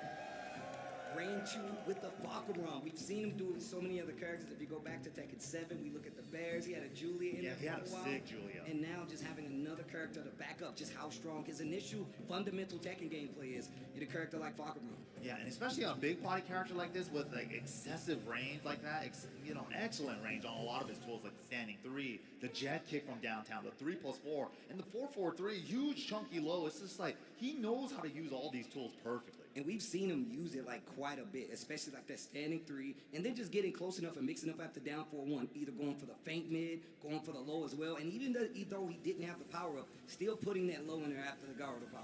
Yeah, of course. And then he's also playing around with the Garuda power up, into the Rama stance with the counters and stuff like that. And the triple side kick, he's just been putting in work, man, putting you in the blender. Down forward 1 is a blender. Standing 3 is a blender. And just like you said before, his willingness to use back 1 with this character in close range, he found so many times. And even crushing the big low right there with the up 4-1. That was crazy. I've never seen a Bakuman use it like that. That was sick though. And the down forward 3+4 has the 13 frame punish and cashes out with the Dude, see him with the smirk, dude? That's an evil smirk, That right? was definitely an evil smirk from Rangchu. He's like, I'm getting away with it. His Bakuman is starting to taint his soul, bro. He's starting to become affected on the evil side of things. Dude, Rangchu cracks me up, man, especially the way he tweets too. But yeah, Rangchu solidified his spot into that winner's final, so he's guaranteed no less than that top 3. Well, I mean, look, first and foremost, you still got matches to play, right? Especially if you want to get to grand finals. And staying on the winner's side is super important because obviously it makes your path a little bit easier. And if you can make it there, you get a little extra life. You know what I'm saying? You get an extra life, especially if the player that's coming down from that lower side might be a player like, Mao Il or Ninja Killer. Yeah, look at this bracket again. Once again, Casimir now looking to face the winner of John Ding or Ninja Killer on the loser side.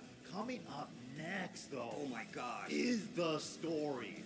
Arslan Ash, is he going to get the 8-time EVO championship here today, or will he be denied by the current TWT champion, Lohai? And we know how Lohai feels. He's a super competitive player. Wears his pride on his chest, and he plays with all of his heart. He's one of those guys. But also, just the fact that he is a TWT champion at this point. And this season, from the end of the season last year up until now, we've seen confident strides in his gameplay, as well as just a strengthening of that Brian, and even more so that Shii. Yeah, but let's go ahead and take a look at these players' victory paths to get here, presented by White Claw Surge. Yeah, and of course, Arslan Ash. Who can say anything less about him at EVO? Final four, Arslan. Round one pulls. He goes through Yo Cheeseburger, Matt329, and D-Man. But then in round two, we have Pena, Jonah, Paul Z. And then we saw Novi go up against Atif. So he was on fire yesterday. And he 2-0. Look at this record. Perfect straight A student. 2-0 all the way up. And then taking out Shadow in the top 24 to get that top 8 spot. So let's take a look at Low High. The last cancer, I don't know how to say that. Just Waffles. Sebi, we actually saw that match. Saiche, Nomar, Haru in round 2. And then taking out Hafiz Tanvir 2-1. You know that was a nail biter. And even Ninja Killer, who I think had almost a perfect record too, up until he ran into Low High, and Low High took that 2-0. Absolutely incredible run for both of these players here, but only one can stay on the winner's side, and securing that winner's finals, grand finals, you want that extra life like Steve was saying. Well, look, first quiz of the day, Evo, I got a question. If you guys would like Arslan Ash to take the set, make some noise! You guys want an 8-timer, huh? You want an 8-timer, huh? We want the 8-time, but if you guys want the defending TWT champion, Low High, to take it, make some noise! Oh wow, he got some help out there. Oh damn! He's got some help out there. Man, I think the crowd might be favoring Low High. He might be favored, but you can't stop destiny, bro. Right. Arslan Ash might be destined for this number 8, bro. Arslan Ash super locked in for this as well. All right, here we go. They dap it up. That's the last. These are the last time you were friends in fighting games. When you dap, after this, I don't care what happens. We're enemies now. I hope the worst for you. Yeah. No luck. No I luck hope at you all. stub your toe in this match somehow. I hope you don't even have kids, but you step on a Lego on the way. Wow. But here we go. We're asking the worst out. But here we go. But here we go, Evo. The Kunimitsu on display for Arslan Ash. And of course, the Brian on the side of Low High. Let's go. This is it. Wow, starting it off with the Gatlings, the down forward ones. Uh-oh, speaking of, that up-close game for Kunimitsu, definitely a problem. Arslan's always had the attitude. That's a floater. Uh-oh. Didn't get full combo. Oh, Incinerator. We try to get him kicked. Catch it too. Heat burst. Keeping it on the wall. Wow. Oh, he could have punished. punished something big out of that. Nice break on the throw. Down 4. Nice block. Wow, it's the first one he even did too. Armor through, but you got to do a fast armor move. 17 or faster. Nice counters to get through so far. I like the full crouch down back 3. Heat on the wall. Oh, but blows through it again. It's gonna work this time. Oh, the shimmy into cannonball. He's looking for a timing. Arslan with the patience on the Gatling, punishes the 4th hit. Set into the crouch mix. Oh, nice. The challenge with the hop knees. It's the wall, high wall splat. You can get big damage. Down 2. Full wall hit, there it is, boom. Second round looking a lot better. A lot better for Arslan Ash. Gets the heat smash. 1 round apiece, game 1. This is it. They both don't want to give an inch, and they want to take a mile. Give me it all. Oh, the down 4. 1. Confirmation station. Dude, the brave defense to fight this dude with Kunimitsu. Look at this dance! Into his face. No break. After a 1+2 throw. Takes the 10. She has a 3rd part though. He's looking for it though. Knows that if he commits to it and it's not a counter hit, he can just get it. Oh. Wow, UCF2 caught him trying to step to the left. Kunimitsu. And we've been seeing Low High trying to get around a lot of her neutral with like step left duck here. Again, step left gets clipped by the Canton 1-2. Oh, the kunai clips him. Stuck on the wall. What are you gonna do? Get the machine gun blows. Has an opportunity. Sidestep jab. Step first though. Into immediate smash. Gets it. He low push the full cross low. Smash out of trouble. Get me off this wall. See him trying to use that back 4 to get the wall splat. Back turn mix up. Doesn't elbow. take the bait. Coming in, chopping elbows and cannonballs. Can't do the 4 if he wants to get counter and launch or not. That could have been a jet up where it's -14 now. Nice block. He's teasing it. Cannonball straight to push away from the wall. Not a counter hit. Screen. Attack on the back turn. Oh, Tries to battle finish. of the jabs. It's so tense. 5 seconds just left on the clock, and we were just at that 5-second mark. 6 it is. Low high fighting back 2 rounds apiece in his first game. So tense. Engage with the 4-1+2. Such a good move. Tracks to our left, but the neutral orbital from outer space. Dropping on him. Need a telescope to see that bad boy. To the wall. Going for that damage. Body smoking. We call it the Viking. Oh my God. He smashes well. He's not dead yet though. Down jab out of control. Heat smash is good as well. A lot of gray on Arson Ash's side. Arson's got an opportunity now. He's got the wall in his face. Oh man. The mix. Got the wall. Get off of me, nice lady. low break. Oh, big damage. The down 2 straight. Not gonna fully connect. He's blocking.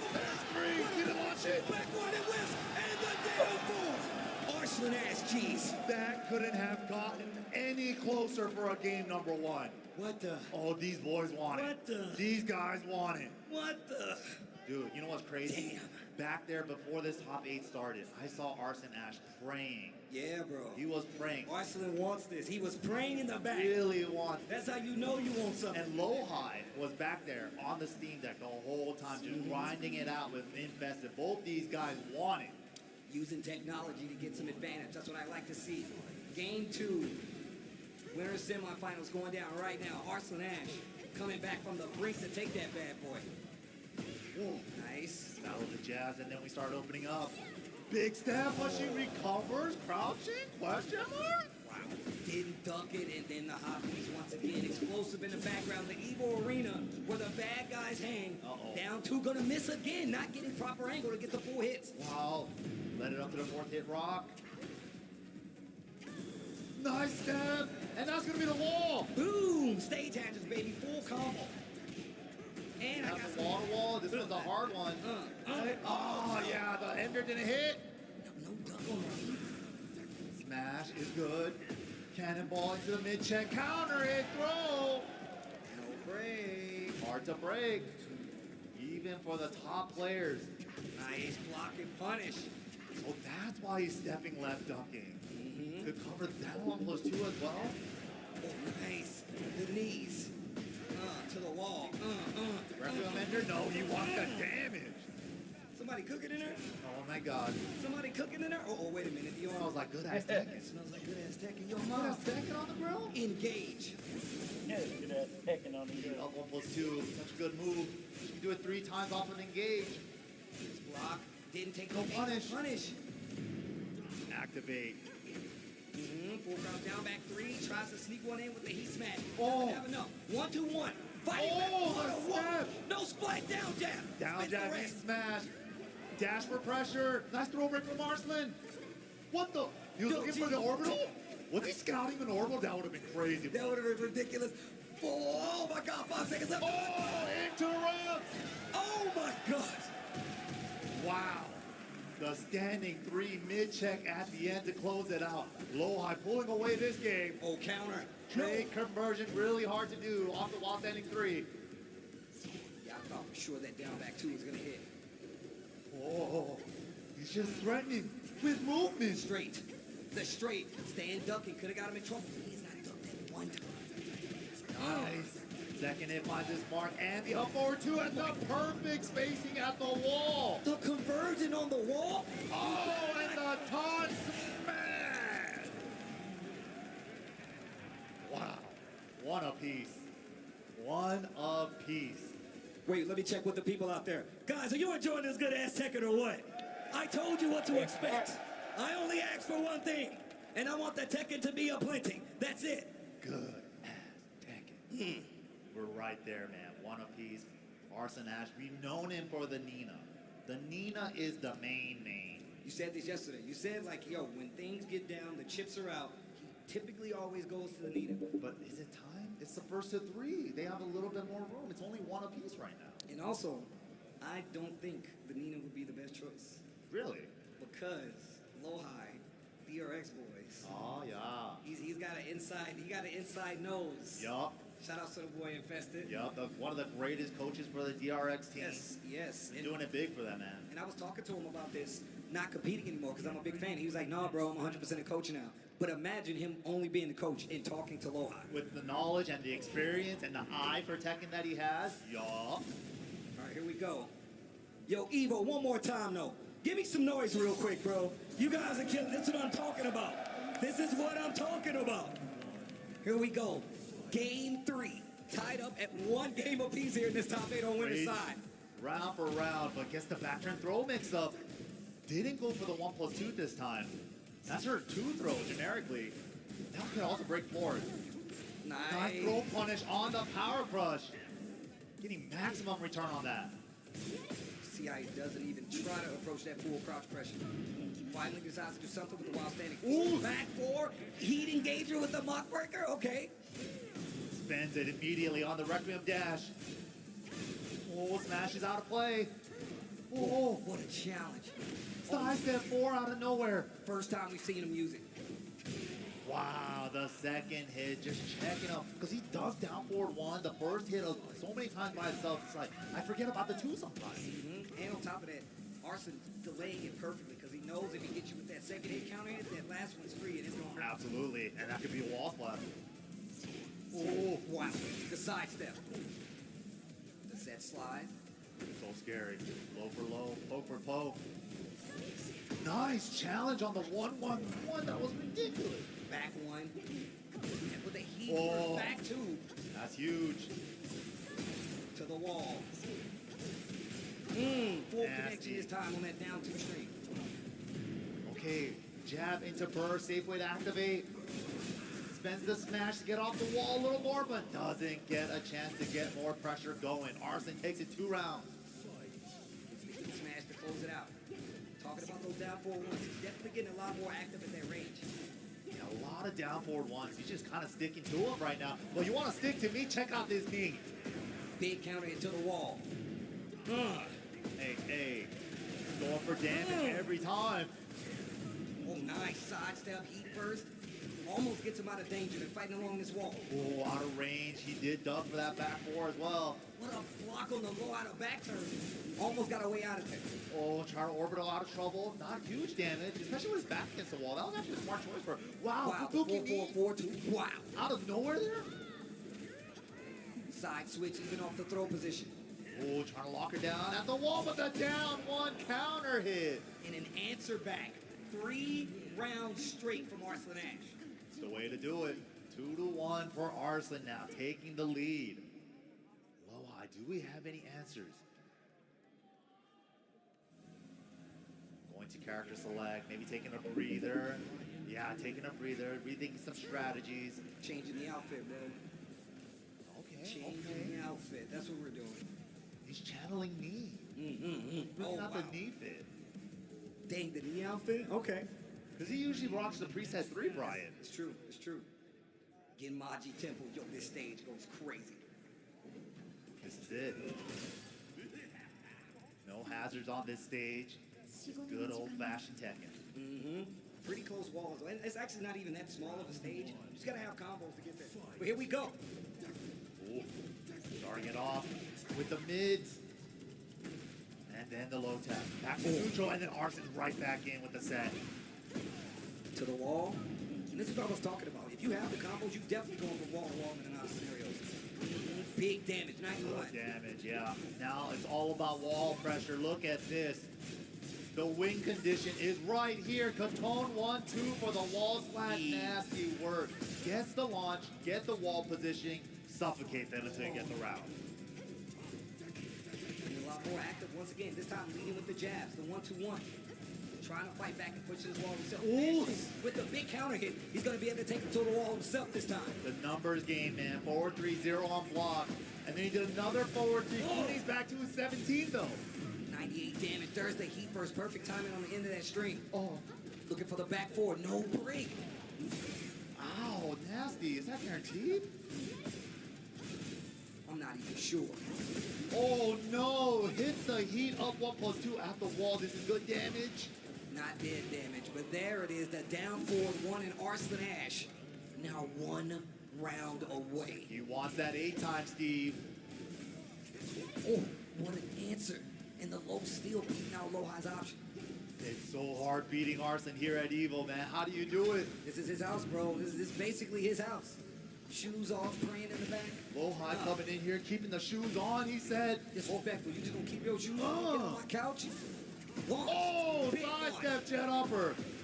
And he's got big damage on the table. Good axis adjustment, too.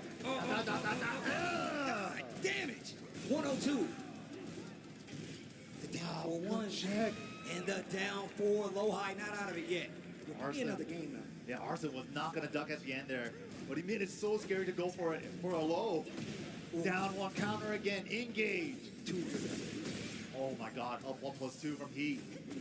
No block on the set. And this could be the set if he don't get away from this wall. The lockdown. No counter hit. Spins it off. Oh! That's what he was looking for! Arslan Ash gonna take it over Lohai. He did it in the middle of the game last time. Yeah. I was like, what was he looking for? He was probably looking for orbital. He scouted that. Bruh. A step ahead right there. Look at him smiling. He knows. He's like, I was looking for that. I got what I wanted. Nice stuff to Arson, though. Prime position, once again, to maybe take another EVO here. Winner's final side, but look, we already know who he has to fight. Rangchu is the person he will be facing in winner's finals of EVO 2026. Rangchu, man, Rangchu. But let's go ahead and take a look at the replay powered by PlayStation Tournaments. And it started off where this dude Lohai looked like he was unstoppable, bro. I ain't gonna say unstoppable, but definitely in contention to take this set. Yeah, he started off the set really strong. And he really was trying to set the pace. But this, when you have such a close, nail-biting finish like that in game number 1, kind of sets the tone. Yeah, but he was able to close it up and then lock in, get game number 2. But then after that, this was a hella good up forward too at the perfect spacing for the wall splat. And gets the taunt smash 3 rounds straight, and then Arson answers that with another 3 rounds straight. Momentum just flip-flopping back and forth. And I was thinking he was going to switch. We were thinking he was going to go to the Nina at this point. Yeah, right. But he just full committed, Kunimitsu. And then to close off the set with the snipe, up 1. The lock-in was crazy. Arslan going to winners finals.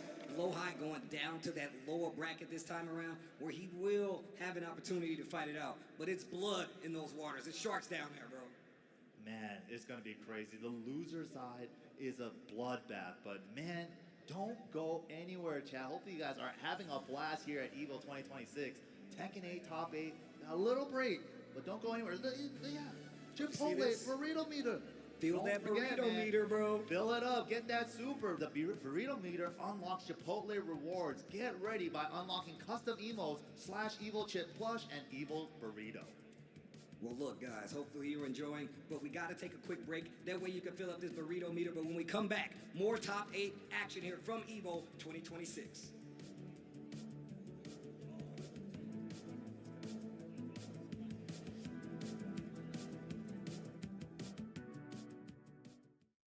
Chipotle and 2XKO are back for round 2. Use promo code TAGTEAM at checkout to unlock the Chipotle Fresh Fit backpack and bucket hat for your avatar. Visit chipotle.com/2XKO for details.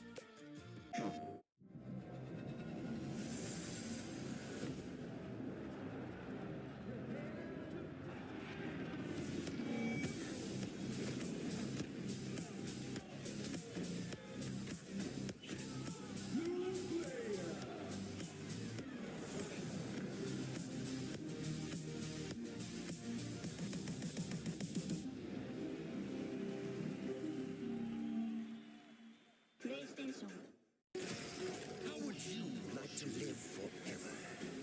I do not trust this thresh. His lab contains screaming. Those are just squeals of wonderment.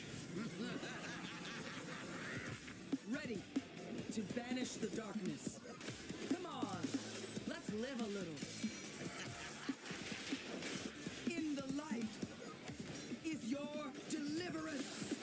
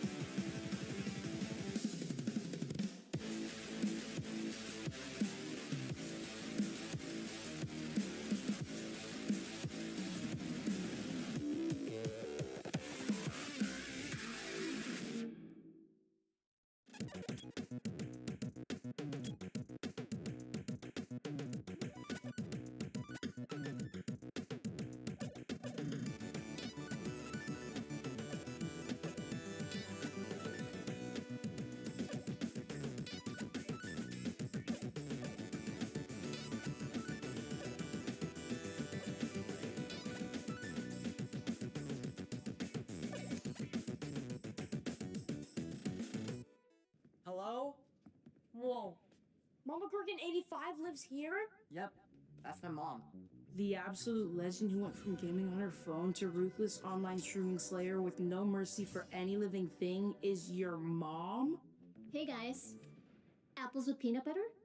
How is this possible? With AT&T wireless and home internet. Hey, text me if you need anything. Level up your connection with AT&T wireless and home internet, now available across the nation. No, she's so nice in real life.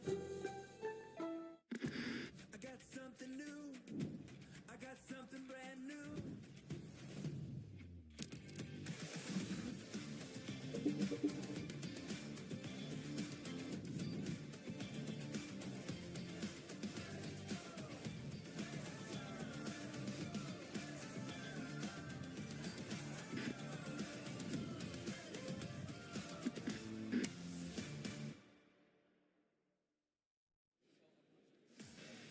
EVO 2026, Tekken 8, top 8 action. Vegas, so you're enjoying this good ass Tekken or what? That's what I like to hear, but the show must go on. We got to get to our next match. It's going to be Nobi versus Mao Il coming up, and their paths both ways is actually amazing. Yeah, both these guys, if you guys don't know, Moil with the killer jack. We had a lot of really strong jacks out here, but Moil able to edge it out, being the highest placing jack up here, and of course, we're gonna talk about Nobi-sama. Bruh, my guy has definitely pulled out multiple characters on his path to get here. Is it the Dragunov? Is it the Lars? Is it the Steve? Yeah. Who knows? And he has a playstyle for all of them kind of set up. But if you could see now, Lohai, Kasim Mir, now on that losers round 2, they will be waiting on the winner of Nobi Mao Il, John Ding, Ninja Killer. Crazy, man. Absolutely crazy here. Nobi with a killer performance yesterday against Ativ, Moil just having that emotional outburst after qualifying into the top 8 and for EWC yesterday.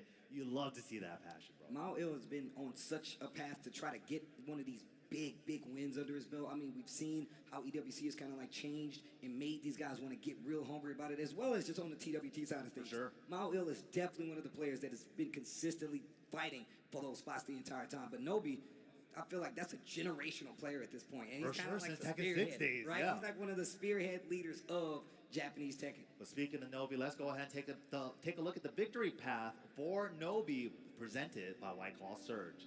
Oh man, and you can see down there in round 1, Chicken and Ifro 316, but of course round 2, this is where things get sweaty. Nagi, Tibitano, CBM, and then in top 48 goes down to Arslan Ash 02. Then, of course, staying alive, top 24, Dawood Sikander takes him out 2-0, but then the Atif set that we talked about, a set of legends. That was a great set. In Nobi's favor. Nobi's picture the face. always cracks me up, man. Nobi, the legend, you know, he's always inspired a lot of players, especially with the goofy antics and also the customizations. If you guys haven't seen Nobi's Tekken customizations, take a look at them. It's a work of art. Yeah, it's the worst. It's actually the worst. But of course, his opponent, Mao Il, is going to be on the other side, and of course, he had quite the path himself. Yeah, he went through in round 1, Fish 2-0, JT 2-0, and then Fortress 2-0, Avery Rib also 2-0, and then 2-1 against AK. And Taki was on a run yesterday too, but Moyo was able to tame the beast a little bit and take it over Take. And in top 24, takes it over the young blood from Korea, Rising Star, Crescent. And also, Rangchu, the 2-time TWT champion, is the one that actually sent them down here into the loser side. Well, like you said before, man, one of the players that actually stuck with this Jack 8, right? And really kind of turned this character and now has his own kind of play style. We saw him kind of like go off and venture a little bit with, I think, the Nina as well as the Victor for a little while. Yeah, he started the game off with Victor for a minute, yeah. And now he kind of like switched back over, but now kind of forming this Jack 8 to something that he controls a lot better, you know? Yeah, and Jack is so different, like, in a way from, like, the previous iterations, because you really have to find ways to get use out of your Gamma House stand. Yeah. Armoring through some situations, especially some heavy block stun stuff like a Dragunov running 2, and then you can actually get a big benefit. It's almost like a parry in the other games to, like, blow through, like, a Dragunov running 2 and get a launch out of it. I feel like at the first time we've really seen somebody truly take advantage of it, like, at this level, is Mao Il. And we got a lot of Jack players out there. I mean, we got the Saints. I mean, you got the Joe Crush. We got a lot of guys. Anakin's, like, we got all the Jack players out there, but I feel like he's definitely kind of shifted the dial of Jack 8 to fit his form a lot more. And it's got him a top 8 appearance, so.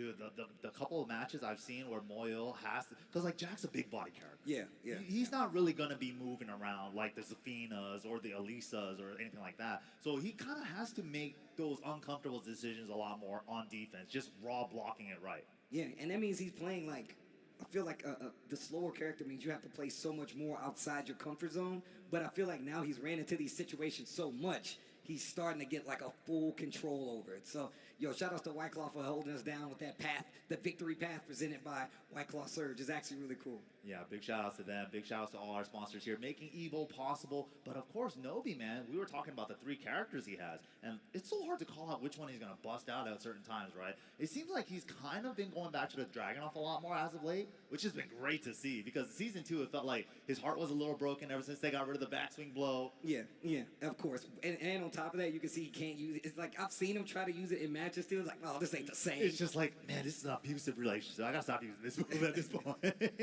But here we go. We got both the legends up on stream. Nobi, generational player ever since like the Tekken 6 days. And he is the original Dragunov running 2 style pioneer.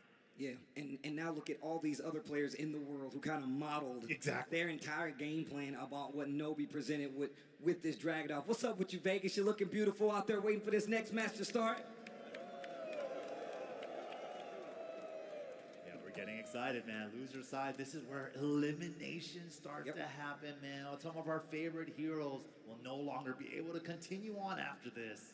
Yeah, I mean, they'll have to try their luck at the next big tournament, and of course, they still got a lot of other games to play. However, right now, EVO does a lot for the TWT. Yes. It's a Masters Plus event, and as well as it kind of gives you some crazy momentum throughout the season. Kind of lessens up the travel, especially when you get so many more points, you know? Yeah, absolutely. And of course, TWT standings, if you are in the top 4, you get to skip the group stages. So there is heavy incentive to keep yourself top heavy in this point total.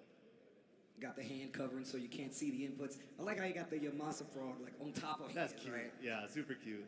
It kind of reminds me of like the Keropi from back in the day. Yep, Keropi. But here we go. I think the players are locking in. It's Steve. Yo, the Steve Fox. Yo, the Fox is out to play.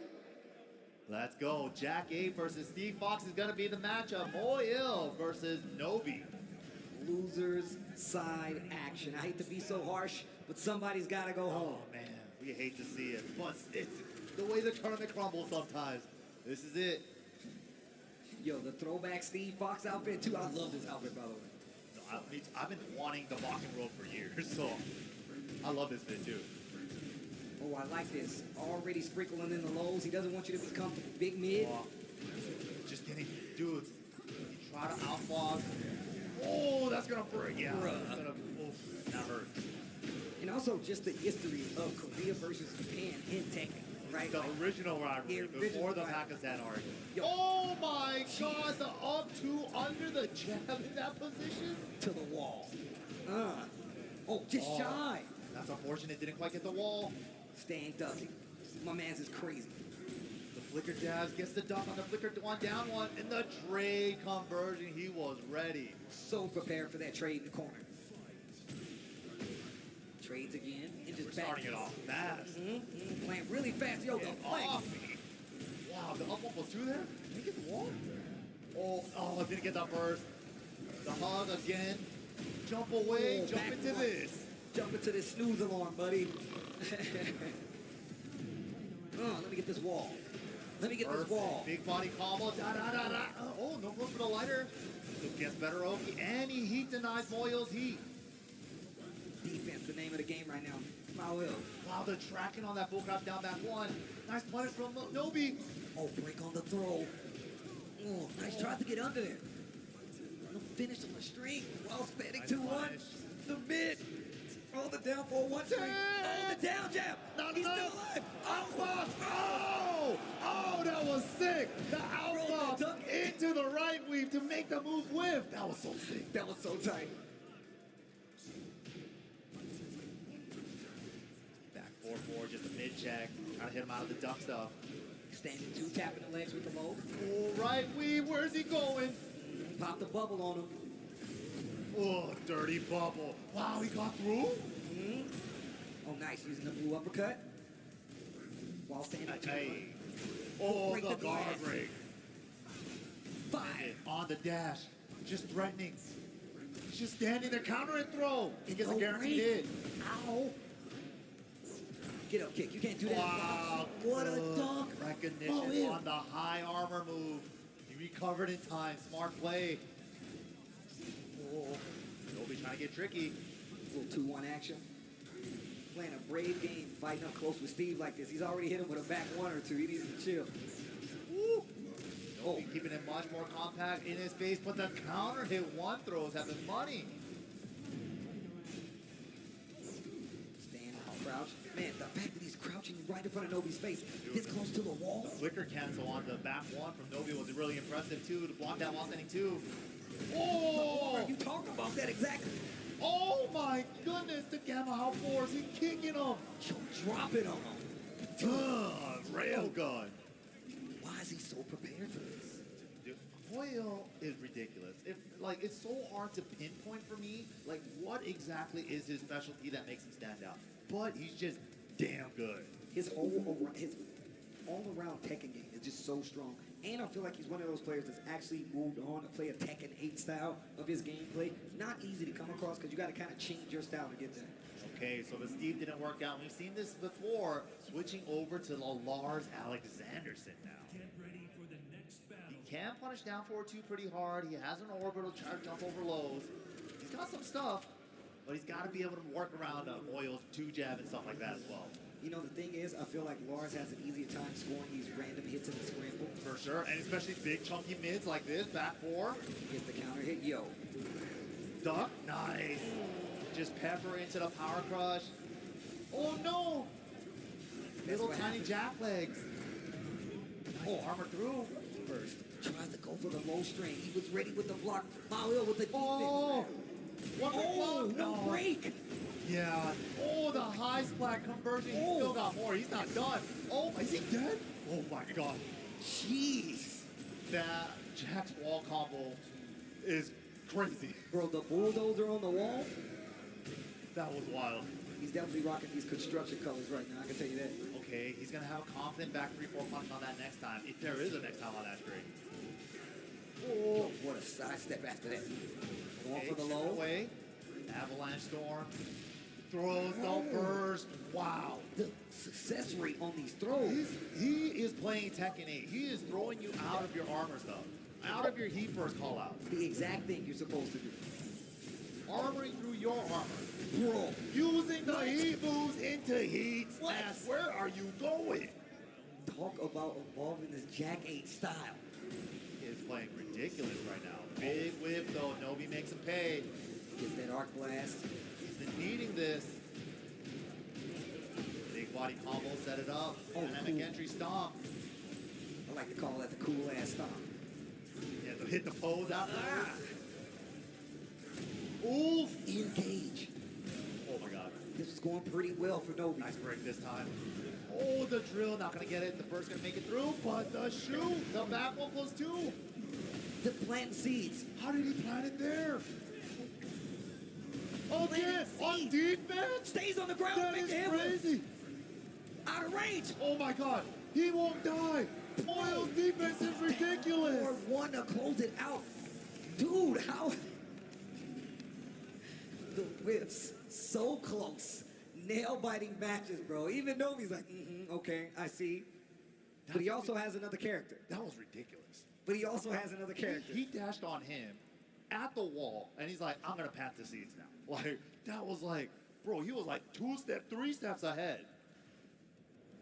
Playing out of his mind right now. Back to Steve, okay. At least the right weaves can get out of some stuff. The Sonic Bangs can be a reliable punch on a lot of things. But can we get some momentum? That has been the hard part here. Hoyle just looking like a wall. A robot wall. Oh, yeah. Dumpster robot wall. I love the sound when you hit it. Doing a lot better with this Steve, though. Press it to the wall. Oh, my God. Off the top ropes. Make some noise. That was actually ridiculous. Dude. Oh. He's to save the wall for the pressure. Burst out of trouble. Please save me. Recover some life too. But the heat smash and the wall is over. Oh my gosh. Dude. Big damage on the stage hazard as well. Yo. Boy, ew. Looking ridiculous right now. The flex. 2. This is not looking good for Nobi at all. Nice carry. Holy. Oh. What a nice. Finally. Sidewall might mess it up. He's trying to adjust for it. Bro, 4-2 to stop the approach. Nobi staying on the ground has definitely helped him out a couple times. Yeah, sometimes you can choose when to get up in this game. You don't have to get up immediately. Switch it up. By Fox Fury. Into the smash. Can we deny his heat timer? No, he just gets wrong. Ducked into it. Gotta get the kill. Gotta get the kill here. Okay, Nobi. Okay, Nobi. Getting some bubbles. We need those. Good interrupt on the down forward 1-2-1 string. He just like knows what he's gonna do. Makes the right amount of risk too. Into the guard break. Low parry. Okay, wait a minute. Oh, this is how magic happens. We saw this yesterday with Nobi. The low parry and a dream. Oh, the old okey doke step on his foot. Oh, the clinch! He got the one follow-up. Nice. Okay, Nobi. Staying alive. Staying alive. Uh-oh. He got the mini uppercuts on counter. It's gonna hurt. He saved Tornado too. Gosh, he's not done yet. Oh my God. He's not done yet. Ow. Oh, help me. Help me, please. Oh, wait a minute. Uh-oh. Okay, one more chance. Nobi this round. Oh. Sweep the legs. Sweep it again. Yo, spread him. Step 2.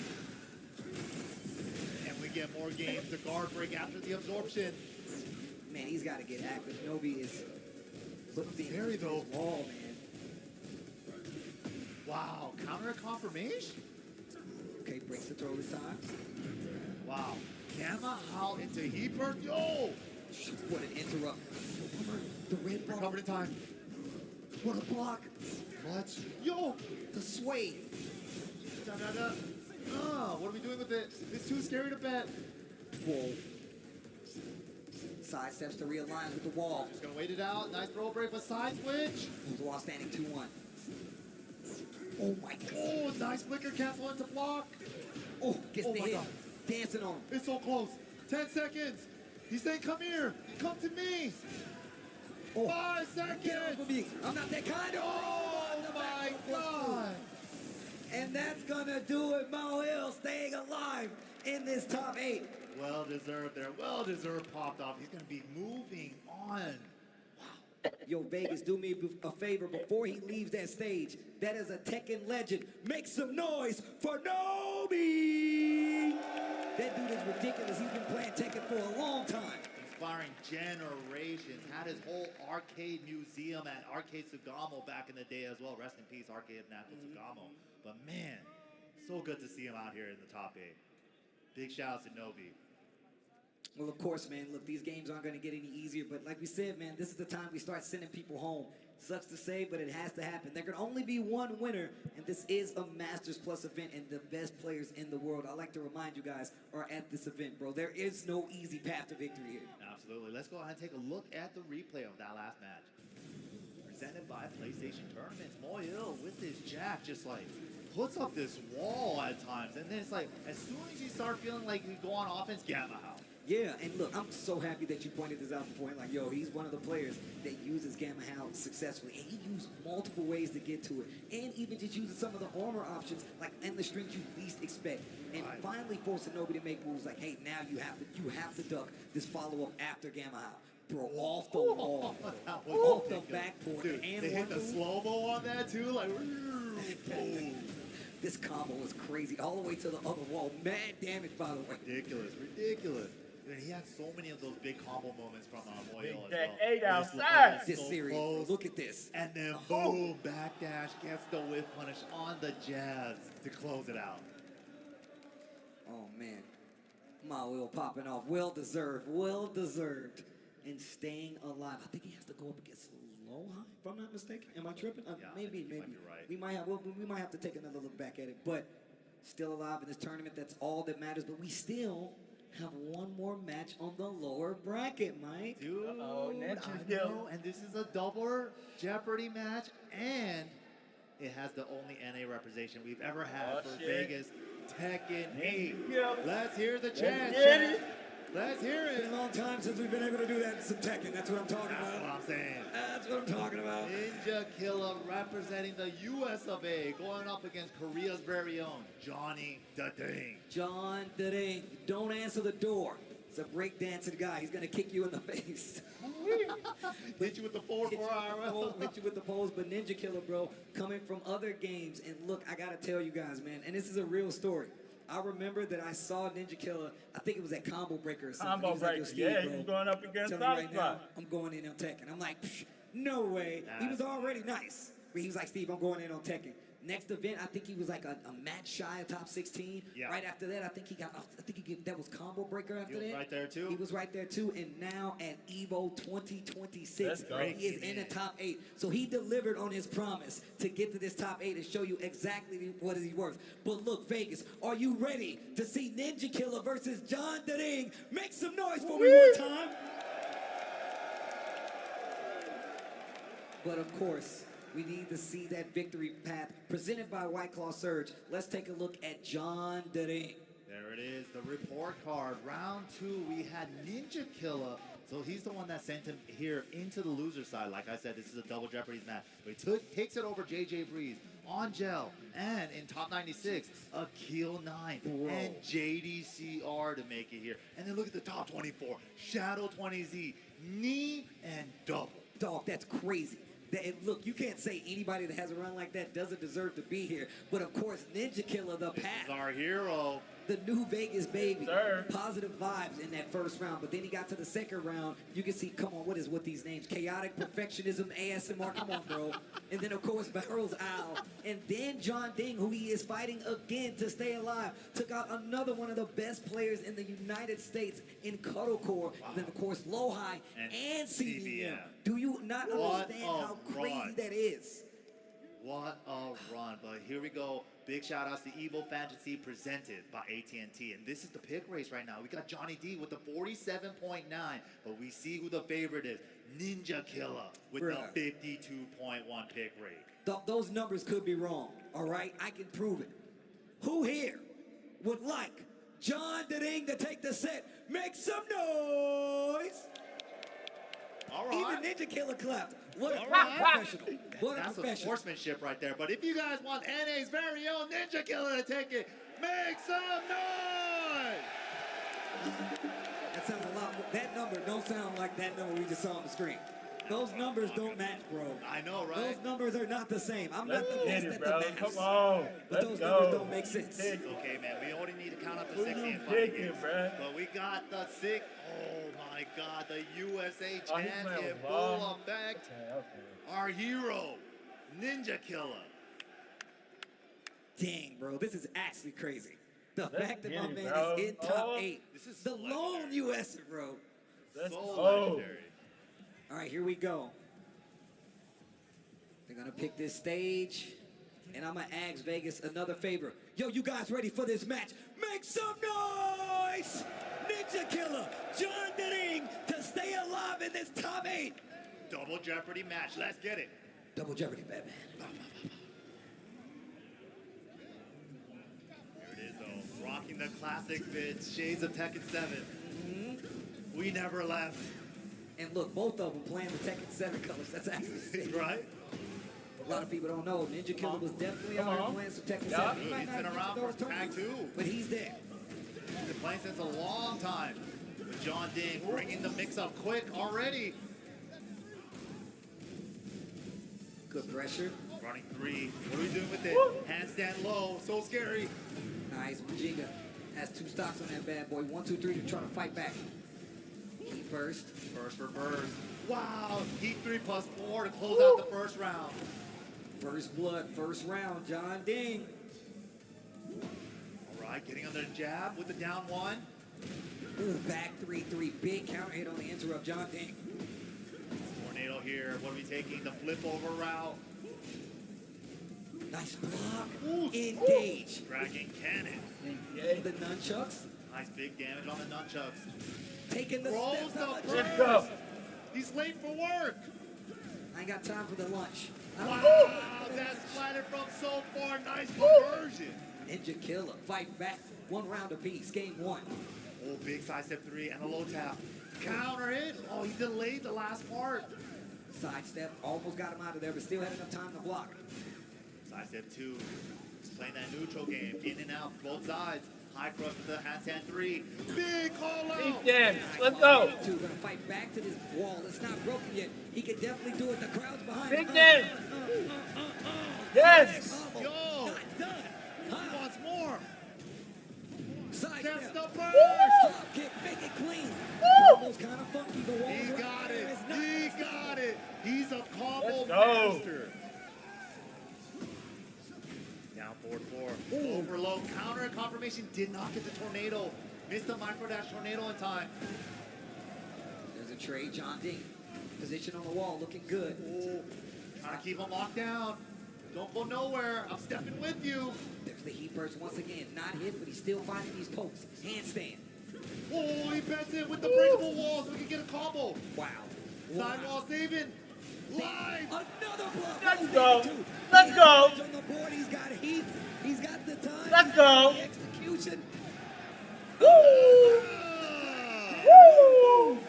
And bringing it back from the other side. Down, around, but not Let's out. go. First game to Ninja Killer, and the crowd is erupting.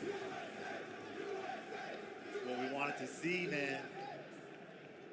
This law is something serious. Like the amount that he squeezes out of everything. Like the system awareness, just the combo awareness, the situation awareness. This guy plays some mean Tekken. All right, here we go. Game 2. John Ding needs to do something. The momentum on the side of Ninja Killer. Fishing with that down forward two. Wow, second it saved him. 4-3+4, engage. Oh, side step 4. Gets him out of the air. Let's go. Let's go. Oh my God, can we Let's reach the go. wall? 100. Let's go. 100%. Let's go. Nice down jab interrupt. Tried to go for that DSS cancel. Delay on the string. There's the Power armor. crush. He's gonna hold the dash so he can smash. Oh, sidestep. He burst to my own. Get off of me, bro. Hands off the feet. Oh, huge QCB4. Does he get the unscaled? He does. Not enough. The mids. John Ding finding a way. Keep it safe, keep it mid. Nice block. Wow. Punish. Eddie, one of the few characters that can launch that. To the wall. Big damage. Oh. The wall pressure. Ninja Killer trying to switch the positioning with the step blocks, and he gets a big punish. Oh, no. To the poison arrow. Back still to the wall. You know John Ding's looking for a splat. Oh. Wow, the up forward 1-4 at the wall. Down 4-1-4. Big damage. Should be the round, John Ding. Strong 2 rounds for Johnny D here. Little low taps on both sides. What a side step duck in the launch. Oh, misjudged the wall a little bit. Uh-oh. Might be taking him on a tour. Break this balcony. He had to first, and he miscarried. The angle didn't work out for him. Whoa. Jab. He burst finds its mark. Big damage. Oh, Yeah. God, it took him so much damage. It does a lot. Yeah, the handstand back 4 with the Manjinga stack is so much damage. Game 2 going to John Ding. I told you not to answer the door. It's tough, man. Tough. One apiece. What do we got? Into the stratosphere. All right. All right, so we got a floor blast potentially on the final round. On the potential final round. But here we go. Oh, just full sensor, but no punish? Teasing with the back one. Oh, we're getting crazy with the offense now, Ninja Killer. Using a lot more DSS and going through some more options, too. Wow, good challenge, good stop sign for back 1. Really careful. What a perfect option, homing move. Rodeo! Going for the mid try to close out again. DSS. Wow, conversion, nice. He got it. Healing off the wall though. Good adjustment. Good adjustment. Oh! Tried to take the steps. Oh, counter hit. Uh-oh. Nice little no tap. Starting to get the lead. Lead in this set now on John Ding's side. High crush on the 4-4-3. Luckily it wasn't counter. Look at this offense. The Dragon Hammers. It's crazy. Down forward 2. Yeah, with him down forward 2 on the side 6 3+4. That was nuts. Big 92. Let's go 10. Nice dog. Down 4-3. Nice interrupt. And again, we are tied in this set. This can't get any closer than this. Game for game, round for round.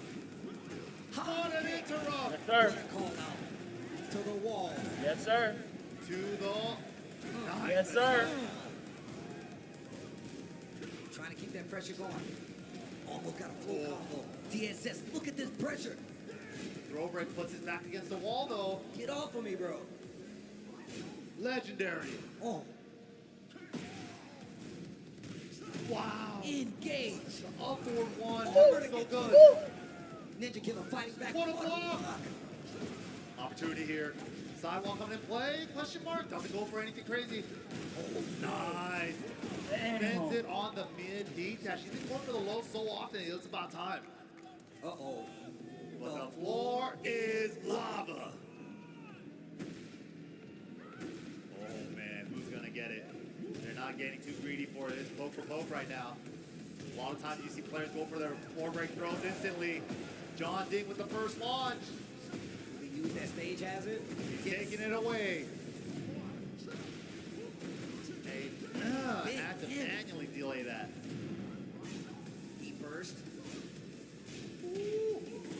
Wow, but the smash. Oh, big pokey whip. What the? Oh, he's sharp. Oh, but the counter at 4-4-3 and the scramble from John Ding. Incredible move. Well played. That scramble was crazy, by the way. The scramble was getting nuts, and John Ding was like, I got to put this low in there right now. Tense. Yo, Vegas, he needs your help right now. If you want him to take this set, you better make some noise for Ninja Killer. Tournament life on the line. Tournament life. Give it up for our boy.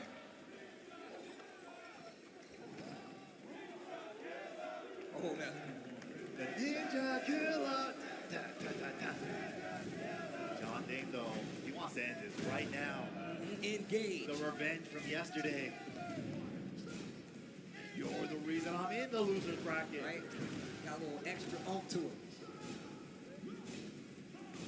Oh, so scary. Look at the gray. Oh, wall splat. Big damage, too. Single hit explosion, and that activation means you're going to get a long combo. Uh-oh. To the wall. Nice. Great conversion. And a low tap after it. Oh, God. The patented back one into up two. Set lead in favor of John Ding right now. He's engaging. Dude, nice he block. rolls you into wanting to float him on a handstand, and then he's been so good at countering your float options. Handstand 3 to high crush, power crush to deal with the mids. Great punish. I don't know if that was a missed slide, but he eats a heat smash for it. But now that he's got it out of the way. Fishing for the engager. He's using a lot of stands. I like it. Sidestep 34, you gotta drum it. To the wall. And that's that. John Ding on set point now. Set point. Ninja Killer. This is your last chance, man. Crowd, he needs your energy now. It's the flow. To the wall. Junkyard. High splat. He's getting crazy on the offense. You got to get pinned at the wall. The wing condition. Wall's parallel now, though. Uh-oh. Uh-oh. We talked about that delay. He makes you think you want to interrupt it. Looked out on the combo. Oh, so scary. Stance. He can't get off this wall. Nice. Threads the needle. Engage on the wall, and he's fighting alongside the wall. You got a combo for that. Something nice. What a cancel. He dashed to keep it going. DSS low. Oh. He gets the hit. Yo. What nice. Let's go. He's still alive. crazy. So scary. Trying to just push it to the wall off block, and he gets it with the second hit. Yo, the blue legend. Let's go. Let's go. Yo. Oh, nice flash. Let's go, bro. Let's go. 2-1. He's still breathing. He's still fighting. He's not giving up. Nice. Let's go, bro.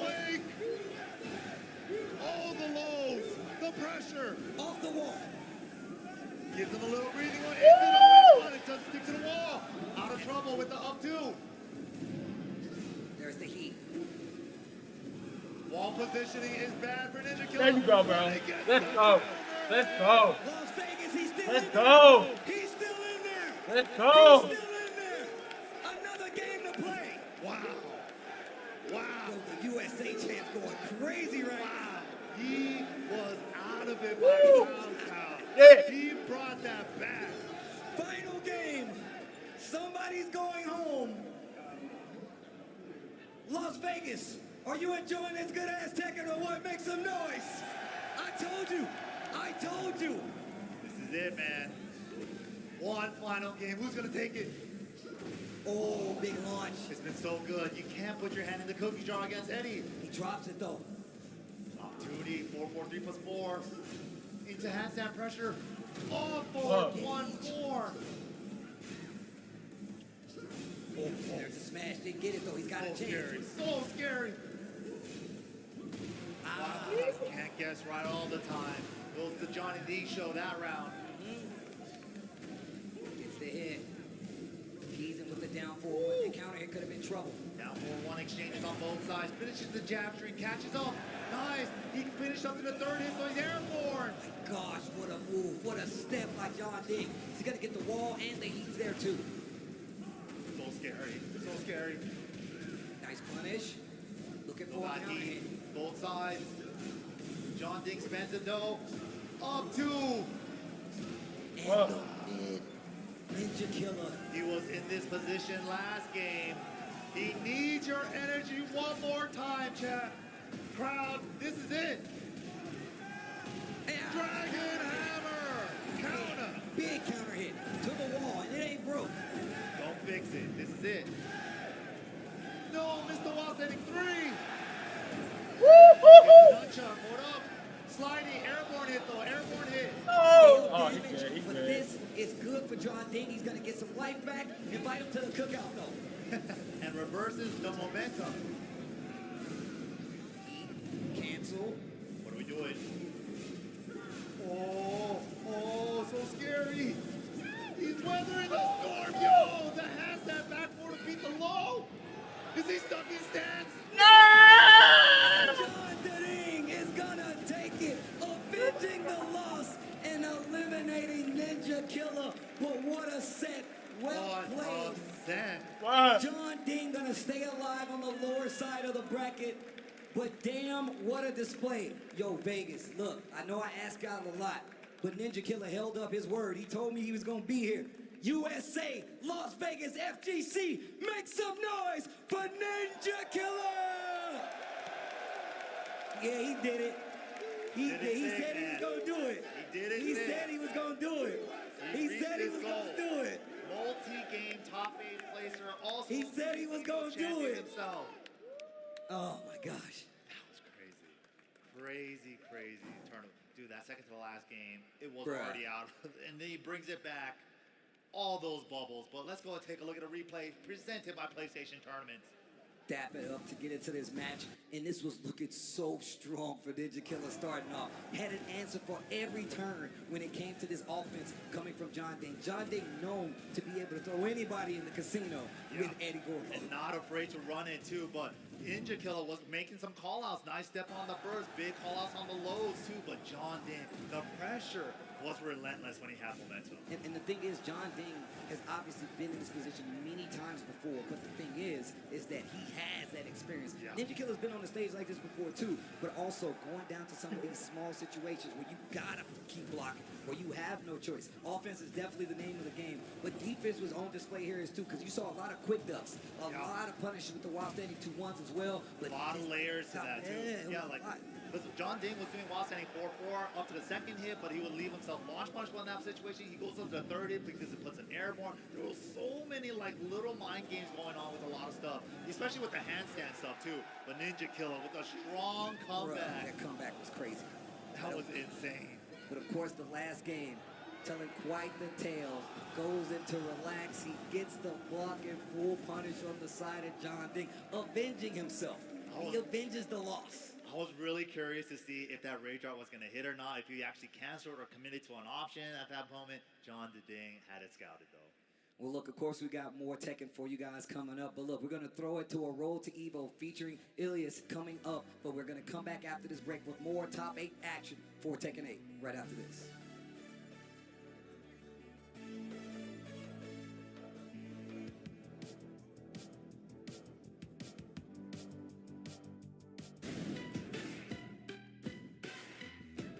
Hello everyone, my name is Ilias. I'm a 19-year-old Tekken player, born and raised in the Netherlands.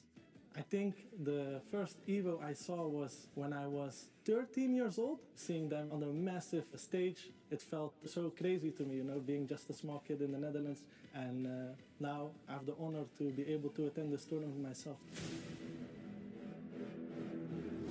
It was in 2024 that I saw another competitor from Europe who was able to travel to EVO and attend the tournament. I didn't know this was possible, and as soon as I saw that, I just signed up for Road to EVO and immediately tried my best to win.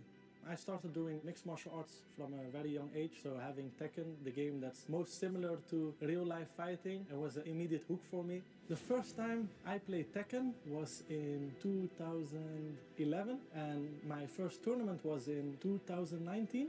My main character in Tekken 8 is Eddie. I've started playing him since its release, and now since Season 3 came out, I've started playing Lily, because I feel like Eddie is definitely a strong character, but he's also a very risky character.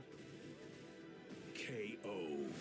I've been practicing very hard at home, doing 6 to 8 hours every day together with my coach, so I'm feeling very confident. I did all I could, and now it's just time to play my game. Thankfully, I have a very loving and supporting family. When I started in 2024, they didn't really understand anything about esports. As soon as I won the Arab Esports League, they watch every tournament of mine, and I'm very grateful to have them support me everywhere I go.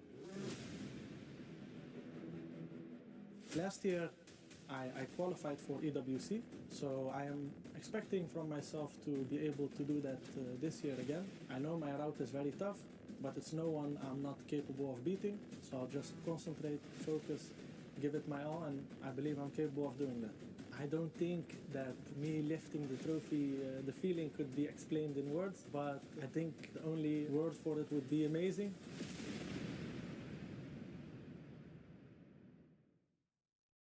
The Chipotle Burrito Bus is here. Let's go!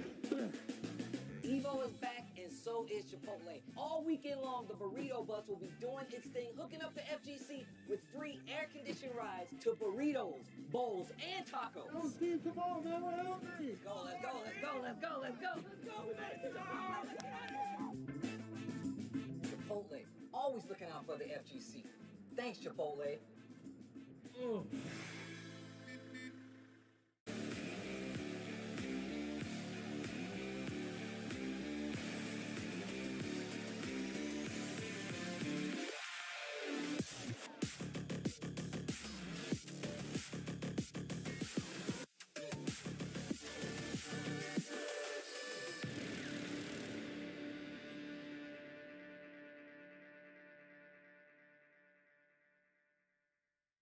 Ooh, that boy Kus is breaking Joe in the nooch. Look at him go.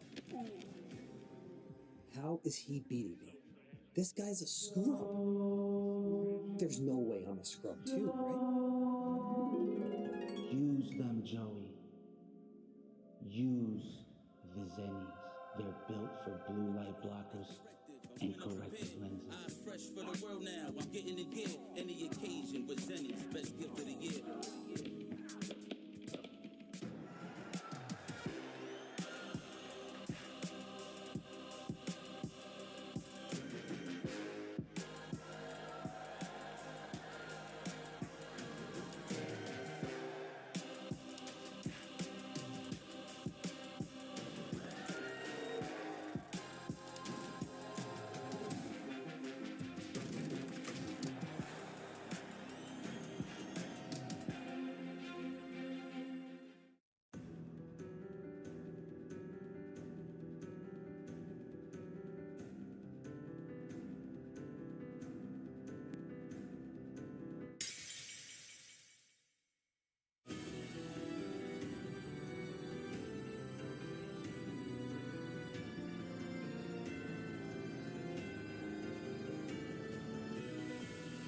メルティーブラッドドアイルミナ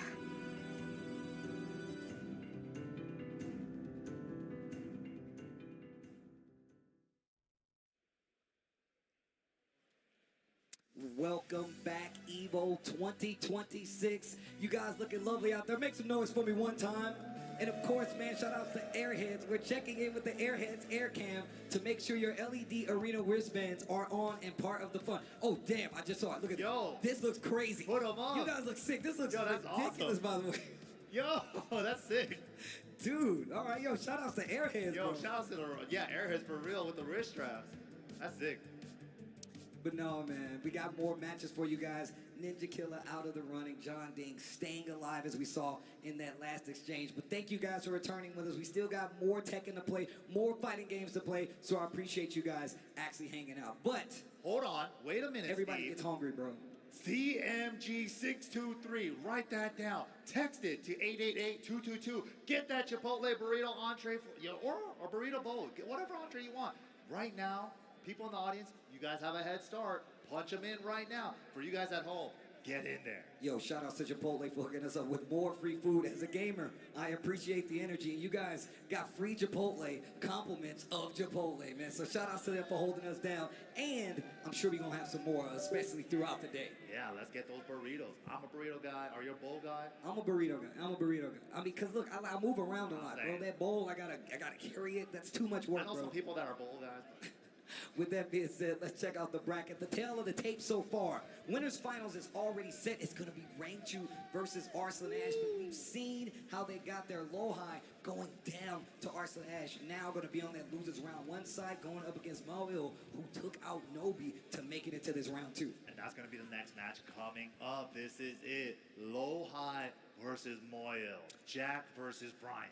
Really interested to see what Moel has under his jacket sleeves for this one, because in that last match, he just seems so prepared for everything that came at him from Nobi. I don't understand how he does that, right? But then can he do that type of like, I just know everything you're going to do after like half a round play style against Lohai? I don't think so. I mean, we're going to see. We know Lohai is definitely one of those guys that's always in the lab. Always in the lab. And on top of that, he's got like mad God characters, right? He plays so much. He has knowledge of a large part of the cast. So I feel like no matter what, somebody's going to have the work cut out for him.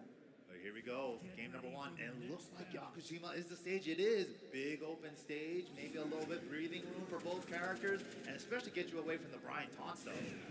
Yeah, you got a lot more space to kind of breathe and get around. But of course, here we go. Game one, round one, losers quarters finals. It's Korea versus Korea. Lohai versus big elbow to start it off. Big counter hit.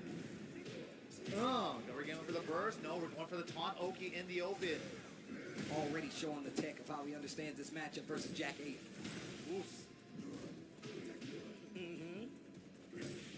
What a two. Jack then finds the engager so he can get the heal.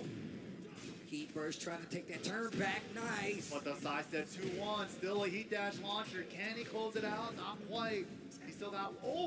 Especially if he drops the ender. Wait a minute. The armor. Keeps it light so he can recover in time.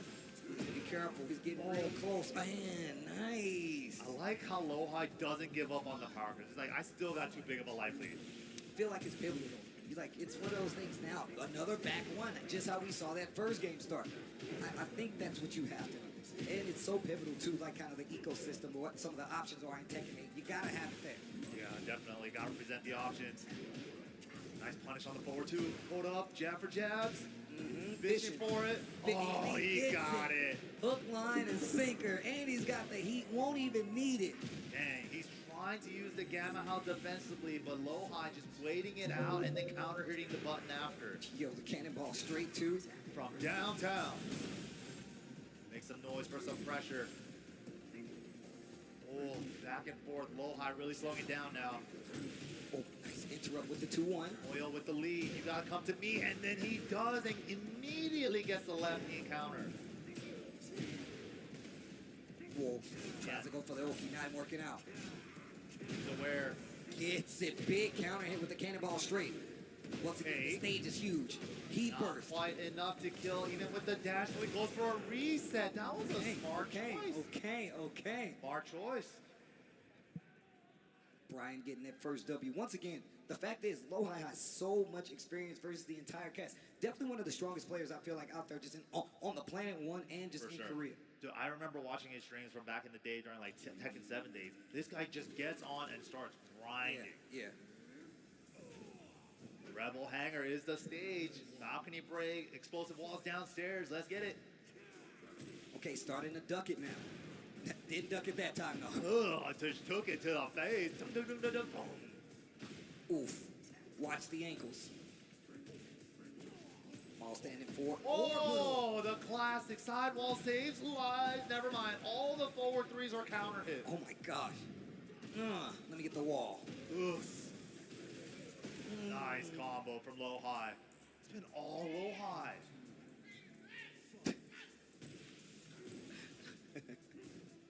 Jab, jab. Confirm? Let it hang a little bit. That was tight. On the boa crush? That was crazy. Requiem for the taunt. Okay. Oh my god. Okay, Lohai, I get it. Breakable balcony 2. Casual taunt jet upper in that situation there, and that's why you don't tech after back 2-1. Requiem wall combo. My man tried to go off the backboard. Lohai was ready. Oh, the patience from Lohai. Boyle hasn't got anything started. Every time he tries to do something, there's a counter hit waiting for him. Hasn't been able to play the game Oh. yet. Another taunt. That could have been a lot worse. Yo. He's not letting him play. Throw break. Just No throw block. break. Didn't get it. Yo. Out of the air? No fear. That up forward one for days. Lohai putting on a clinic right now. He hasn't been able to do anything, bro. Man, he is not letting him play, bro. What do you do here? Character switch? He's hovering the character select. No, just an outfit change. Wow. Changing the outfits, bro. We're going high tech. Last chance. I haven't really seen him bust out the Victor like that, so it makes sense. Just take a little breather. Pick the blue jack, the best jack. Okay. I'll agree with you. I'll agree with that. All right, here's that Brian again. Lohai, 2 games up right now. Oh, well, needs to do something if he wants to have a chance to stay alive in this tournament.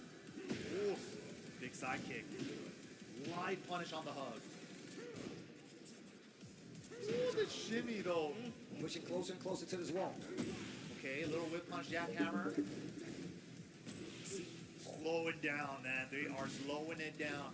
Moyle is so scared of these counter hits, bro. He's been getting hit by all of them. Nice little backdash right there to stay out of range. Oh, well, one whip and he's paying for it. To the wall we go. Oh, body combo? Are we going for Oki? What are we doing? Going for damage. That machine can't move, bro. He can't move. He's a big body. Big hips, bro. It's the big hips. You can't It's size. an actual dump truck. An actual dump truck. Charge. Wait a minute. And instantly answers with a down 4-1. Run him down. Good patience. Good blocks from low high. The throw break intentionally for the side switch. Of course, but okay, guard break. Using the armor a little bit. Wait a minute. This is looking so tough for Moyle. Can he get a bubble on the board? Armor for armor. Nice burst cancel, because he knew if he let the burst rock, he was going to die. Bro. That was so good. Spring. An instant smash. Jeez. Moyle not ever getting a chance. He had a burst right there of a moment, but Lohai instantly denying it. And another big counter hit. Big boy. Ice Flat Mock Breaker. Big body on the wall. He started slipping off the wall. Wow, he just hit him trying to move. Bro, everything is headings. Everything.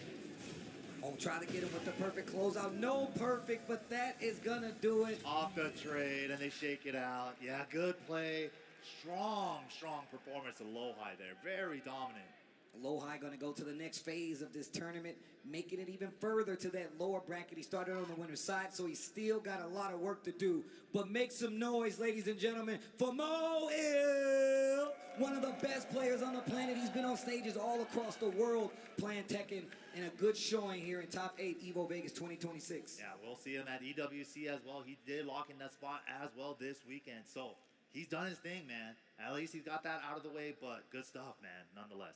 Well, of course, let's take a look at these replays presented by PlayStation Tournaments. And look, it was a pretty big clinic that he put on right there. And the thing is, Mo looked so prepared to fight Nobi early on, right? Yeah, did a great job scouted it, but coming to Loha, just seemed like he had an answer for everything. Yeah. Like, even when he wanted to use a defensive gamma, how he just kept it light, just peppered the jabs, a couple of throws out of it too.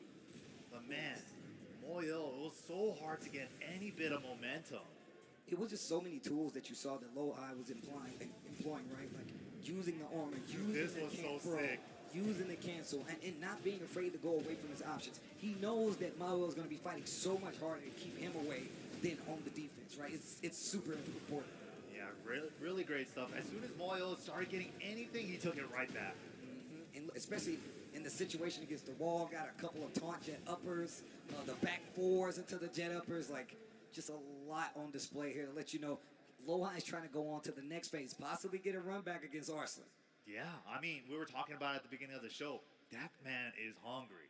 And that guy, I know since like the beginning of Tekken 8, he wanted something big. He did get something with the TWT finals beginning of this year, but I know he wants the EVO. Of course, of course. He wants all of them, bro. You always trying to double up, but of course, we saw that John Ding Ninja Killer match go down. Kasim Mir gonna stay alive. Of course, coming from that winner's side versus John Ding, our next match here to stay alive in this top 8. We're getting closer and closer though. We're getting to that top 4, top 3 area. Ooh, that territory, man, and Arslan Ash and Rangchu still sitting pretty on winner's side. That Korean-Pakistan rivalry still continues. Still going strong. I mean, look, even this match. Yeah. The Kasim Mir, John Ding. I mean, and even the match after this potentially could be another Korea versus Pakistan affair. That's what I'm talking about, man. Dancing in 90-degree and arm angles. Ooh, I'm down, bro. Well, let me check with the people out there. Yo, Las Vegas, you still with me? Make some noise. That's what I'm talking about. I'm glad you guys are enjoying this Tekken.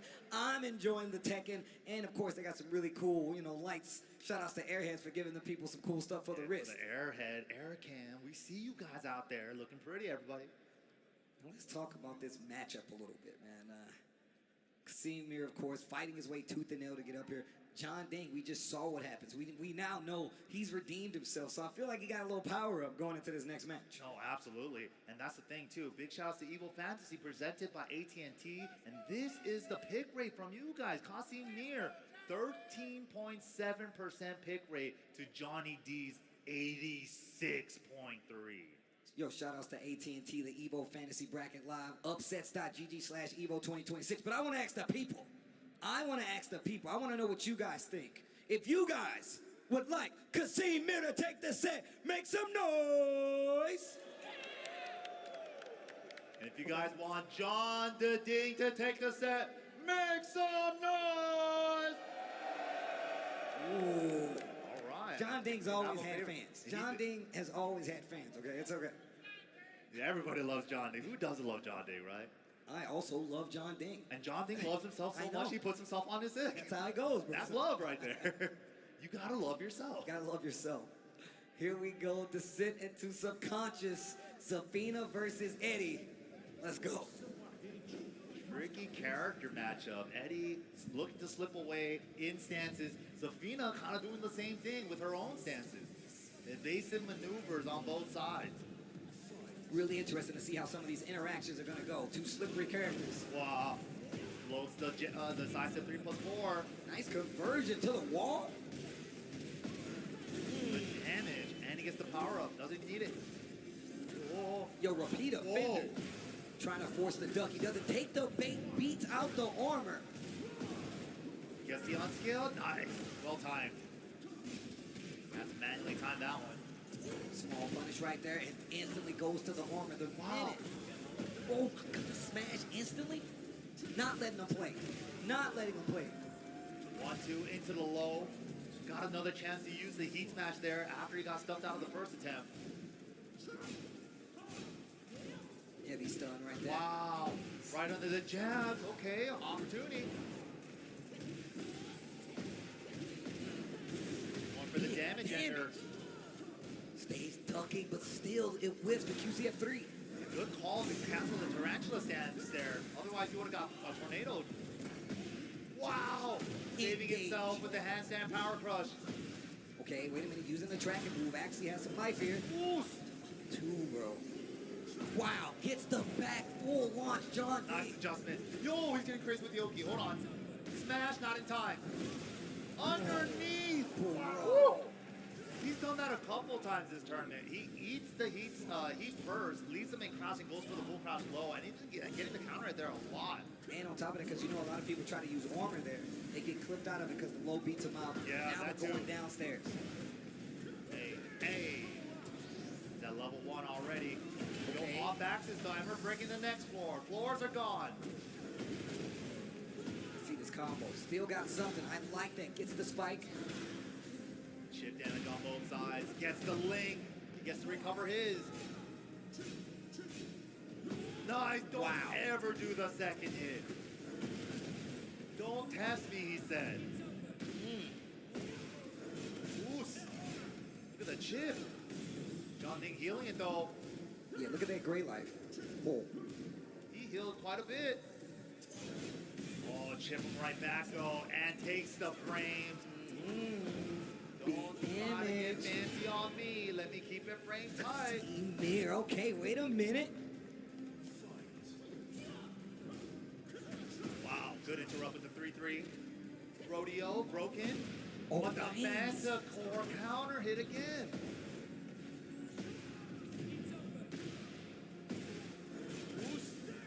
Big Ray. I like the switch up here. Playing a lot more slow paced. Not approaching some of these stances as much, especially relaxed. Oh, the Ray. Casimir is not even going for anything to hit. He just wants him to block this. He's been doing his job, but he's running away with it. Oh. Hit the jab. He had an opportunity there. Let it slip away. Oh, but John Ding with the clean step into launch. Bro, he was blocking for so long and was not, if you saw him try to teach just to get the hit to cash out, but it did not work out. John Ding ready at every turn, going straight to the launcher. Eddie has a sidestep now in this game. Cleanly steps that, gets the down forward 3. Mirage closes it out. Nice stuff. Casimir though, different stage, open stage. Oh, John Ding's like, ooh. Not a fan of that. Not a fan of that. I like my walls, man. His wall pressure is crazy. It is, yeah. Especially with like the handstand stuff that he's been implementing a lot more nowadays. This has been great. Definitely elevated his Eddie gameplay. But here we go. Casimir. John Ding. He's got to do something. But he was looking a lot better with the Safina in those later rounds. Yeah, gotta warm it up, rev it up a little bit. Attacking on the lows. Ooh. Counter hit. Tarantula 1. What? Ooh. That's got to be a mistake. Yeah, I can't imagine what that could have been. Yeah. Little missed input there from John Ding. Maybe he had like a 200 IQ Galaxy read. We're not there yet. We're not that good. Ooh. Good interrupt. Little stance pressure, trying to hit her out of the stance. Whoa. Wow. The spacing from Casimir, just making everything from John Ding whiff. But the step again. Once again, full launcher, and he's got heat. But the drop. The chase down. Cancel this stance, hold this mix then. No hop kick. The rare Davina hop kick not working out. We've seen it work too many times. Right? Already. It had to fail eventually. What a down jab. Gets a conversion off of it. Floats the heat 3+4. Full conversion, but it was a heat flow. So all gray light for John Ding. Bro, look at Safina's gray. Yeah, she could recover a lot. But she also uses her moves. But yeah, gets it right back with the big claw. Okay, wait a minute. The Safina's starting to reap some awards. Ooh. Big counter hit. He got caught by that a couple times now. Just trying to punch the first hit. So this is why it's so dangerous to try to punch the first hit of Manticore. That move. And another big counter hit. not dead, but man, you're in a bad spot. About 80 damage from the 2 combos and the float conversion. Yo, what a round for Casimir. Bro, running it all the way back, Casimir. That was ridiculous. And it started with those floats, right? Yeah. Started to kind of like check stance a little bit. And even though it wasn't a big damage conversion, he was still able to get something, take that momentum, get some wall positioning if you need. That's the important part about converting those floats into a full situation flip. Because not only did you get the combo, now you have the Oki and the pressure after the combo too. All right, let's see what he adds to the game plan. Gotta See if he can keep this momentum on his side versus John Ding. Oh yeah, he's been punished by the follow-up so many times, he finally doesn't punish the first hit. Starting to get into his head. The psychological warfare. Whoa. Wow, dude. The sidestep right built-in punch. Nice stance cancel, but he was going the other way. Okay, he's starting to go more toward these lows. Stance for stance right now. Relax versus Mantis. Okay, burst. Nice. Save punish opportunity there if you wait till the second hit. John Ding playing a lot more tight on the defensive side of things. Okay, just backdashing. Great movement. But Wow, good power crush. Good power crush. Yeah, that was good. He hasn't really pulled that out like that. He got so many options. And another counter hit find. He's got so many options and so many looks at his approach with this Eddie, man. It's actually crazy. Dude, the 1+2s have been so good, but nice step from John Ding. His steps around Zafina have been really good. Pressure now. We're in the mix. Oh, wait a minute. Homing attack. Ain't going nowhere. Yo, crouch throw punish. Perfect punish. Gets the crouch throw. He's already active. Yo, that was sick. Blatant low. Big low.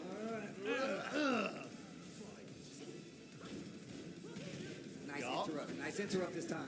Was a clean in range. Goes for the chip follow-up too. Ooh, nice whip punish. Wow. Okay. A little bit of chip on both sides. She's trying to stack on more chip with that big hand from Zafina. Oh. Nice backdash. Oh, sick. Goes back to punishing the first hit again. Gotta keep that in mind. Great movement. Back to the wall. Oh, it worked! Oh my gosh. That's a rare move. That's like a combo-only move. Didn't expect it. No heat on either side. Gets the... Oh my god, this is so tense. The time. 13 seconds. Jab control. Running 3. Into range hard. Yo, invite her to the cookout. Let her meet the family. Grab a piece of this, grab a piece of that. It's insane though. Eat up, sweetie. Boom.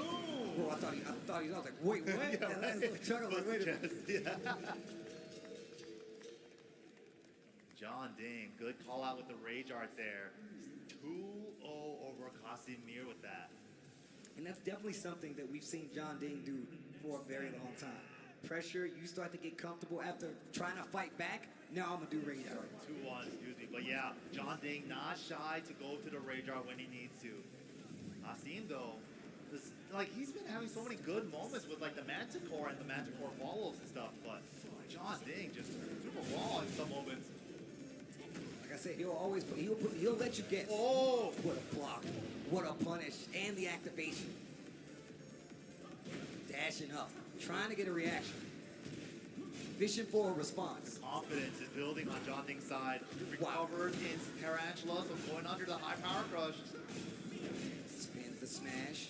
Tries to go for that mid. Oh. Wow, okay, stacking up the damage, yo! Get the cancel, run up down for a 1. I thought that was going to be like up 2 or something. That healed her a lot. The multi-hit, heat smash, and gets the running 1+2. Casim looking good again. Man, this consistency. The minute he gets that block on the low, goes for the activation with the crouch throw. Oh, what the? He tried to save himself. Nice adjustment for Casim there. And he can get the stage hands it if he wants to. Oh, the pencil thin heat burst for Zafina. So thin. On her heat burst hitbox. like that, just backdash. Dude, look at this offense, man. Finally gets a flow. Holy, no completion on the combo. He was going for the floor break. Got greedy on the floor break. John Ding paying attention, gets the launch, and now he's got his back on the wall. Wow. Wait a minute, wall splat. Not out of it yet. Picks it up off the side. Yeah, it looked like it was about to collide into another sidewall, so cash out with the Rage Art. Time is becoming a factor, though. Gonna recover some of this life as well. Oh, small wall sending for exchange for John Ding. Jab check. Nice block. He's been so consistent in blocking. The down threes, the trade, not gonna go in your favor, John Ding. And at 1+2, back one for Eddie near the end of the round has been so good for Johnny D. And the setup for it is so good. He's like, yep, you're looking for my relaxed stance. You're trying to see what I'm looking for. Yeah, check this out. Ooh. Gets the crouch throw link once again. Full engager, heat bar to play with. Wow, just tail end of having to block that. The lows, the down jab. This is what we saw last time. Safina definitely came back with the fighting out. And the heat smash is just so hard to step, even with a character like Safina. The way that he presents heat smash, though, he sidesteps, he uses it out of stance a lot of times because he knows that you're looking for stance, and then when you least expect it, boom, there's the smash, big damage. Yeah, and reaches so far, too. A flip over route. What are we doing for Oki? Running three, pressure city. Oh my god, non-stop pressure. Lucky break. Okay, wait a minute. And now he can get it. There we go. And the floor break deletes a little bit of gray. Wow, not scared though. John Ding right back in instantly. Oh, the drum roll, please. John Ding. Oh, get up. Block on the low. Last chance, Casimir. Counter it low. Getting a lot of life back. 15 seconds.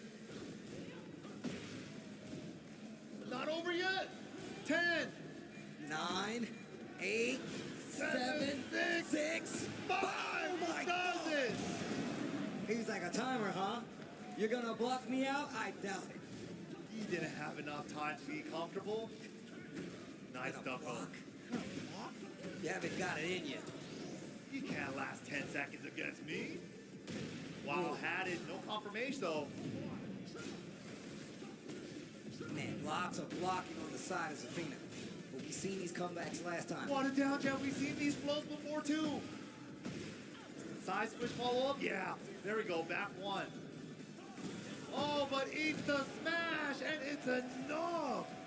And that is gonna do it. John Ding stays alive in EVO 2026. But man, give it up. Casimir coming all the way out here from Pakistan. Give it up for Qasim.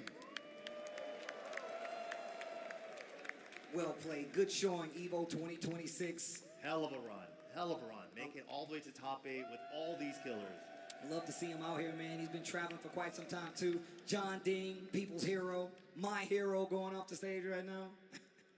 Right? Everybody loves him, man. But, dude, it's been so crazy. So crazy. Bro, these matches have been ridiculous.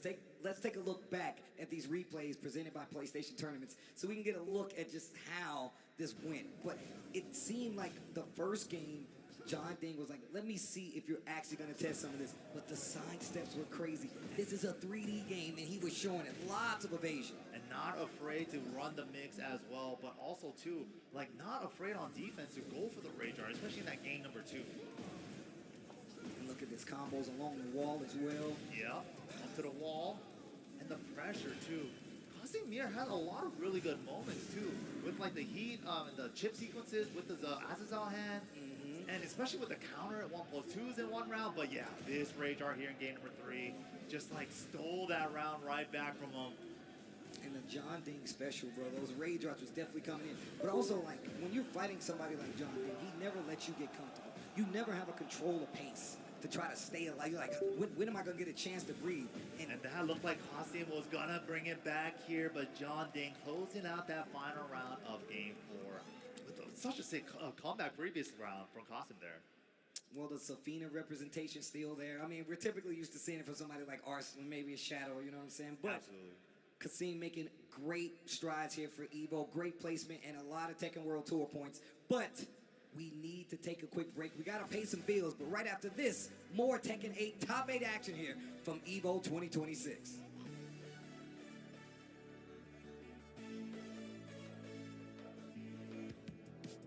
Chipotle Honey Chicken is back. Step into summer with fresh grilled chicken, spicy Chipotle peppers, and the perfect touch of pure honey. Open the summer with Chipotle Honey Chicken. It's taking heat and sweet to a whole new level.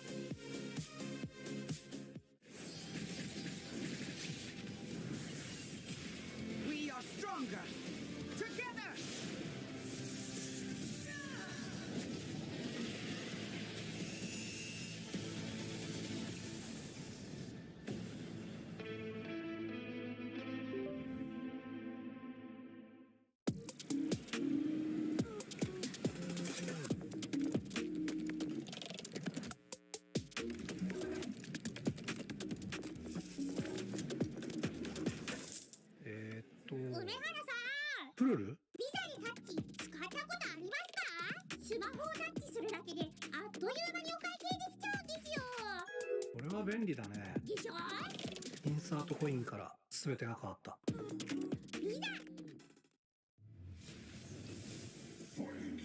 This is looking really good. I'm not even gonna front like that. It's a bold hit.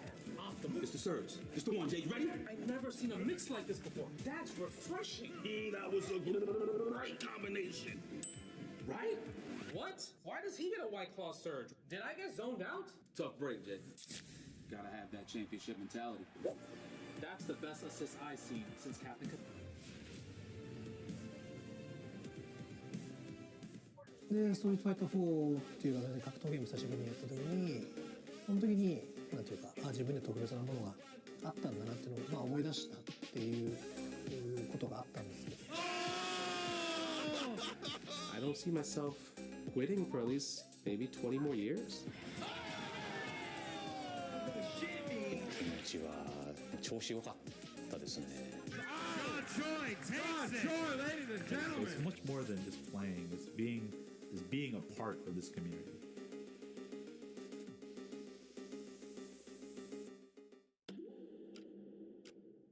With Anthros, your next match will fix your sit. Try today, risk-free, for 60 days, or your money back guaranteed. Anthros.com/EVO.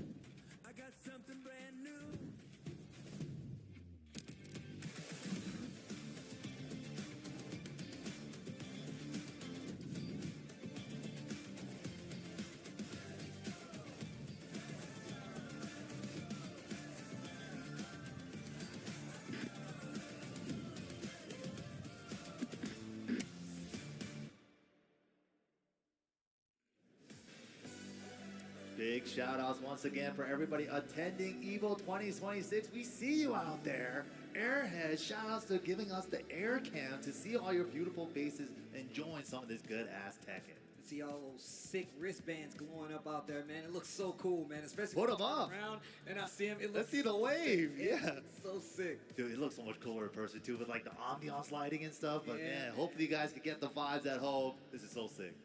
Well, shout outs to everybody that's joining us here in person. Everybody watching at home. Shout outs to Airheads like we said before. But of course, this is the top 8 Tekken 8 action here from EVO. And man, we're getting closer and closer to crowning our official EVO 2026 champion. And, you know, the story of the day is going to be, can Arson make it to that 8th place again? We're going to have to see. But big shout outs to PlayStation Tournaments for holding it down for us here this weekend, all weekend. And if you guys are looking to get into the action, you guys can play and register from your console at home. Sign-ups are free. I try to tell people all the time, look, you don't have to travel all the time, but look, let's just say you get it good enough to travel. PlayStation Tournaments has sent a lot of players here, as well as just giving you guys an avenue to enter tournaments from the comfort of your own home. So shout outs to PlayStation, and make sure you guys enter some of these tournaments. You're always talking smack like you're good. Yeah, Enter and some you of can these also win tournaments. prizes too. You can win sticks. Prizes. You can win a trip to EVO 2027 as well. So there it is. Big shout outs to PlayStation. But let's go ahead and take another look at the bracket. How did we end up here, and where are we at?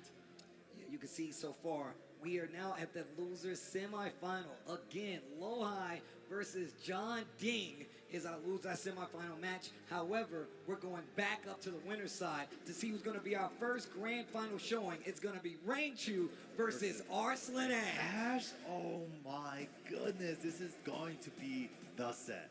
Who's staying on the winner's side for grand finals? Both these guys are already guaranteed no less than third place. But big shout outs to EVO Fantasy presented by AT&T again. And of course, let's take a look at the percentages. Rangchu with the 8.3. That's disrespectful. This guy's a two-time TWT. Arslan don't even got that. But what Arslan does have is 7 EVO. He got 7 EVO. And as you can see there, this is Arslan at EVO, 91.7% pick rate. All right, well, look, I'm going to ask the people. These numbers could be wrong, okay? If you guys would like Rangchu to take the set, make some noise. I was about to say, that's a lot more than 8%. That's what I'm saying, man. But if you guys want the 7-time EVO champion to make it an 8 here tonight, give it up for Arslan Ash. Okay, we got some believers out there. We have some believers out there. We do, but it seems like this is going to be a crazy one. Bakuram versus Kunimitsu. We didn't get to see the character select. Or is it Nina time? It's Nina time. Nina. Serious business here today. Lockdown City. And it's Steve's favorite stage. I'm literally just thinking about the music. Engage. Hey. Nice throw break. Wow, second hit counter. Get off of me, lady. Damn, you already knew he was going to break the ball. You already knew he was going to break the ball. Punish. Tried it, just in case. Wow, why did he down for a 3-hit grounded it? Nice dash. Wow. Up to the third hit, not the fourth though. Down 4. We've seen it do wonders. All the way, nice patience from Arslan. Oh, jet kick. Off with her head. That is probably one of the most satisfying buttons to hit in this game. Bakuram just seems, when you hit people with it, you're like, oh my god, I need He has some fun buttons to hit. Oh my god, that hurts so bad. Yeah, it's like, GG, see you next round. I like these down 4-1s though, they're starting to add up. Both sides too. Both just trying to establish that Pokemon game, that poke game. Oh. Arslan, a little burst of offense here. The lockdown with the sidestep ones and jabs.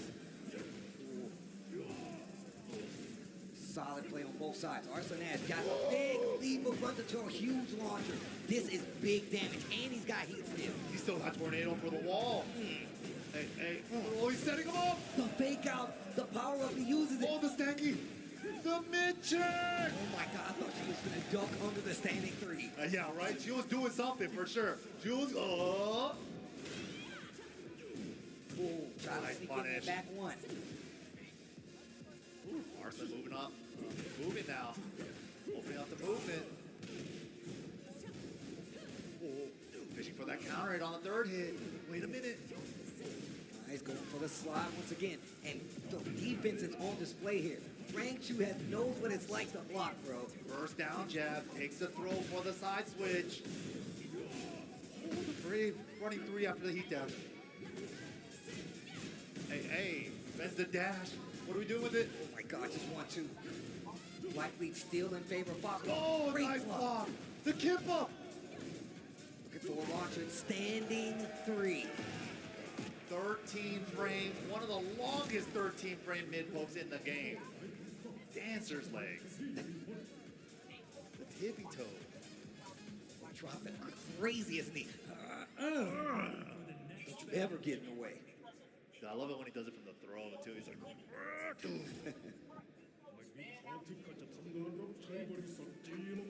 I like how Nina's trying to hire him. Like, yo, yeah. You want a job? Yeah, G-Core, come to us, man. I refuse. I need to work for you. We're guys. not that evil. Yeah, right? Like, welcome to G-Core. I know your boss is Kazuya.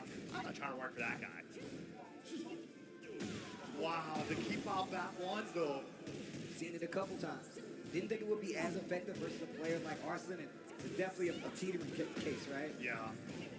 It's just like Rangchu knows from like playing Bears for so many years, like when to use the keep out one, even if they're risky on block. You got to put the idea in their head. You do not want them to feel comfortable constantly putting this pressure on you. Right. Counter hit, down 4. Ooh. Wow, down 4-3 just doesn't hit Nino on the floor or what? Whoa, Wow. the classic up back 3 out of trouble. Shades of Tekken 5. That was actually godlike. That down 4 activates the rage.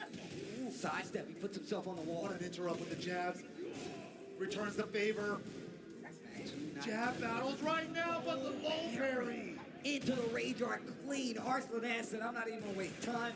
The wall was Maximum there. scaling too. It would have been trouble, so I completely understand. Don't play with your food, just kill it. Yup, if the Rage Art's gonna kill, we watching that I Love Lucy episode, baby.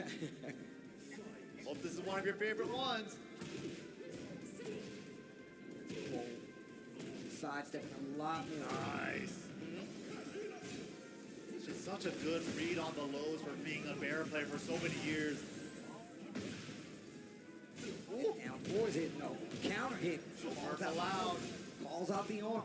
Could only sidestep right that forward 2-on-2 there, but the wall was there. Trying to move, got hit. Wow. Just the first part, eats the smash. Rage on both sides.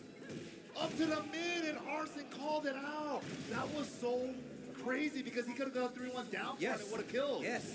That was a big call out on defense from Arslan. Nice, gets follow-up. 3 hits. Big damage right there. No break on the 1+2. Wow. Back 1. Where does he find those? Whoa, that's gonna hit. Whip punish first. Real close to that wall. You gotta be careful. Wow, the flash guard. 1. No 6. Triple. He went for the 10 frame.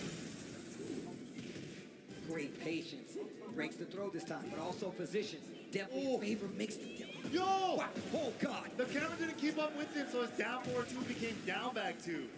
It happens. The cameraman, bro, trying to sabotage the players. Oh, but counter hit throw. Okazemi. Little low tap. Wall pressure. He's keeping him at the wall. Are we going to break it? Too low. Big full crop solo right there. I'm so scared. Okay. Rank you. Life deficit. Trying to find something. Gotta activate heat somewhere. There it is. Big life deficit on his side, though. Arslan showing no signs of backing up. Slash kicks. The running 3s. Oh, the chip damage. The chip damage. Jet kick and running 3s. No flow convert. Oh, my gosh. The Arslan wiped the floor. The unblockable wiped the floor. And the down 4 string. Classic. Close it out. And that's such a good tool for the Williams sisters because, like, they make generic down 4s launch punishable in this game, but the Williams have a follow-up on their generic down 4. It's little small changes like that you only pay attention to. I'm glad you said that. Yeah, like sneaky Williams sisters. I see you guys. Come get this job. You got benefits and everything. I don't need it. And I don't want to leave my family. He could transform into a devil and sick. He's a family man. Yet he tried to kill his son and his dad. Oh, damn. That's how they do it around here, but yo, rank you. Trying to sneak in those back ones, but he gets the activation. Wow, okay. He's just taking the while standing 1, even though it's launch punishable. Nina's while standing 2 is a little bit stubby. And there are some tip ranges where a while standing 2 can't whip. Trying to sidestep, he's getting caught a lot. Trade. Wow. Sidewall, still gets it. Oh, he tried. He did that yesterday. Arslan doesn't bite. He definitely did that yesterday. We did the catch. Yup. Yeah. On the wall standing 4 check, he knows. He's seated. Oos. Engage. The QCF2 gets under the high power cuts with the wipe the floor. Starting to add up. Not in his favor right now. Oh, pressure city. Trying to get a reaction out of Arslan. He is not biting at all. This defense from Arslan, he's just like standing there and he's like, you're too scared to go low. And he finishes the string. He likes to do that first time we've seen it though. Wow. Oh, big counter hit. Okay, good damage. Hits him with the feint, the armor not dead though, and the ankle kick is not gonna be in range. Down 4-1. Man, Arslan making this. Running away with it now. He wants that 8, bro. The triple side kick. Rama stands. What are we doing? The 1. splits up a little bit. He does that low when you least expect it, bro. Yeah, he's really good at sneaking those in. Wow. Oh my god, maximum delay. Charge it. Nice. And 3. 4-4-3 to stand 3. Good choice. One of my favorite things in Tekken is watching when players delay strings. Yeah. Because they know you want to. And they're playing around with like, you're not expecting me to finish this. You think I'm not, but I will. Can we reach the wall? Nice move. Yeah. 3, 1, 4. Whoa! And zaps the bar. Dash gets away from the wall. Yup. That little fuzzy duck right there. Yeah. Kurt, that's a fuck, regular man. duck. Big launcher here. Back to the wall you go. Arslan can close Maximizing the damage with the heat dash as well. Arslan, he wants it, bro. 2-1 now over Rangshu. I like how she's like, you know, I can guarantee your family's safety. I got you. It's like, bro, security, dental, everything that works, man. And did I mention? You might have to work for the devil, bro. You might have to work for the devil. But a devil. A devil, you know, a Mishi devil. But He's a cooler color. He's purple. Yeah. A lot more calming, you know. He wears clothes now, not like Tekken 2. You know, so it's like... My man had the fur pants as legs. I was like, this is crazy. That's true. Taking a second right now, taking a breather. He does have other characters, right? We haven't seen the Bears in quite some time. Sticking to his guns. No Bears, yeah. Going back to the scene. Victor in the back. Chilling. It's his boat. Yo, Bubsy didn't believe me that Victor was sitting in the back. Wait, really? He didn't believe me, bro. It hurt my heart, bro. I thought Bubsy loved me. Here we go. Oh, man. I'm just kidding, Bubsy. I love you. Big shout out to Bugsy. To the wall. Hey. I felt like it was a homage to like Bullseye with Lee in the background. 100%. Ooh, second hit, swings into it. Fighting back with the heat burst. Wow. Hit, yes, sir. Off the side step 4, can reach the wall, side wall. Peppers the jab, T4 combos. Wow, not a good position to be in. He's sidestepping, and I know he's not hitting the button. Easy launcher, this combo should do it. Arslan, unstoppable right now. He is final form Arslan. We knew about this, man. You can't beat this man at EVO. Except maybe EVO Japan. Simple 1-2, nice block this time. Wow. Holds himself, counter hit. Chopping down the tree. Oh, yo, the counter? Heat burst, trying to take his turn Wow. back. Crushes the low, gets the launch, to the wall we go. That's all the wall hits, ba-da-ba. That's some more gray to the bar. Even more. Bro. Oh, spit on him. Oh, bro, on the wall. And look, you might have a sidestep now, but you still got a tall character, bro, and that wall ain't gonna let you move. Dude, and against Nina with sidestep 1, the back 2-2, and the down forward 1-2, and Arslan on top of that. Good luck. Nice block and the punish. You gotta go on a run right now. Dude, a hell of a run. 3 rounds straight to stay alive for Rangshu. Not impossible, though. He's been in these positions before. The counter for the third part. The sidestep to get off axis. He's pushing him to the wall. Floats him out of the air. This is ridiculous. Good position for Arslan. Holds on to the heat for the smash. Back to the wall. Rangshu has to do something. Under the attack, that's gonna be a grand final showing. And this guy, Arslan Ash, is on his way to grand finals again and potentially an 8th EVO title. Crazy. In the short time that he exploded onto the scene in 2019, he already procured 7, working on an 8 winner side grand finals today? Bro, this guy's ridiculous. He's actually ridiculous. This guy is ridiculous. Of course, Rangshu not out of it yet. He's going to have an opportunity to get one more run as he waits in losers finals for whoever makes it out of this Sharks pool. Dude, absolutely insane. Arslan in prime position once again. Look, I don't think it's going to be easy, but I feel like if we said this before, man, EVO is basically Arslan's house right now, bro. It is. He's been We're winning all at so his much, house. bro. Let's take a look at these replays presented by PlayStation Tournaments. And look, that first game was looking a lot better for Rangchu. The Falcon looked like it was definitely going to get the job done. But round by round, after this, you get to see that Arsene was like, you know what, actually, let me get a little closer, play a little more offensively. That way you won't feel so comfortable throwing out some of these highs, or definitely not these lows. Yeah, the thing about Arsene, too, he's just so ridiculous, man. His defense on the Nina, it almost just feels so natural, right? It's just like he knows when to, like, actually just block or try to move or try to challenge with the button. And I think that's what makes his Nina just a step above. But he also still has a really strong Kuni. He can still bust it out. And now he has 2 sets in winner side to play with. And if things don't go his way, like you said, we could see that character come back up. And it's not everybody that's going to be comfortable defending against Kuni right now. I'm telling you right now, I've seen this character so much in rank 1, 2. She's got a lot of great tools to keep you on your toes. Yeah, a lot of privileges as well, man. But let's go ahead and take a look at the bracket once again. We're going back to the loser side. Loser semifinals is going to be low high versus John the Ding. Korea versus Korea coming up.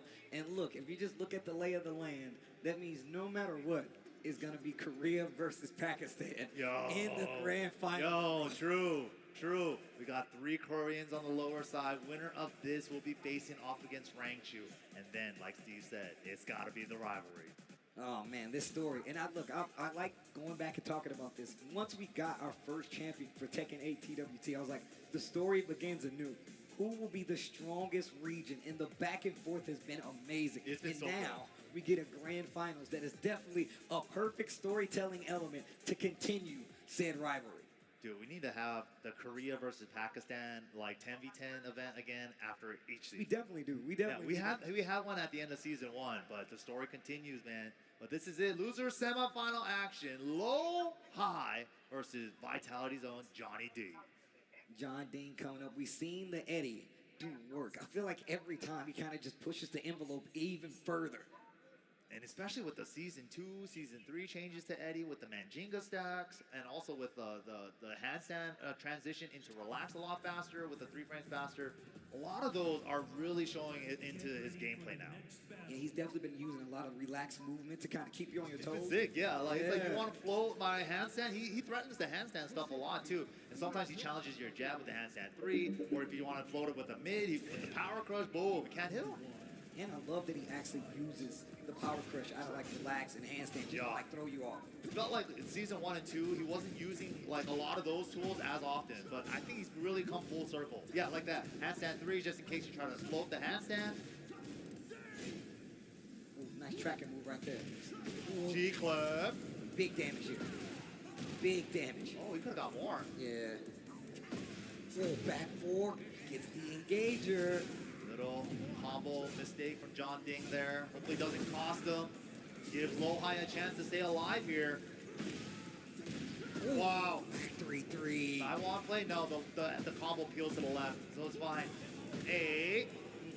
John Ding, first round. Man, his heat smash placement has to be written about. We gotta put it. Yeah, he's been hitting all of them, right? It feels like he hits at least like 78%, 70 to 80% of his heat smashes. Oh, swings into the second hit. Counter hit, big damage. Close wall splat conversions. Nice counter hit though. He burst. Full back dash there from Low High to get out of danger. Oh, he had it, but he didn't have the snake eyes. Oh, this is the scariest position to be in the world against John Ding. Not close enough to get the wall splat. No block on the low. The down 4-1 hits. Oh my God. Dude, John Ding's wall pressure when he starts getting crazy with those stances, that was so scary, bro. Once again, Low High finishing these strings and catching John Ding. Gotta test him. You don't think I'll finish it? I will. You stay there. You don't move. Back chopping elbow. Big signs of life right here for Low High. Not gonna get the wall, but he's gonna be. Oh my God, Brian furious. Damn, 115 damage. My man couldn't even still on fire when he got up and tried to hit him with the low. Dude, nice confirmation on the side step 2. Just pushing him towards the wall. Pressure, running 3. Big step though. Welcome to the 3rd dimension. You want to push my back against the wall? Check out this sidestep. Big block. Didn't go for the 1-3 because the 1-4 would have wall splatted if he was closer, but didn't get it and gets orbital for his troubles. Gets the wall again. Every time, perfect wall carry. Oh, and there's the taunt incinerator. One more chance, John Ding. Wait a minute. Oh, no way. No way. He's doing it. Flip got over. A lot of gaming. He's got a lot of gaming to do, but he's getting closer. Again. Counter hit. He had it. Didn't believe. The back one not close enough to down. Oh my God. John Ding. Don't answer the door. He almost doesn't believe it. He's like, oh man, my clutch really is that good. That was my clutch? My clutch? That was mine? That was me? I got those? That's me. I'm kind of nice. Am I him? I might be him. I might be him. Himothy the Ding? Hemi Neutron? But John the Ding, Clutch City once again. Low high. He wasn't playing bad by any means, but John Ding, when the offense starts going with the wall pressure, it is so scary. Gets the counter hit, knocked down, that momentum looking real good. Kip up is good. Oh, big nooch. Okay, both going back to neutral right now. Now we're in. Deep burst from low high. Oh, nice duck. Oh, missed the link. Didn't get the taunt link. Look at him using that movement to switch the positions. Oh, you had the low highs at the wall. Low high's so uncomfortable. I don't even blame him. Gets the wall explosion as well. Does he have a combo to kill? It's a lot of scaling. Oh, especially now if you hit the tornado and the up two again. Been such a good round ender. Used it to avail so many times. Wow. Whoa. Side again, but didn't believe. Nice block from low high. Okay. There's some confidence building orbitals. To the wall. Hey. Take the damage. Leave the body smoking. Woo! Nice. Convert that. That was sick. Float confirmed with the quarter circle 4-3. Nice, good Oki too. Trying to step the heat smash. Lucky didn't hit the wall. High crush with the low. Good challenge from low high. Nice step. Okay, wait a minute. Low high not out yet. Hatchet. You'll do it again. Oh. Okay. Goes for the easier taunt stuff. And he also gets the snake eyes. Oh, he tried to down jab in between. He did a regular jab and it worked out. Big step. Bro, the side steps in the... Oh, he almost ran into it. Heat burst on the side of John Ding. Oh, side he step. steps it. Out of there. To the wall we go. He's gonna try to blast it. The ankle's so messed up. He goes for a spike. Nice. That was actually good. That was a better choice. Nice block, and he called it out with the smash. Pixel. Oh. Got there in time. Scary business. Low high looking good. Step. Big combo to the wall. Explosion just a bit shy off to the right there, but he's got wall position. Big damage, just shy of 90 with the 89. Good Oki. Down back 3 for the pancake flip. And he got the super hatchet. Yo! Shii. Nasty. Jeez. Okay. Really good Oki situation. That's a good Brian laugh. Thank you. I've been working on it for a minute. Okay. But Brian doing his thing. Both these guys just like making the right calls on Oki in a lot of instances there. Like he knew that John Ding was too scared to tech into a taunt, so he's like went for a little mini pickup and then he taunted. Really good stuff. He's not stopped showing that he will reset you, hit you with Oki on the wall. You gotta look for back 4. You gotta look for taunt. Big shout outs to Unconquerable, but can't stay down, but can't get up. Can't get up. Shout outs to the boy Unconquerable. Oh, nice check with those down 4-1. Whoa. Stopping all approaches. The 1-2. Out of the air, nice. What an adjustment. What are we doing for the wall? Still gets 71. Jeez. Into the Rage Art, once again known for it. That's big damage, and on top of that, he's gonna get some life back. You're welcome to the cookout, Brian. Nobody likes you, girl. Hold these feet. Nice. Cancel. Whoa. Forcing the mix. Bending it. No, he was late. Second guessed it first. Oh man, unfortunate. John Ding with the post. Wow, what a trade. The trade actually made it Oh. faster, but not gonna get a combo at all. Yeah, the trade actually messed up like the distance he was at. Good launch punish there on the hatchet. So risky to do against Eddie, but you gotta test his ankle sometimes. To the wall though. God, yo. Whoa, wow. What? What?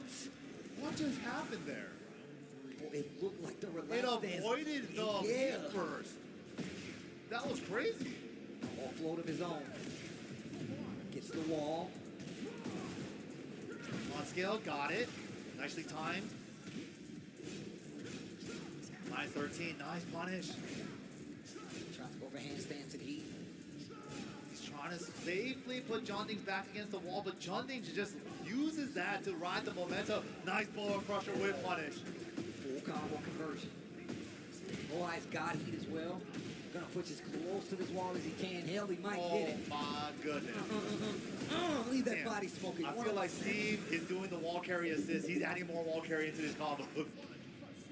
Rayjard again, one too many, he said. Not this time. Okay, all right, still alive. Look, John Ding runs away with sets, so I'm happy. For sure. I'm happy Lohai putting up a fight right now. Got him, man. Tournament life on the line for both these two. Whoa, second hit. First out of trouble, pretty early burst, but he doesn't like the momentum going in John Ding's favor. He starts to steamroll, missing the mock punch. Rare miss. The low, the power up. He's got two stock. He's mixing the hell out of him, bro. Missed the taunt. Smash. What's the guess? The low parry. Chance. He got so much work to do. No! Oh, nerves getting the best, maybe in the punish. John Ding at the ready. That's 2 games. Oh, unfortunate there, super unfortunate. Was the start of a beautiful comeback. Was the start of something. Then just a combo drop into the rage art. It happens to the best of us. Things get tense, bro. The nerves get high. I'm trying to tell you right now. Those inputs get a little sloppy towards the end. For sure, man. Long tournament as well, too. But this is it. Set point for John Ding, or game point. Lohai needs to do something. Can't lose another game or he's out of the running to be a champion. Oh my gosh. That's the way to start. Look at the carry. Huge stage at that, but if you can get to this wall. Oh, I love when they both start shimmying in each other's faces. Give me a timing, give me a move, give me something. Down 4 check. Oh, spends it on the Requiem dash. Trying to get out of there. Gets caught by the low. Minus 10, takes it. Whoa! What a call out by Lohai. Lohai's going for a lot more orbital because he knows that John Ding's going for a lot more mix-up heavy playstyle right now.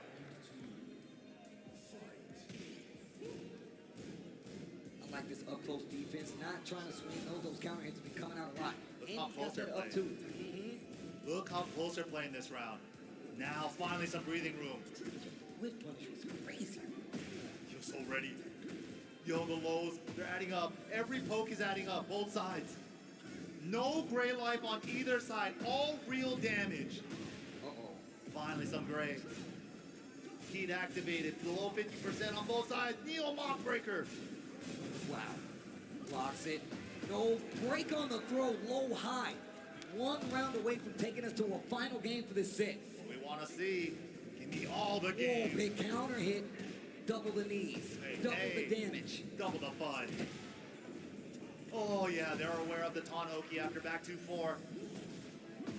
I like that little mini tracking move right there just to catch you. Oh, second hit actually saved his life. Guess he engaged with the heel on top of that. Nice step. Too low for a conversion. No, never mind. Brian with one of the best heapers in the game. Get up attack. You've seen how he likes to use his heat. Nice. He gets walk this time. That is so hard to do. Walks around the heat smash. It's the 3-3-2, bro. That is so hard to do. Really impressive play by Lowhigh there, bringing it back 3 rounds. Wow. Final game of the set. We get one more to see who's gonna go to losers finals. Yo, EVO, you enjoying this Tekken? Give me some noise for the one-time people. Bro, fight tooth and nail. Tooth and nail to get back to the finals. This is it, man. Only one can fight Arslan in grand finals here. Of course, we still got Rangers right there waiting. 3 Koreans, 1 Pakistan left in this top 4. Who's gonna fight Arslan? Big launch already to the wall. Short trip, big damage. Gets the stock up too. Oh, full charge. Now's the time to pull out all the brakes. Hatchet, do it again. Ooh, super hatchet. Jeez. They gave the man with a hatchet a super hatchet. He's like, you know what? You can be better than this. Right? Oh, chopping elbow. Jeez. Pretty good. Hey. Out of the air? Bro. All the convenient anti-airs right now for Lowhigh. Drops the combo. What a challenge! Engage, and he got a huge chunk of life back off of that. Down jab. Get off Nice of throw me, bro. break. Half the timer's gone, 30 seconds. Positioning's in Lowhigh's favor. He lucked out. That sidewall splash saved his life. Oh, reverses the positioning. Hold up, the block. Oh my God, the power crush. Lowhigh on set point. And the armor to get through. Lowhigh 1 round away from eliminating John. He feels it. Bracket. He smells the blood. He's full sending it. Back 3-3, big counter hit. John Ding still fighting, gets the splat. Flip over, what's for Oki? Yo, the burst, counter burst. Off angle too. Oh my gosh. Catch him with the mid. There it is. Oh, so scary. Oh, he took the frame trap. Lowhigh trying to down jab. Oh, he was sliding on the wall. Unfortunate. Oh. So tense, he had the 1, 2, 3. No combo! Okay, so tense. Oh my God, spaghetti. A little bit of spaghetti in that second into the half round. John Ding cannot lose a round. Counter hit, nothing to follow. Wasn't able to get around the burst. Out of the air, not huge damage. Trying to sidestep. Lowhigh not letting him get away. Chopping away with the down 4s. Heat smash, wall pressure time, bends the low. No fear from John Ding. Wake up while standing 3, the Brian Classic. Gets the taunt, incinerator. And that's gonna do it. John Ding goes home. And this is exactly what I'm talking about. Lowhigh fighting tooth and nail from the loser side of the bracket. Eliminates John Ding and has a chance to make it back to this winner's side of the bracket. But he's got to get through Rangchu. Absolutely incredible run. If you guys love John Ding's run here, give it up for our crowd favorite Johnny Ding. Shout outs to John Ding. Everybody loves John Ding. I love John Ding. I love John. Who doesn't love John Ding? Love John Ding. Right? We're gonna have to talk. You gotta have to talk. For sure. I feel like you have to look inside if you don't like John Ding. You gotta. That's something you gotta look inward, right? Something to do with you, not anything to do with John Ding. But let's take a look at the replays presented by PlayStation Tournaments. Man, what a set though. Lowhigh just staying up on the station, just trying to stay up and ready. But dude, it really looked like John Ding in some moments was just like the pressure was too much. Like Lowhigh was doing uncomfortable stuff like defensive orbital, defensive heat burst, just power pitch. Get me out of this sometimes. Bruh. That was crazy. Like thank you, production, for the slow-mo for that. What a slow-mo catch. What a slow-mo I've never seen that. That was a crazy interaction. I still don't know what that interaction Dude, and the step on the heat smash, so hard to do. We saw so many people this weekend try to step that heat smash Lowhigh with the confident walk there. And that's one of the things we were pointing out. Like, he's good at getting those heat smashes, at least for you to block it, because he gets a natural mix off of it. And then we see the return. Lowhigh on those last few rounds, unstoppable. But he brings it all the way back, stays alive. The next time we see him, losers finals. that wasn't easy by any means for Aloha. We saw the stress after the round too, just like, oh my God, it's a lot to take in, but he has to stay warmed up. He's going into another set right after this. Yeah, you got to stay warm, bro. He's doing the gauntlet right now. He's basically gonna do the gauntlet, but look, it's not gonna be an easy gauntlet. Rangchu's been in this situation before. Hell, Lowhigh has been in this situation before, and we've been in this situation before where we gotta take a break. We're getting closer to that grand finals, crowning our EVO Tekken 8 champion, but it's gonna happen a little later. Make sure you stay tuned right after this Losers Finals. Oh.